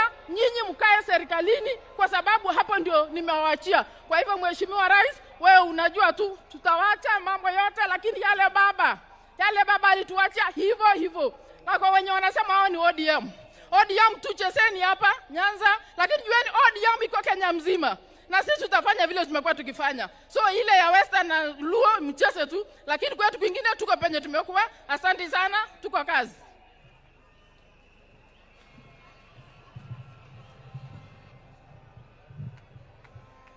Basi kwa sababu ya muda, all protocol observed, mimi vile mnajua, kwa wale wote ambayo wameongea hapa, mimi kwa miaka 3 iliyopita, mimi ndio nimekuwa karibu na baba kabisa.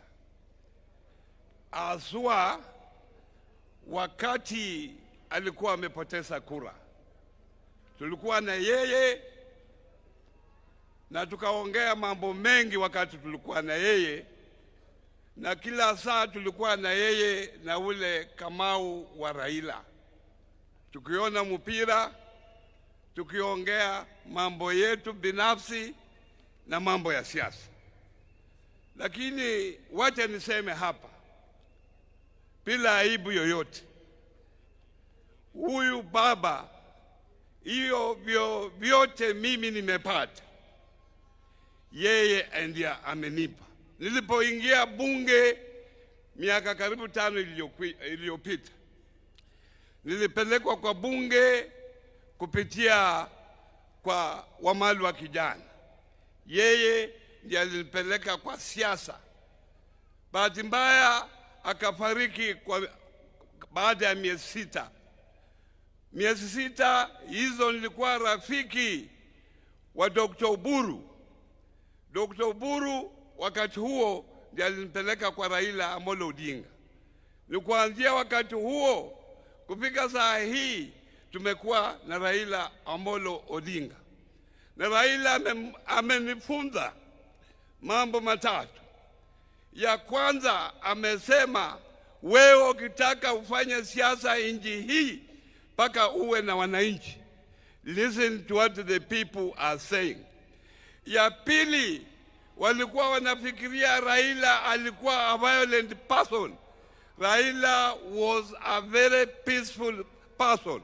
Alikuwa ananiambia, Oparanya, peace is very important to the country for the development of the country.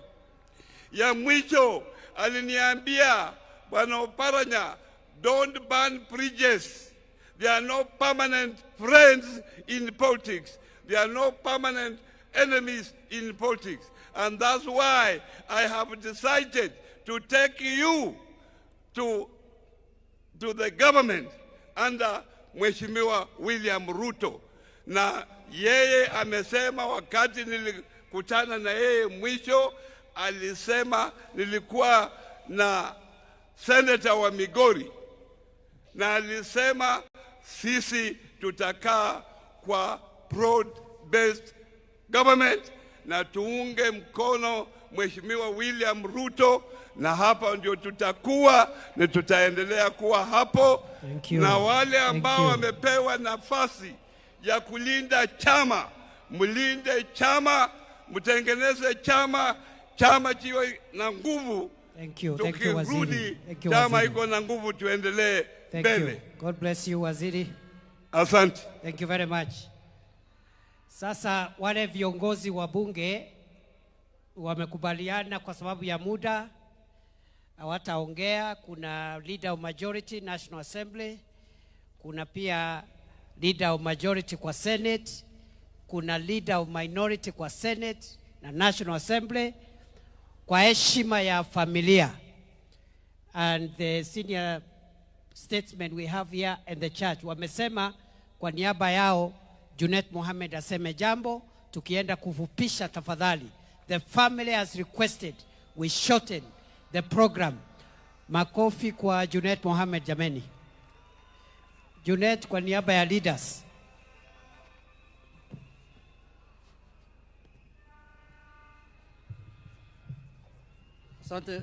Asante sana Mheshimiwa Deputy President. Mimi nitakuwa fupi kwa maneno. Mama Aida Odinga ambaye ni mama yangu na madada zangu na mandugu, His Excellency the President. Mimi leo ni ngumu sana roho yangu kutoa rambirambi kwa baba. Mimi baba alikuwa kwa mambo mingi kwangu. Mimi nilikutana na baba nikiwa na miaka 24, the year 2001. Miaka 23 na 4 ingine sijaona kiongozi ingine, sijaona chama ingine. Chama yangu ilikuwa baba na baba ndiye alikuwa baba yangu. Baba alinifanya meya ya Migori nikiwa na miaka 25. Aliniwekelea hapo. Akanifanya mbunge miaka mingi mpaka nikakuwa minority leader kupitia baba. Mimi nina huzuni sana kwa sababu wale wanajua vile mimi na baba tulikuwa karibu. Lakini yote tunasema tunawachia Mungu. Nimeona mitandao wanashapiga bimbo, wanasema sasa huyu ni political orphan, huyu amekwisha. Lakini nimeona hapa orphans wako wengi sana. Wale wameongea hapa yote wamelia. Sasa nitasanya hawa yote nikuwe chairman yao. Orphans ziko mingi hapa hata roho yangu ikarudi nilipoona orphans vile wamelia hapa. Mimi nilikuwa na huzuni peke yangu, nilisema nimekwisha. Kumbe tuko wengi. Tuko wengi hapa. Hiyo nimefurahi sana. Lakini mimi nataka kusema hivi, jambo la mwisho. Baba alikuwa mtu ajabu sana. And for us, he was our leader, he was our father, and he was everything to us. Baba is the only leader who knew when to fight and when to lay arms down. Baba had fire on one hand and water on the other hand. I will miss his telephone calls. Baba alikuwa engineer ya siasa na alikuwa anatunga siasa usiku, na nilikuwa napata simu yake saa 12 asubuhi. Nikiona simu yangu imelia saa 12, na sasa mimi kama fundi navaa abro niko kasi. Lakini saa 4 saa 3 hiyo ni salamu tu. Baba alikuwa mtu ajabu ambaye wa Kenya wamepoteza mtu ambaye hawatapata kama yeye. Sherehe ya mwisho tulikuwa naye na baba, tulikuwa na parliamentary group hapo Mombasa Road. Mimi niliwasanya wabunge wote kama kiongozi yao. Baba alituongelesha pale kwa dhati, and he was very clear that day. It's one of the strongest speech he has made for the time I've known him. Ameongea, amesema tutunze chama chetu cha ODM na tukae imara na tukae united. On the other hand, because we were supposed to do a resolution baada ya hiyo mkutano ya PG, wale wameona TV siku hiyo, mimi nimesema resolution ya hii mkutano refer to Baba's speech. Kama if you are in doubt of anything, refer to Baba's speech. Another thing he told us, lazima tukae katika serikali ya broad based. It's on record. Wale wanasikia wasikie, wale wako na macho waone. Ya mwisho, Baba loved peace. Unajua mara mingi Baba makes very serious, important, fundamental, monumental decisions for the country. Lakini saa nyingine is not popular. Sasa zingine watu wanalaumu wengine, unaona hii maneno Baba amefanya, yule Msomali kutoka Migori ndio anahusika naye. Na mimi hata sina habari, I'm just loyal, implementing what Baba has said kama fundi. Thank you. Lakini ikifika jioni Baba ananipigia simu anasema, kijana yangu usiwe na wasiwasi, in every flock there must be a black sheep. Sasa wewe ndio black sheep ya ODM. Nataka kumalizia kwa kusema ya kwamba ODM party, we will hold it high, we will keep it strong. ODM in 2027, it will either form the government or it will be in a coalition that forms government. But it will not be in a coalition that has been abusing Baba when he was alive. Haitakuwa hapo. Unajua, saa hii wanasema sisi ni political offense ya Baba. Wale pia walikuwa wanatumia siasa yao ya kujijenga kwa kutusi Baba na kufanya Baba kama bogeyman. Hawa pia wamekwisha sasa. Sijui watatusi nani. Asanteni sana, Mungu awabariki. Kuna wenzangu hapa, Kimani Ichung'wah na Aaron Cheriot, Your Excellency. Hawa ndio wale wametengeneza ile report inaitwa NADCO. Wakati Baba alikuwa, hawa walikuwa kwa komiti ya NADCO. Tumekubaliana kama viongozi wa bunge ya kwamba for the legacy of Baba, when we go back to parliament in a week's time, we will implement the NADCO report fully. Tumekubaliana hapa. Asanteni sana, Mungu awabariki. Na bwana rais, asante sana kwa kuzika baba yangu kama president. Kama president. Yes. Hiyo tutadiscuss kwa Central Committee ya ODM, tutaleta report. Thank you very much, Mheshimiwa Junet. Speaker of the Senate, please come and condole. 2 minutes, Mr. Speaker, sir. We have run out of time. The family requests we finish this meeting in the next few minutes. Rais wa Jamhuri ya Kenya aliyepia amri jeshi mkuu wa jeshi la Kenya, Mama Raila Odinga na familia yako, kwa niaba ya bunge la Senate, kwa niaba ya familia yangu na kwa niaba yangu binafsi, niko hapa kupeana rambirambi zetu za dhati kwa uchungu na moyo ulio mzito. Tunasema pole Mama Aida.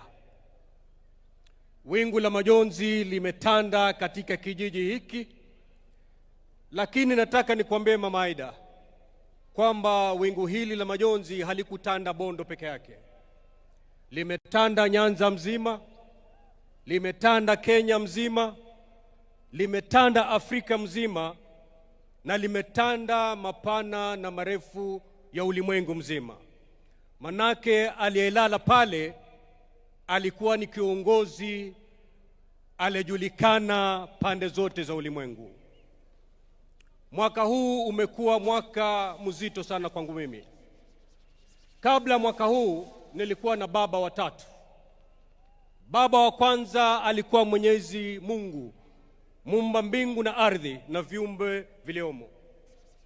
Baba wa pili akawa Mzee Kingi, na baba wa tatu ni babangu mlezi wa kisiasa ambaye amelala pale.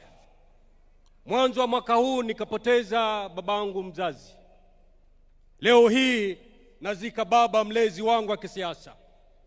Nimebaki na baba Mungu peke yake. Lakini kitu ambacho kinanipatia motisha ni kwamba yale yote mafunzo alimpatia Mheshimiwa Raila Amolo Odinga imenipatia nguvu ya kwamba as I speak to you, I know I can face the world. Baba believed in me even when I doubted myself. Mwaka 2007 mwezi wa 5 mimi niliingia siasa wakati wa by election kule Magarini. Baba aniliweka kwa bega lake na kunizungusha Magarini mzima. Before my people believed in me, he believed in me. Kwa bahati mbaya hatukufaulu. Disemba ilipofika mwaka huo nikamwambia baba sitamani tena mambo ya siasa. But baba told me don't give up. Go back to Magarini. Na akaja akasimama na mimi na nikashinda. La maajabu, the only dream I had as a young man then was to be the MP of Magarini to represent my people.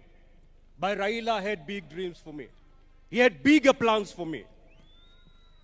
Wakati machafuko yalipomalizika, walipokuja pamoja na Mwai Kibaki rais wetu kuunda serikali, wakati walipokuwa wanataja baraza la mawaziri, mimi sikushughulika because I knew I can never be a cabinet minister.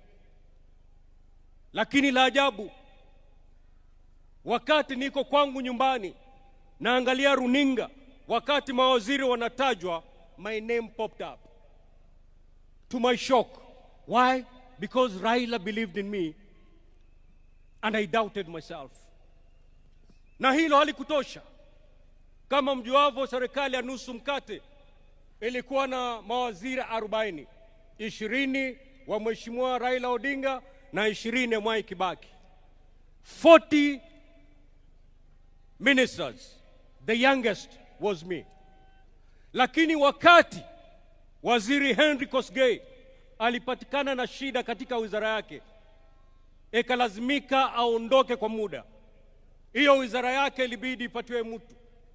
Mheshimiwa Raila Odinga, mbali na kuona vigogo vya kisiasa ambao walikuwa mawaziri, he decided to give me 2 ministries to run.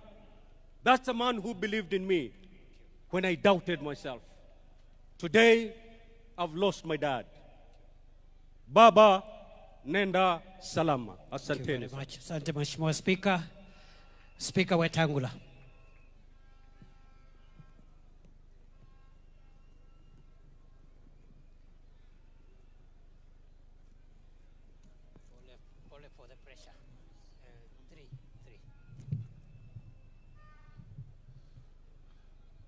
Rais wetu Dr. William Samoei Ruto, Rais mstaafu wa Kenya, Rais mstaafu wa Nigeria, Mama Aida na familia ya ndugu yetu baba,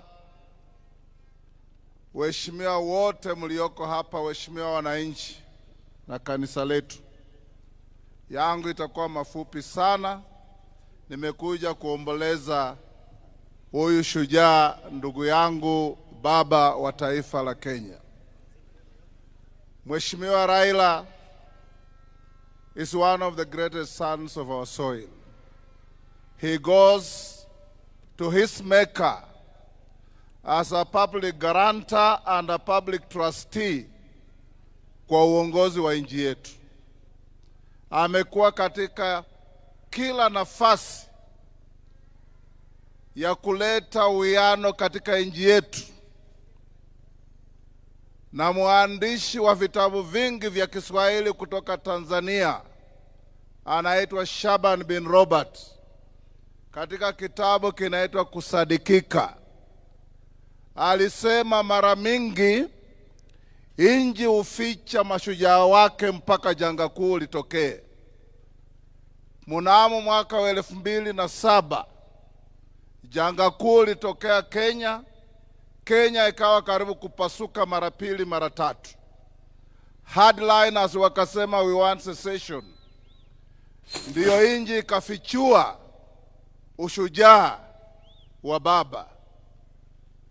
Akaketi na mpinzani wake mkuu Mheshimiwa Mwai Kibaki, na wakaleta amani ambayo imedumu nchi yetu.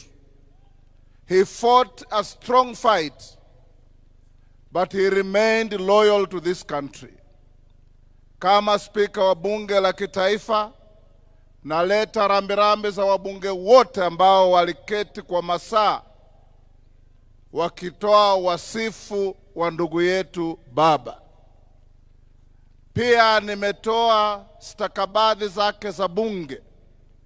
I've extracted from the Hansard Honorable Raila's contributions in parliament to this country. Nimeziweka pamoja na nakala za zile wabunge walisema kutokea viongozi wetu Juneti na Ichungwa na wabunge wote.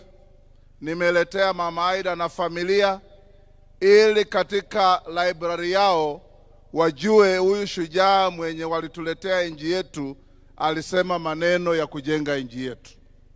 Nikimalizia ni kuwarai wa Kenya na rais wetu William Ruto, vile muliketi na mheshimiwa baba mukasema Kenya ni kubwa kuliko mtu binafsi, hapo ndiyo shikilia, na sisi tutashikilia hapo. Tushike nchi yetu, tuende mbele. Tusilete siasa ya furugu ya kikabila ya kugawanya wananchi. That is not what Baba wanted. Baba, even at the lowest in his political career, he preached peace. After 2017, nikimalizia, baada ya kura na wametangaza mshindi, hakuwa yeye. Akanichukua mimi na mheshimiwa Kalonzo tukaenda South Africa kwa mbuga ya wanyama inaitwa Madwekwe.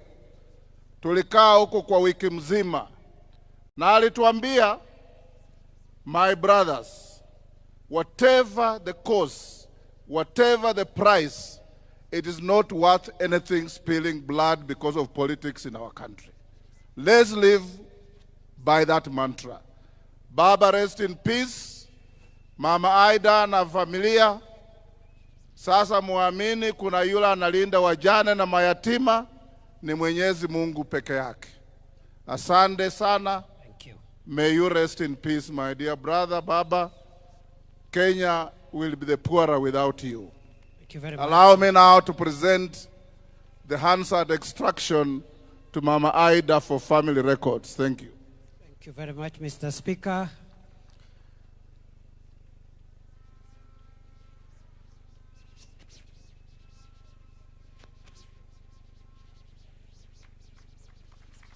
Thank you. Asante Mheshimiwa Speaker. I now want to invite former Vice President Kalonzo Musyoka to come and greet the congregation.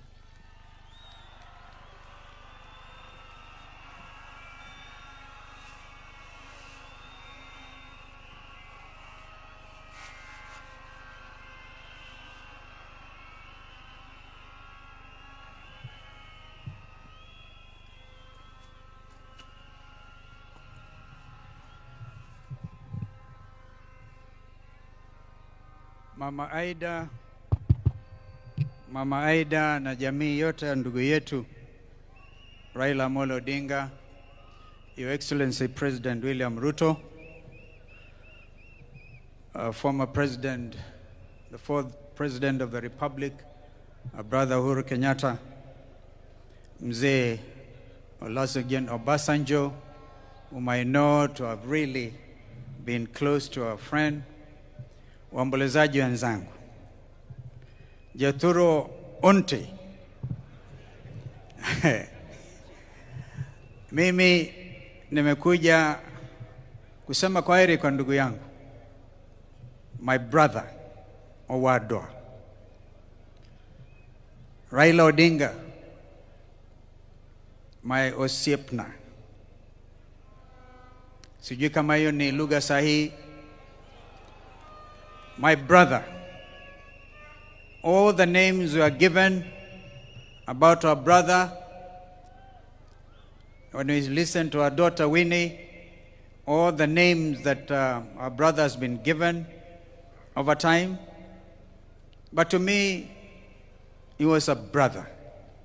The pain of it all, the struggle for justice and truth, and the fight against corruption. Huyu ndugu alale. But you know, my brother, allow me to talk to Raila, my friends, for just 1 minute, and I'll hand over Professor Kindiki. Thank you for the opportunity. I want to talk to Raila, because I never get this time again. You know, we called you Joshua.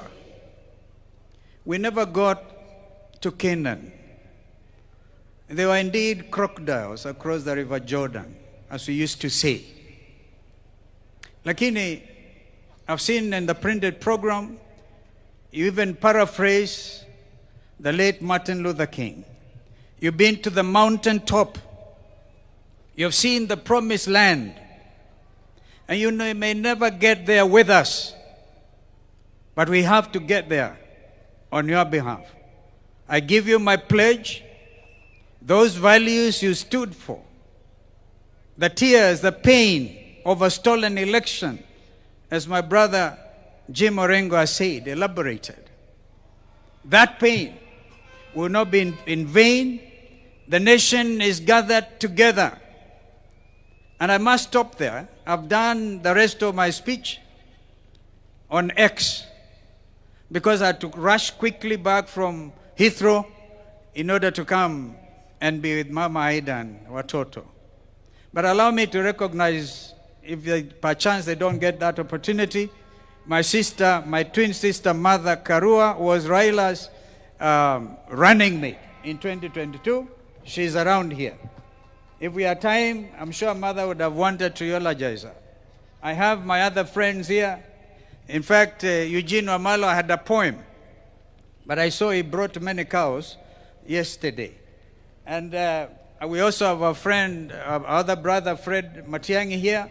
I saw the Chief Justice Emeritus, our brother, who made that historic ruling in 2017. Kwa hivyo, Mungu alaze roho ya ndugu yetu vyema. You deserve a rest. May God be with you. Amen. Thank you very much, Vice President Kalonzo.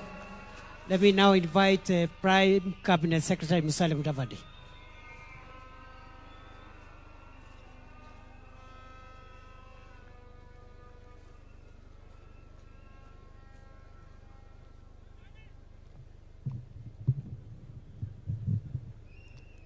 Your Excellency, the President of the Republic of Kenya, the Honorable William Samoei Ruto, Mama Raila Odinga and her family,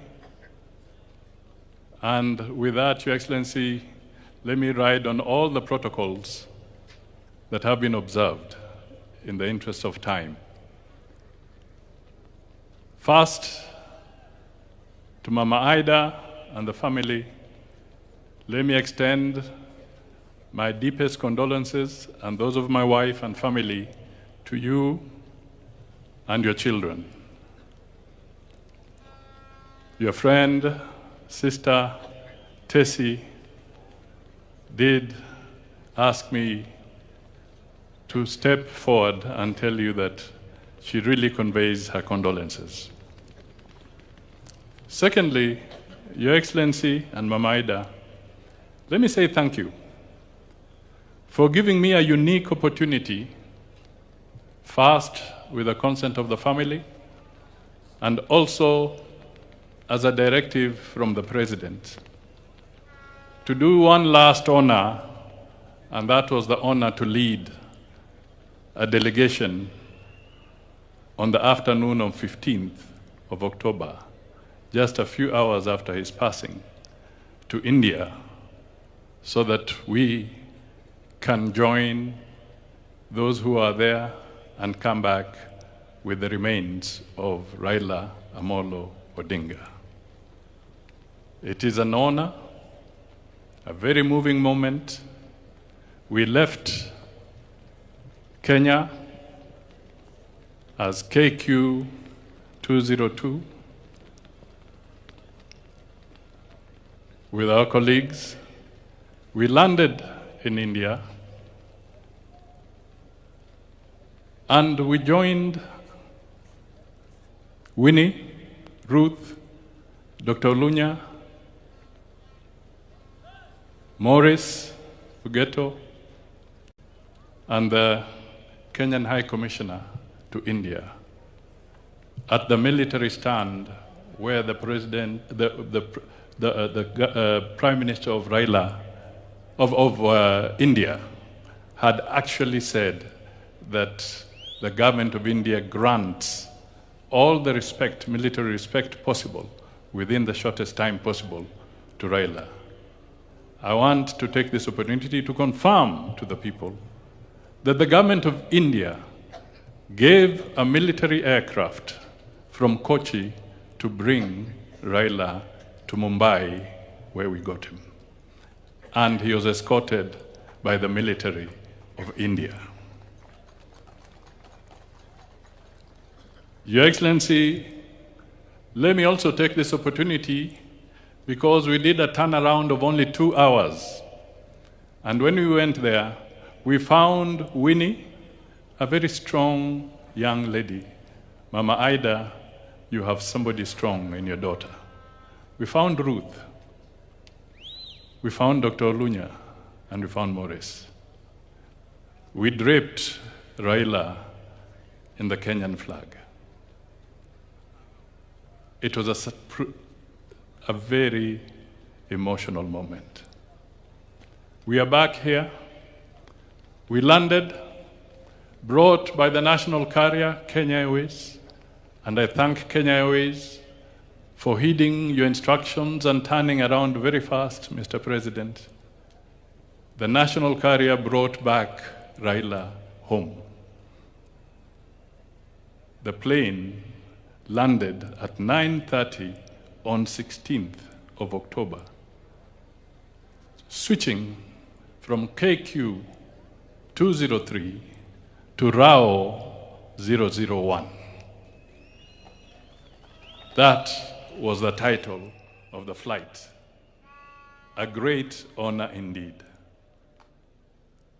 Mr. President, today Raila is here. He would have loved a crowd like this. This was his moment of excitement, his fodder. But today, Raila speaks to us in silence, total silence. This silence is loud. It speaks to the nation. It speaks with emotion. Raila, if you wanted to know where your political fortunes were, wait until you listen to him narrating soccer on a political podium. Then you would know whether your goose is cooked or you have a chance. You would want to listen to Raila in Kiswahili proverbs, and he would explain very complex things with simple words. Ata mukia ni nyama.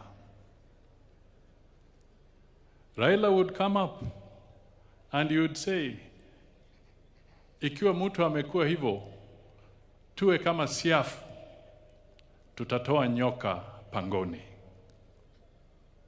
This was Raila explaining himself. He stood for a lot of things. His spirit is unbogable. Raila suffered. He had a checkered career.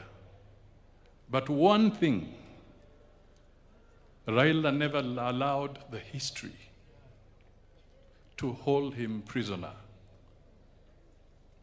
He never took his challenges as a life sentence. He stood up, walked, and moved further. We are here because Raila lived in this country. Mama Ida, you have spoken. Your speech was so deep and powerful. I can only request Kenyans, please listen to what Mama said. There's nobody who would be able to understand Mama better than Raila. She has told you what needed to be said. Nind kigwok, Jakom.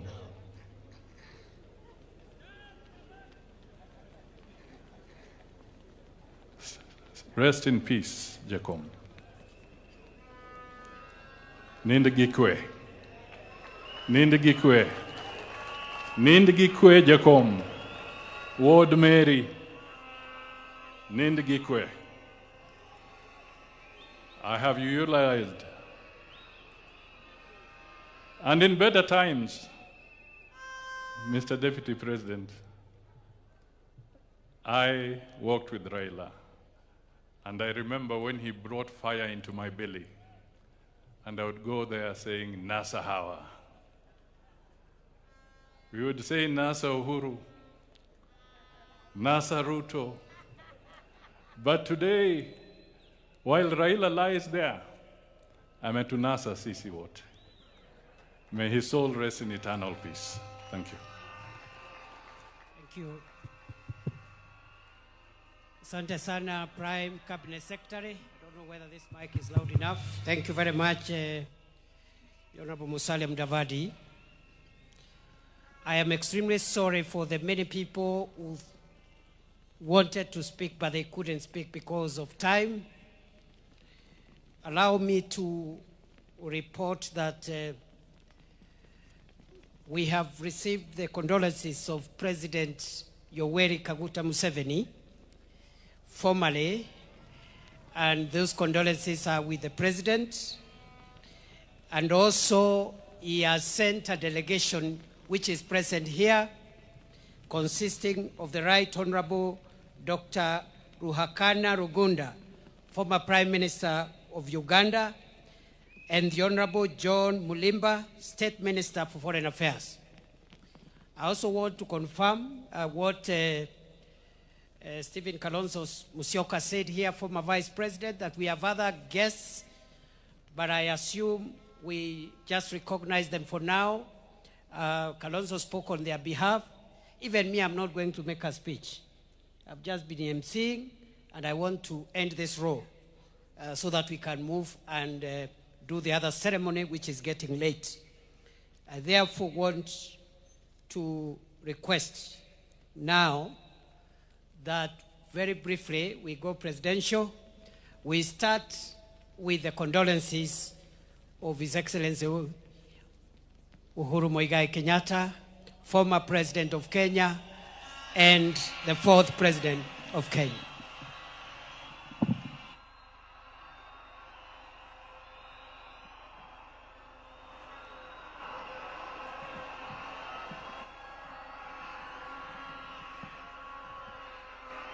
Asanteni sana. Thank you. Asante sana. Mama wetu, Mama Raila Odinga na familia, Mheshimiwa Rais wa Jamhuri ya Kenya, Mheshimiwa William Samoei Ruto, na viongozi wote ambao wamefika hapa na waombolezaji wote, hamjambo nyote. Hamjambo tena. Asanteni sana. Yangu haitakuwa mengi kwa sababu ya masaa. Na vile mlijuavyo, I got my opportunity in Nyayo Stadium the day before yesterday to eulogize my friend and brother. So sitarudia yale ambaye tayari nimesema. Yale yamebaki siku ya leo ni tena kumwambia dada wetu mkubwa Aida na watoto wake na familia yote ya marehemu Raila Amolo Odinga, tuko hapa tena kuambieni pole. Tuko hapa kusimama pamoja nanyi dakika hii nzito kweli kweli. Ya pili, kwa wenzetu wa Bondo na Siaya kwa jumla, kusema asante. Mtoto wenu ambaye sasa amerudi nyumbani, back to the ancestors, mulitupea atumikie sio tu Bondo na Siaya, lakini Kenya na Afrika, na ametutendea na tunawashukuru. Asanteni sana. Ya tatu, rambi zangu na pole pia kwa wana ODM wote ambao wako hapa. Asanteni kwa kutupa kiongozi ambaye amesaidia kuunganisha hii nchi. Asanteni sana.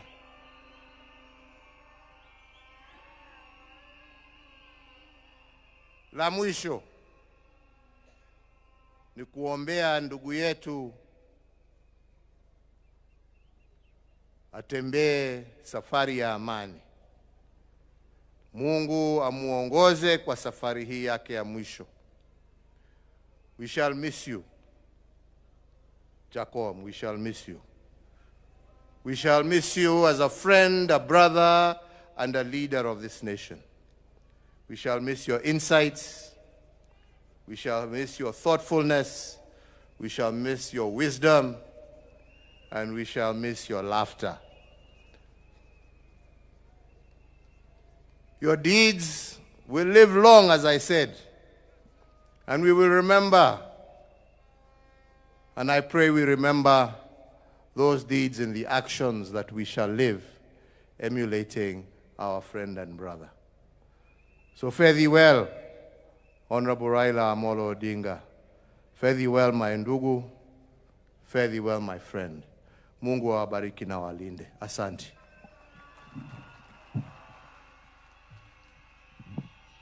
Asante Mheshimiwa Rais Uhuru Kenyatta.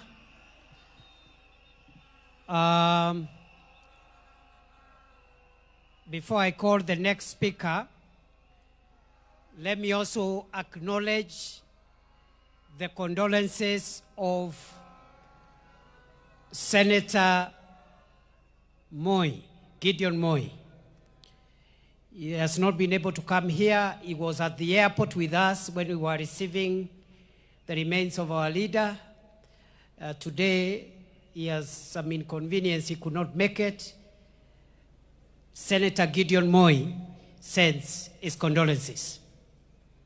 Allow me now, fellow mourners, to invite the second last speaker of the day, a very close friend of our late leader, who is lying here. They have walked a long journey, and it is my pleasure to call one of the most decorated sons of Africa, the former president of the Federal Republic of Nigeria, His Excellency Olusegun Obasanjo. Mr. President, you're welcome.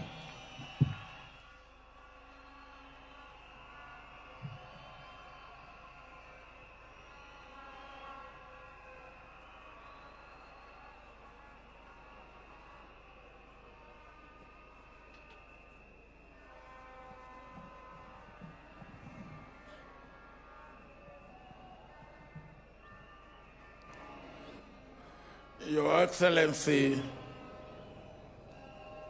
the President of the Republic of Kenya, my dear brother, Dr. Ruto, my dear sister, Your Excellency,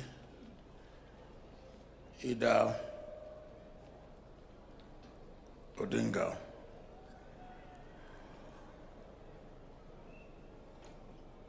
my dear brother, Your Excellency, former President of the Republic of Kenya, President Uhuru Kenyatta. Let me stand on the protocol that have been well established since this morning. Here, in this place, I was with Raila on his invitation 31 years ago when Jaramogi Odinga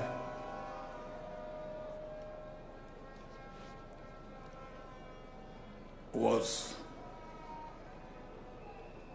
buried in this place. I was the special guest of honor on that occasion. And the person who made it happen was Raila Odinga. Since that time, we have deepened our friendship, our brotherhood, our working together for our two countries, for Africa, and indeed for the world. Over the years, I have come to know Raila very well.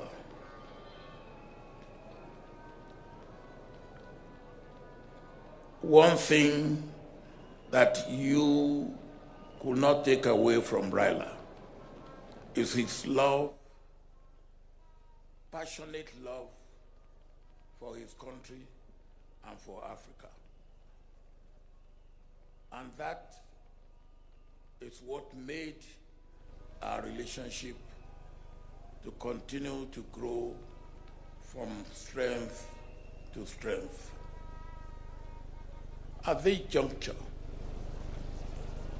Mr. President, I want to thank you most sincerely for all that you have done to make this day a great day that it has been for our brother Raila Odinga, for the Odinga family, for the government of Kenya, for the people of Kenya, and indeed for Africa. Mr. President, the meeting we had in Mombasa, which brought you and Raila together, and which led to you making room for ODM and other parties in your government, is what makes this day a pleasant day that it has been for all the people of Kenya. And indeed, it is for me a lesson for all of us in Africa, a lesson of understanding, a lesson of tolerance, a lesson of love, a lesson of accommodation, a lesson that our nation, our continent, is bigger than any individual or group of individuals in our country. That is a good lesson that we must learn. One thing that I always like about Raila is his sense of humor. Anytime we met, no matter how serious the situation may be, you can be sure that Raila will turn the tension to something to laugh about. And for me, I've lost a brother, I've lost a friend, I've lost a confidant, I've lost a co-worker in the vineyard of Africa. Sleep in the bosom of your Creator. Adieu, Raila Odinga.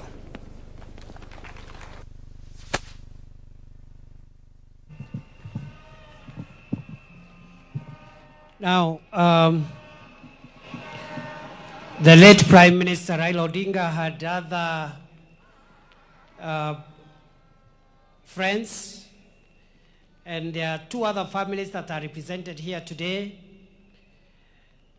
The late Raila Odinga was a friend of the late former Prime Minister of Zimbabwe, Morgan Tsvangirai, who is represented here by his wife. The family is represented here by his wife.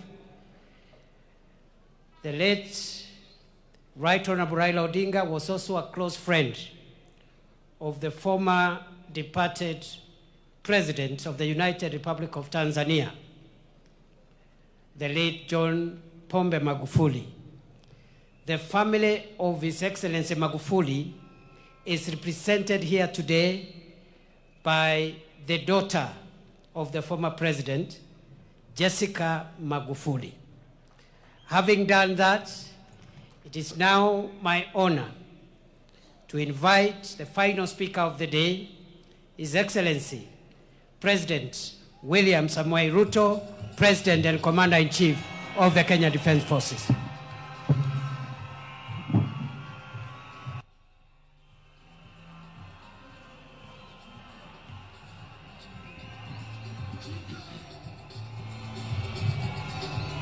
Asante.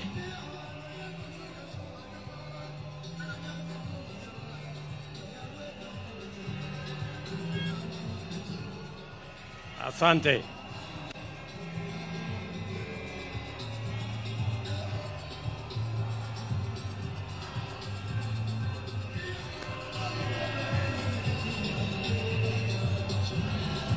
Thank you.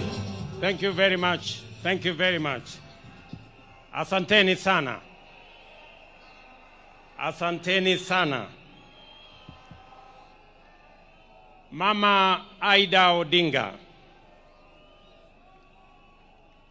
mke wa ndugu yetu, rafiki yetu, kiongozi wetu, pamoja na watoto wake Rosemary Junior na Winnie. Familia ya Jaramogi Oginga Odinga kiongozwa hapa na Senator Daktari Oburu Oginga. Rais wa 4 wa Jamhuri ya Kenya, Rais wa zamani wa Jamhuri ya Nigeria, ndugu viongozi wetu wa dini, maaskofu na wananchi wa hapa Siaya na Wakenya wenzangu wote ambao mnahudhuria mazishi haya. Napenda kuwasalimu hamjambo. Amoso ujodurwa. Amoso ujodurwa. Jodurwa untie. Jodurwa Bwana asifiwe. Mimi kwanza naleta rambirambi zangu za mke wangu na watoto na za serikali zima la taifa letu la Kenya kwa familia ya huyu shujaa, our brother, the leader of ODM, the foremost political engineer in our republic, as we have been told. Nikisema pole sana Mama Aida na watoto na jamii kwa kumpoteza ndugu yetu aliyelala hapa, Mheshimiwa Raila Amolo Odinga. Let me say this for the record. The nation of Kenya today is flowing with floods of tears of grief. The foundations of Kenya are shaken by the stomping footsteps of mourners, and the soul of our nation is aching because of the loss of a great hero of our nation, a man who has been made through fabric of struggle, a man who many fondly referred as the people's president, the Honorable Raila Amolo Odinga. We come here to honor him in a lot of respect because of his contribution to our nation. Na ndio sababu leo nataka niseme mambo machache. Mimi na huyu kiongozi wetu Raila Amolo Odinga nilijuana na yeye wakati nilichaguliwa kama mbunge wa Eldoret North in 1997. I came to meet him in parliament. Baadaye tukawa na urafiki na ushirikiana mpaka tukatengeneza ile ilikuwa inaitwa cooperation siku hizo, mpaka Raila akakuwa Secretary General wa KANU. Baadaye nikaungana na yeye wakati tulikuwa na mambo ya katiba ya taifa letu la Kenya. Tukashirikiana katika kutafuta katiba mpya ya Kenya. Mimi nikuwa mwenyekiti wa kamati ya bunge ya katiba baada yake. Na mambo yakaenda mpaka tukaunda chama cha ODM pamoja na ndugu yetu Raila Odinga akiwa ndio kiongozi wetu. Ndio nikashirikiana na yeye na nikajifunza kutoka kwake. I can confidently say, as Mama Aida has said, Raila Odinga was not just an engineer, he was a political engineer. And I can say here, among his many students in the class of political engineering was yours truly, William Ruto. And I am very proud today that Raila Amolo Odinga is being rested when one of his own students, a man he has mentored, is today the President of Kenya.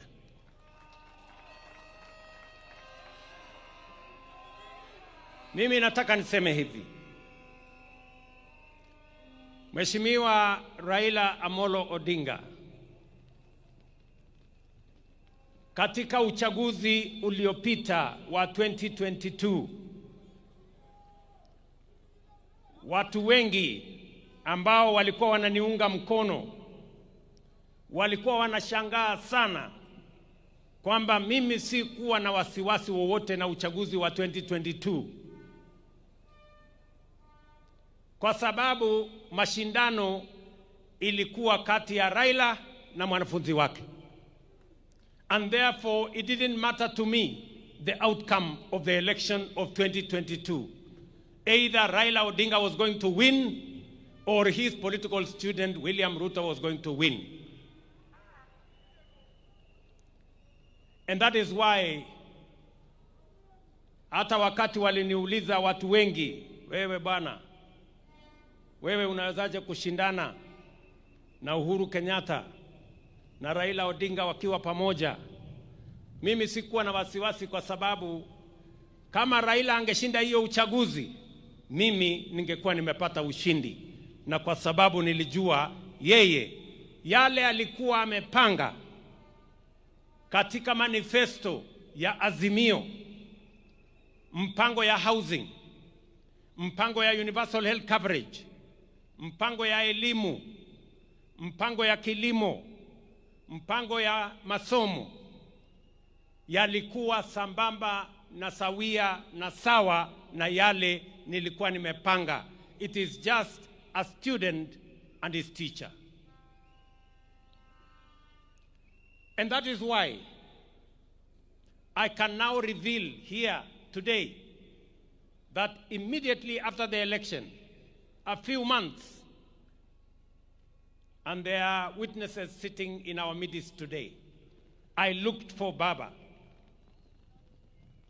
A few months after the election, nikamwambia mheshimiwa, tukaketi chini na yeye, nikamwambia mheshimiwa Prime Minister,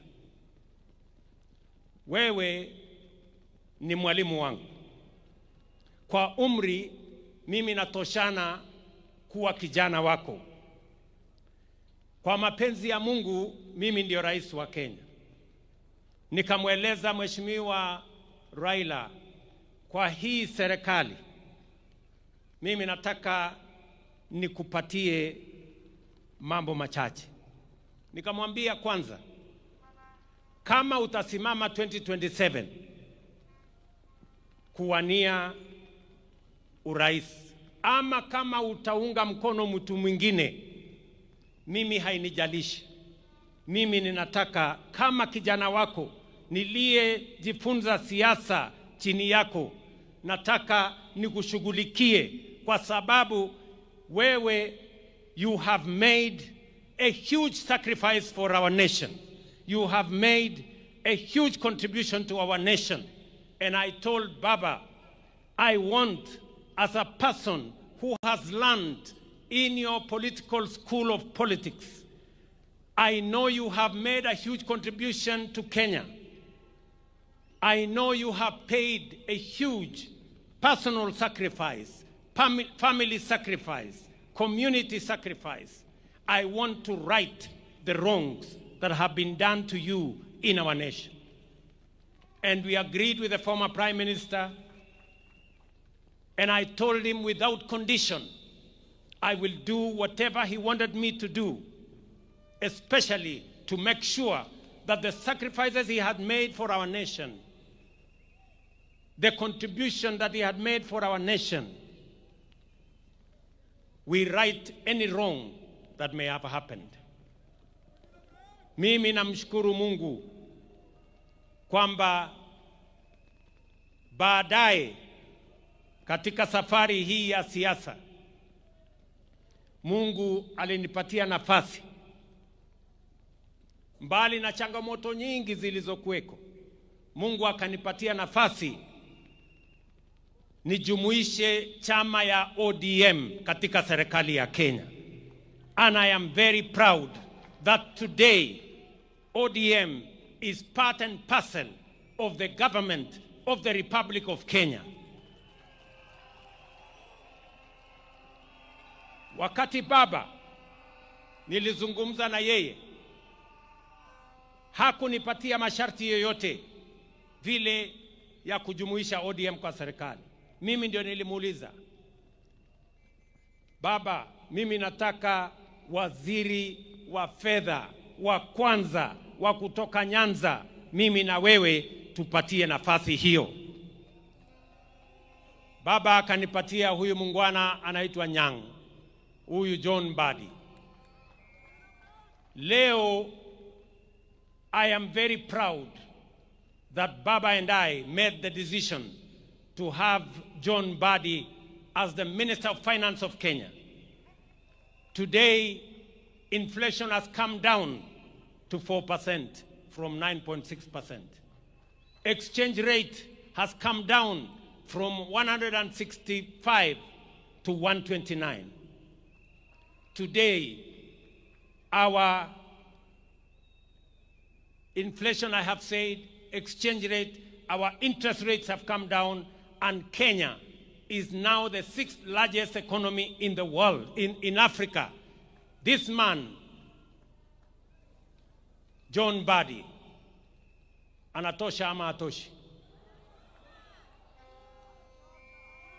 Wengine waliniambia ya kwamba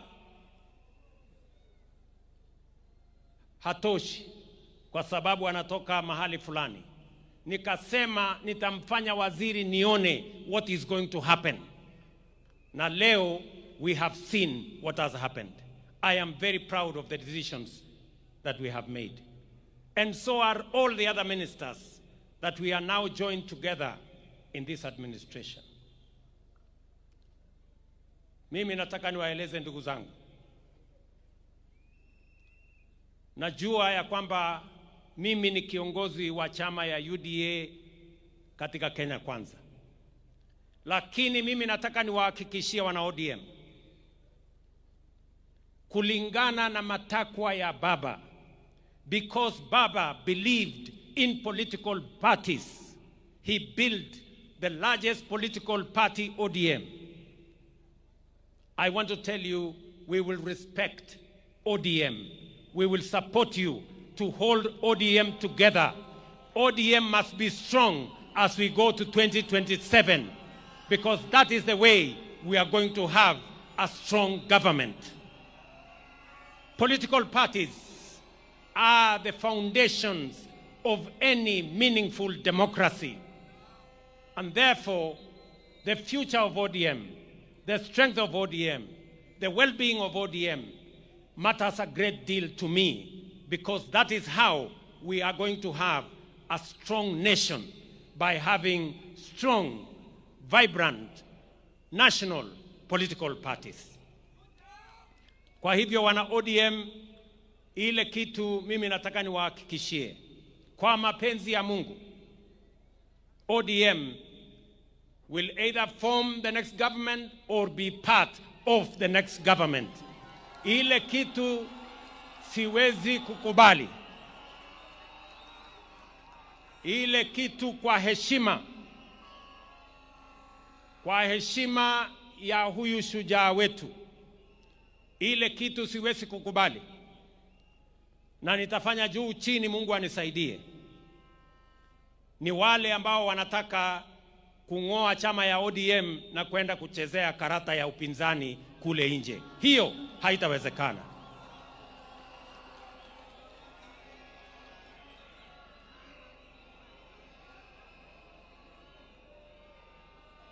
Si tukisema ODM tunasema tuko tayari. ODM. ODM. ODM. Muko tayari? Muko tayari? Tuunde serikali 2027. Mimi nataka niwaeleze hivi. Baba, we consulted with him very often. But the last 1.5 months were very difficult times, because every time I met Baba, his voice was hoarse, and he kept on telling me that I am weak because I am taking some drugs. And I was very concerned. He explained to me that he had gone to Dubai, and he had gone to the American hospital, and they had told him a few things about his health. And then he came back and went to Canadian hospital again in Dubai. And after he came back, his doctors, led by Dr. Olunya, who is his personal doctor for many years, administered some medicines to him. And when I went to New York for the United Nations General Assembly, I kept track with what he was doing. And I told him, I will come back, I will come through Dubai, I will also do a medical checkup, but when I come back, I want us to meet. Because his health was very concerning to me. So when I came back, I thought I would meet him on a Saturday, or was it a Sunday? But when I called him, he told me, William, Bill, actually, I have gone to Malindi. The doctors have advised me to go and rest in Malindi. I will come back on Tuesday. So I told him, it's okay. Let me go to the farm. I will come back on Sunday. I will wait for you on Tuesday. On that Tuesday, Baba called me and told me he is coming. And he wanted to come and meet me in the office. I told him, because you're not feeling very well, you go home, I will come home in the evening.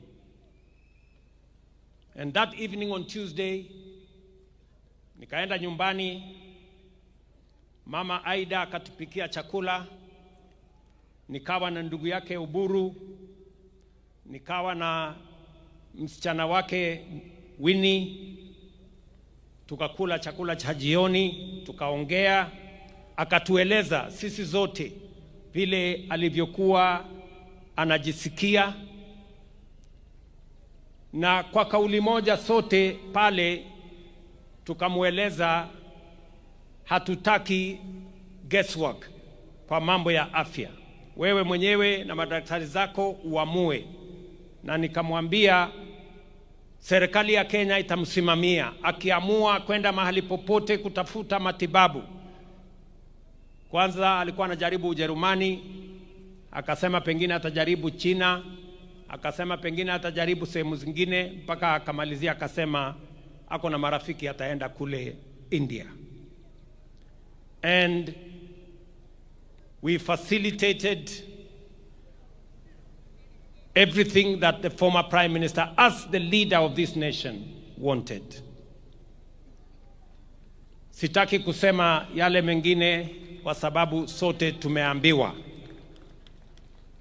But I must commend members of his family because they were always there for Baba, especially Winnie Odinga. Winnie, you are a special person to your father. You stood by your father. You were concerned about his health. You persuaded him to take his health seriously. I must also thank Ruth. Ruth Odinga, you were there for your brother. And Oburu kept calling. Mama Ida kept calling. But I want to say, it was not easy. Because when we thought Baba was okay, in fact, alikuwa amepigia watu wengi simu. Waambia mimi niko sawa sasa, madaktari wameniachilia, wamesema nirudi baada ya miezi 6. Wacha sasa niende nipumzike, nitapitia Dubai, nikuja nyumbani. Tulikuwa tunapanga kuja hapa Jaramogi Oginga Odinga on Thursday kwa ile investment conference. Lakini mambo yakabadilika, yakawa vile yalivyokuwa. So nikienda ofisini asubuhi, I remember it was about 6:40 or 6:45 there. Nikaona kwa simu yangu Oburu ameniandikia WhatsApp message akaniambia my brother is critically ill. Nikampigia Oburu, nikamuuliza, I thought we spoke to Baba and he was feeling okay. Imetokea nini? Akaniambia amepata information. So nikachukua simu yangu, nikapigia yule ambaye alikuwa ameenda na yeye. Akaniambia Baba is okay. Yeye pia hakuwa anajua. Nikamwambia hebu check. Nikachukua simu yangu nikapigia mwingine, akaniambia pia hajasikia. In a few minutes, like 10 minutes, Oburu akanipigia tena. Akaniambia inaonekana Baba ametuacha. He was not conclusive. So that's a few minutes after 7. After 2 minutes, Winnie akanipigia. Akaniambia, first I told her, please Winnie, don't tell me any bad news. But of course she said, the bad news have happened. My father is no more. And those were very, very difficult moments. Many commentators in the newspapers and in the media say this is a very big blow for William Ruto. Yes, it is. It is a very big blow.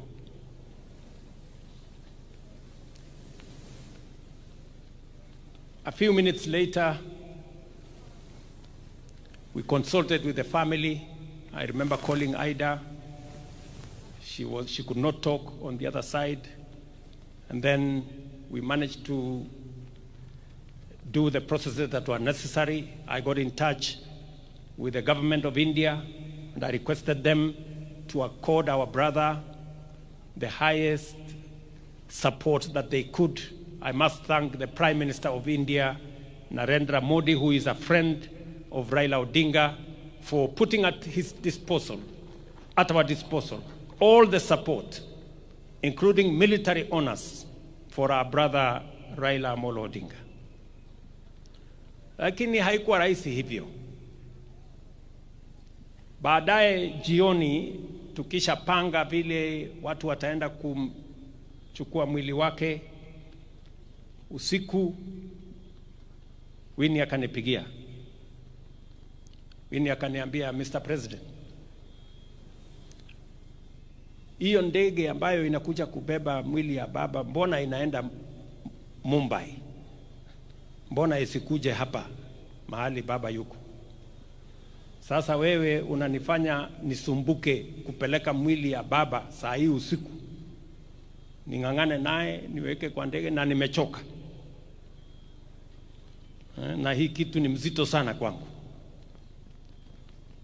So I had very difficult moments there. Nikamwambia Winnie, unajua sasa hii ndege iko na watu wengine wanaenda kule Mumbai, na turnaround yake tulikuwa tunataka kupunguza, but she could not take any of it. Nikawachana na yeye, nikapigia Ruth, nikamwambia Ruth, please help me manage Winnie, mwambie tu atulie kidogo, these arrangements we are making. But all in all, I must say the concern of the family, his children, the wife, his brother Oburu and all the others was amazing. Hapo katikati, wakati bado tunahangaika, nafikiri kama saa 3 hivi asubuhi, nimeona kwa WhatsApp Junior amenitumia message. Nasema wili ya baba inasema he must be buried within 72 hours.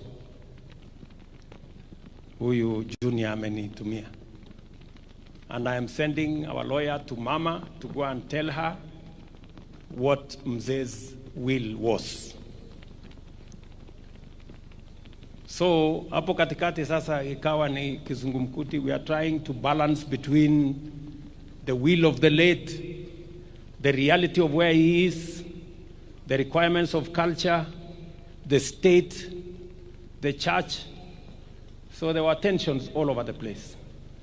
That we are here Sunday to pay our last respects to Raila Odinga is an act of God.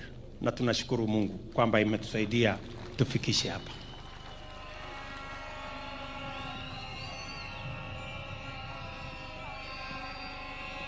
Finally,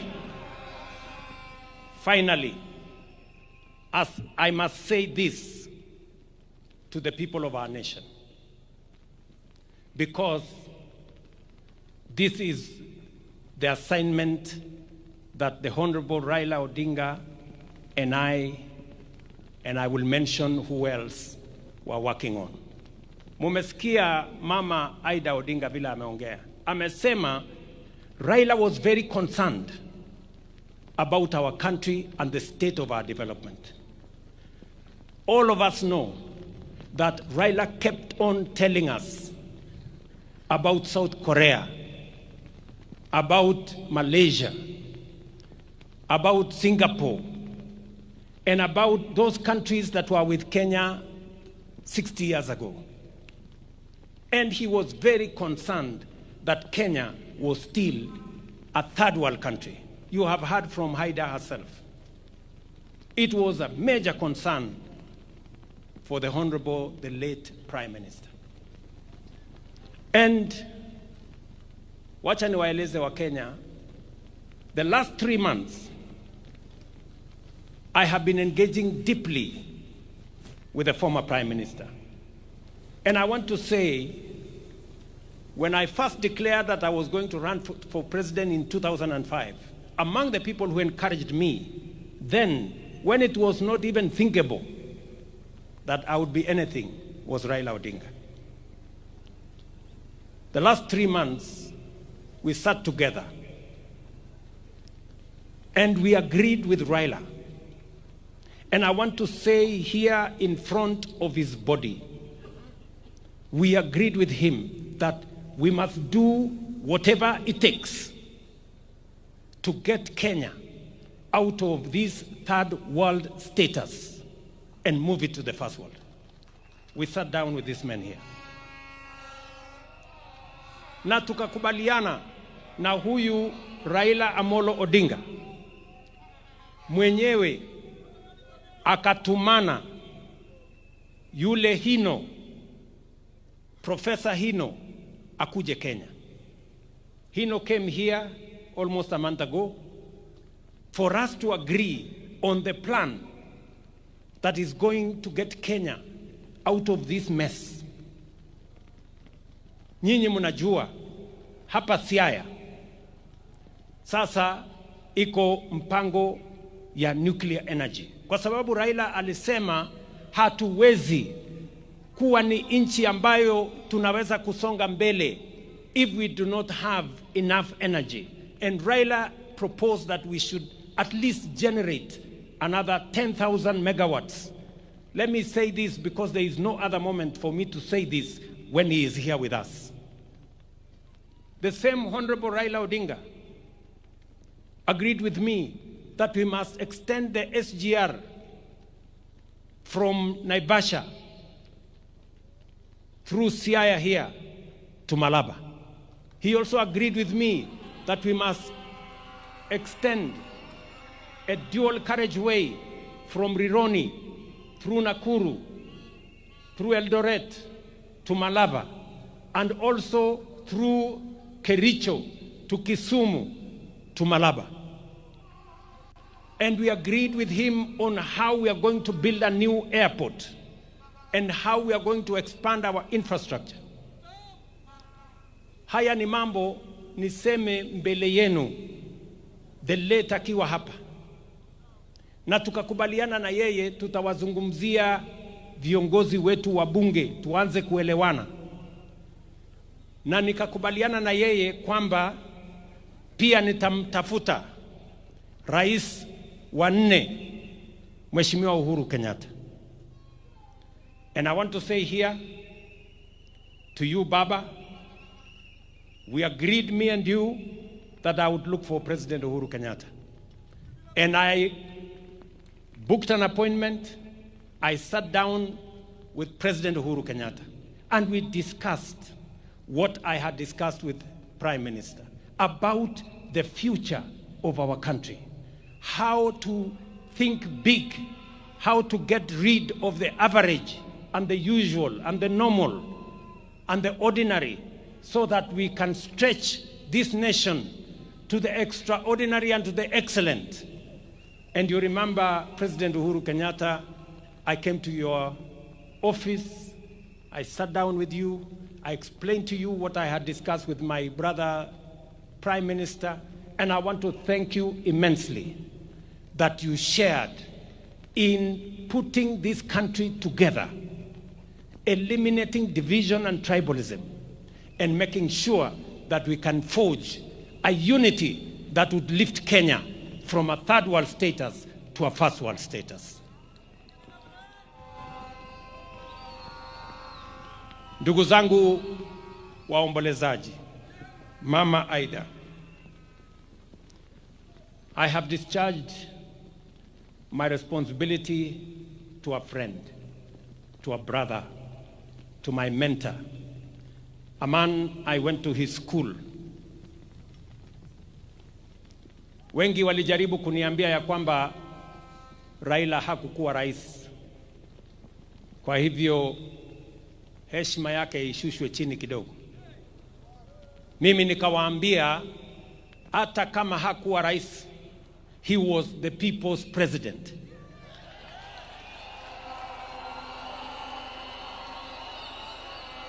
Na kwa hivyo apatiwe heshima ya kutoshana na rais.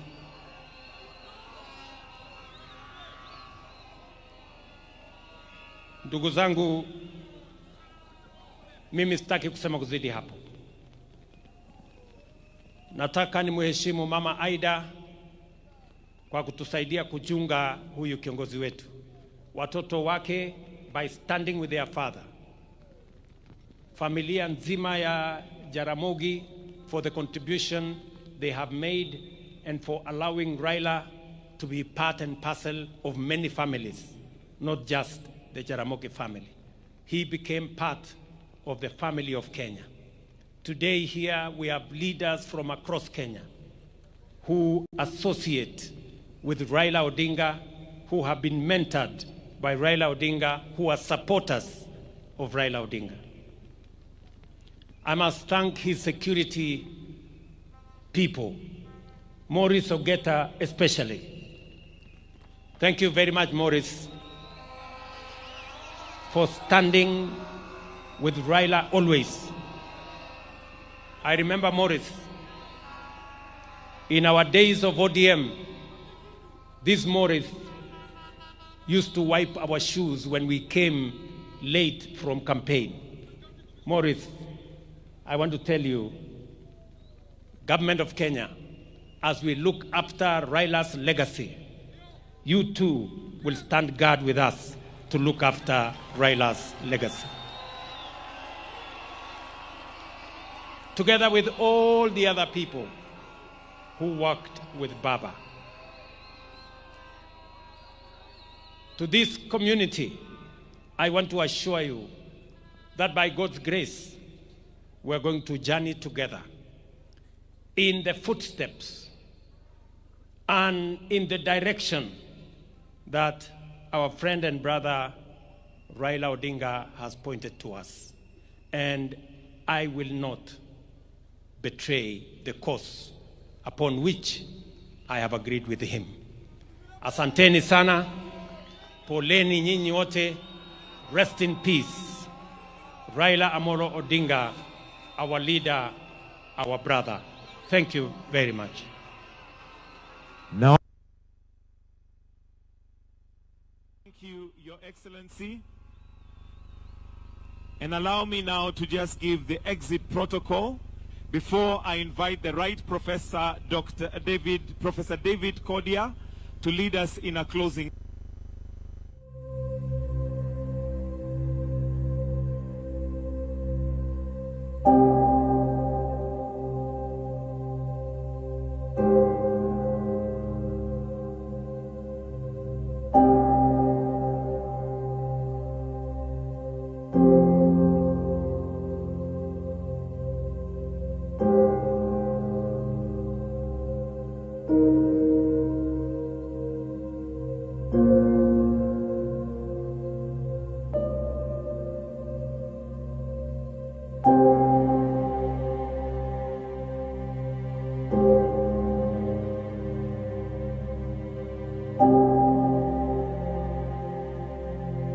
Watch it on the screens that we have. Reverend, kindly lead us in a closing prayer. Again, we'll have the bishop's lead, followed by the casket, family, and His Excellency, the President. Tuombe tafadhali.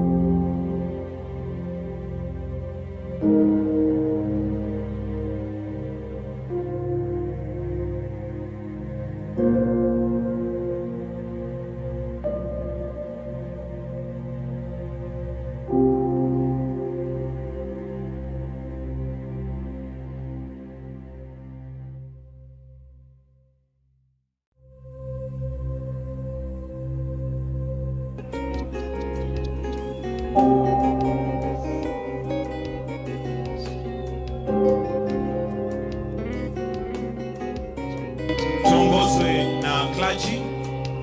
After that, we shall have the caskets, followed closely by the family and His Excellency, the President. So, if I may kindly request that the family, we may begin to make our way so that when the casket is being loaded, we are ready to get into the vehicles and proceed. Nyikwara mogia juang, akwayo ugimuolo, ni mondo wabeda beda kama wantiere no, wangi proceedings e TV, wawe mondo familia, odhikendgi nikech kachatin, okwanyal chopo wate. Akwayo wakwaya gimuolo. Well, Reverend, Professor David Godia, they are summing up today's emotional ceremony that has seen speaker after speaker eulogize the former Prime Minister as a man who put the country before anything else, starting from, of course, President William Ruto, all the way to the family members, just giving us an insight of exactly who former Prime Minister Raila Odinga'S was and what he stood for. Every leader, of course, praising his ability to make friends, go back to the very bridges that he had crossed, but also ensuring that indeed this country stood in unity, even in most difficult situations. The procession now leads to Kango Kajaramogi, which is about 2 kilometers away from where we are. The pall bearers leading the way, closely followed by family members, and then lastly, what follows is President, and then the rest of invited guests. Remember, this is going to be a private affair at Kango Kajaramogi. The family has requested, because of the space that is actually available at Kango Kajaramogi, just to allow family members, high-ranking government officials, and those invited to attend the ceremony, the private ceremony that will be happening there. That is the ceremony of interring the remains of the former Prime Minister Raila Amolo Odinga. That has always been the case, even when his son, Fidel Macarius Odinga, died. It was just a ceremony of a select few who were allowed into that home, and that is mainly because of the space that is actually available there. Just take you through some of the things that have actually been talked about by the leaders who stood and spoke about the former Prime Minister, talking about the political class, of course, describing him as a mentor par excellence, a teacher who taught most of them how to do politics, how to navigate through the murky field that is Kenya's politics, how to ensure that indeed they remained afloat. One of the key elements that have actually been brought to the fore has been that of the former ODM deputy party leader Wycliffe Ambetsa Oparanya was pointed out clearly that indeed one of the messages that the former Prime Minister Raila Odinga'S told him was that never sever bridges, never burn bridges, and also there are no permanent enemies in politics, there are no permanent friends in politics. A mantra that the former Prime Minister lived by himself, and of course ensured that even in difficult situations, times when people thought that they will never talk to this politician or the other politician, he always had that opportunity of, or that skill of mending fences and finding a common ground in terms of ensuring that indeed this country moves forward. The president, of course, moving the crowd with revelation of finer details of exactly what happened in the last 3 months. The president saying that he was concerned about the former premier's health, and he indeed asked the premier to seek the best available medical attention. And of course, there were a number of options, and eventually he decided that he's going to go to India for treatment. He says, of course, in his wisdom and of course the powers bestowed upon him, he said that the government, he assured the family of the former premier that indeed the government will take care of any cost that are actually needed in terms of ensuring that the former premier is taken care of. And indeed he says he was abreast on a daily, almost on a daily basis, of exactly what was happening in India and the treatment that indeed the former premier was undergoing. He also says that he also recounts on the day, on the fateful day when we lost the former premier. He says he received a call from Oburu Odinga, the elder brother, to Raila Odinga, and then shortly after, he received a call again from Oburu Odinga, and then he tried calling Raila Odinga's daughter Winnie, who has been by the father's side for quite some time, and then shortly after, Winnie called back. Shortly after, of course, it was very clear or evident that indeed we had lost the former premier. President William Ruto, of course, also revealing finer details of the last moment engagement with the former premier in terms of just what he wanted for this country. He says the former premier, again in his true element, was worried about this country's position as a third world country, and one of the resolve they had actually made together with the president and the former president Uhuru Kenyatta was to find ways of ensuring that they moved this country from third world state to a better position. And he says part of the issues they had actually discussed on was infrastructural development and general development of the country. And he says that the former premier had actually sought the services of a former of a renowned professor, Japanese professor, who was to come and find a solution in terms of giving a structured steps of how the leaders and of course the government would actually find ways of ensuring that indeed this government, this country moved from its current state to a better state. President William Ruto also revealing that indeed that is a commitment he undertook to ensure that indeed is actualized. And here amongst the issues that they had actually discussed, he says, was the extension of the SGR from Naivasha all the way to Siaya and all the way to Malaba. He also says that the dueling of Rironi, the dueling of the road from Rironi all the way to Eldoret and to Malaba, of course also ensuring that it passes through Kericho all the way to Busia. Those were some of the highlights of their discussions, just to ensure that indeed the vision and the desires of the former premier were actually met in terms of ensuring that indeed this country moved to the next step. But one of the things that have actually been discussed here is the need to keep the country first. Each and every leader has spoken to what the former premier believed in, and even the Speaker of the National Assembly, Moses Masika Wetangula, saying that after they lost the 2017 general poll, and he thought that everything was actually lost.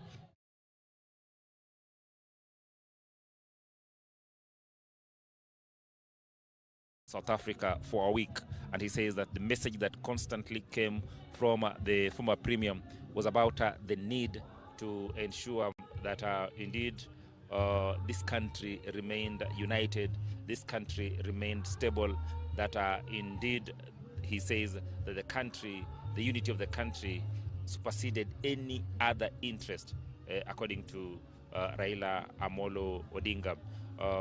Of course, we also heard from the family members who have told us who exactly Raila was from his childhood up until what we've actually had to see as Kenyans. The brother Oburu Odinga saying that they were very close in terms of just growing up together, very close association and everything.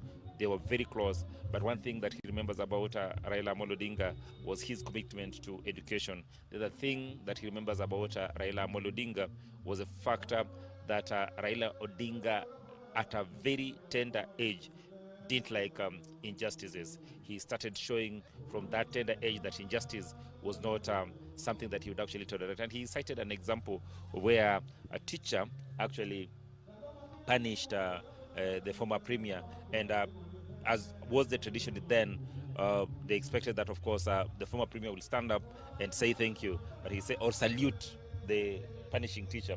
But of course, that did not happen, and he said that will not happen. That, of course, was also corroborated by his sister Ruth Odinga and many many other leaders who actually spoke, just speaking to what the former premier believed in. Of course, the procession now is heading to the former premier, to the home of Jaramogi Oginga Odinga, where the former premier will actually be laid to rest. He's actually going to be laid to rest next to his father's grave at Kango Ka Jaramogi. So I will hand over to my colleague Doreen Arange in studio. So then, of course, he takes over before we get to Kango Ka Jaramogi, and of course my colleague Wycliffe Okech, who is actually standing by in Kango Ka Jaramogi, will ensure that indeed we can actually find the best pictures and the best moments of what exactly will be going on at Kango Ka Jaramogi. Back to you, Doreen Arange.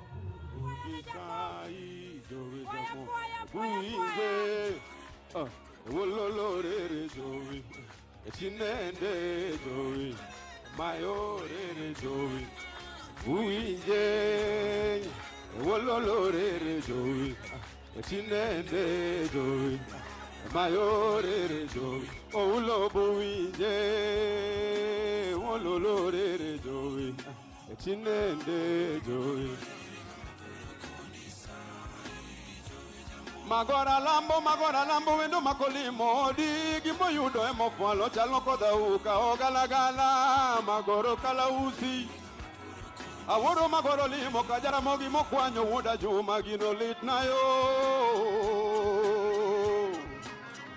arango lokachane no kanya motimo gode mirima pena nango motimore obonyoe Maguli mangisa koloro wangi chieng no bonyo ikiyetu kanda penye nigilich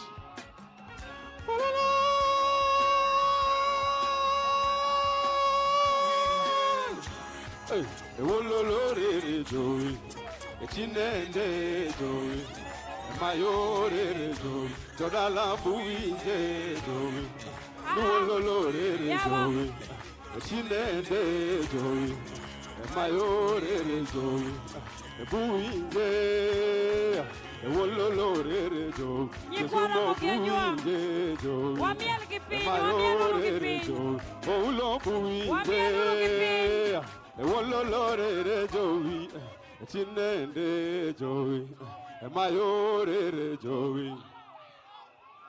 Oh, oda elaywa kubudu gingani.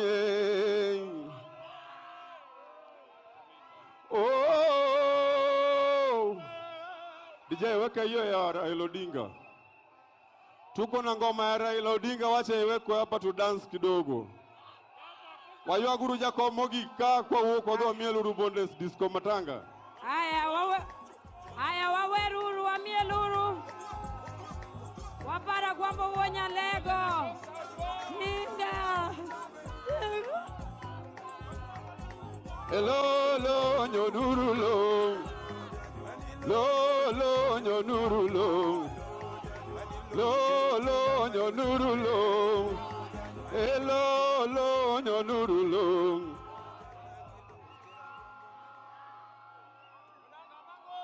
Ne waloruru stage obeduru gi order.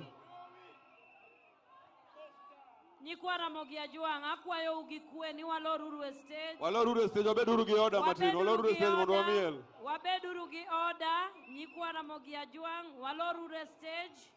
Wabeduru gi order wawinjore wamiuru Costa Ojuang na waloruru mondo wamieluru maber.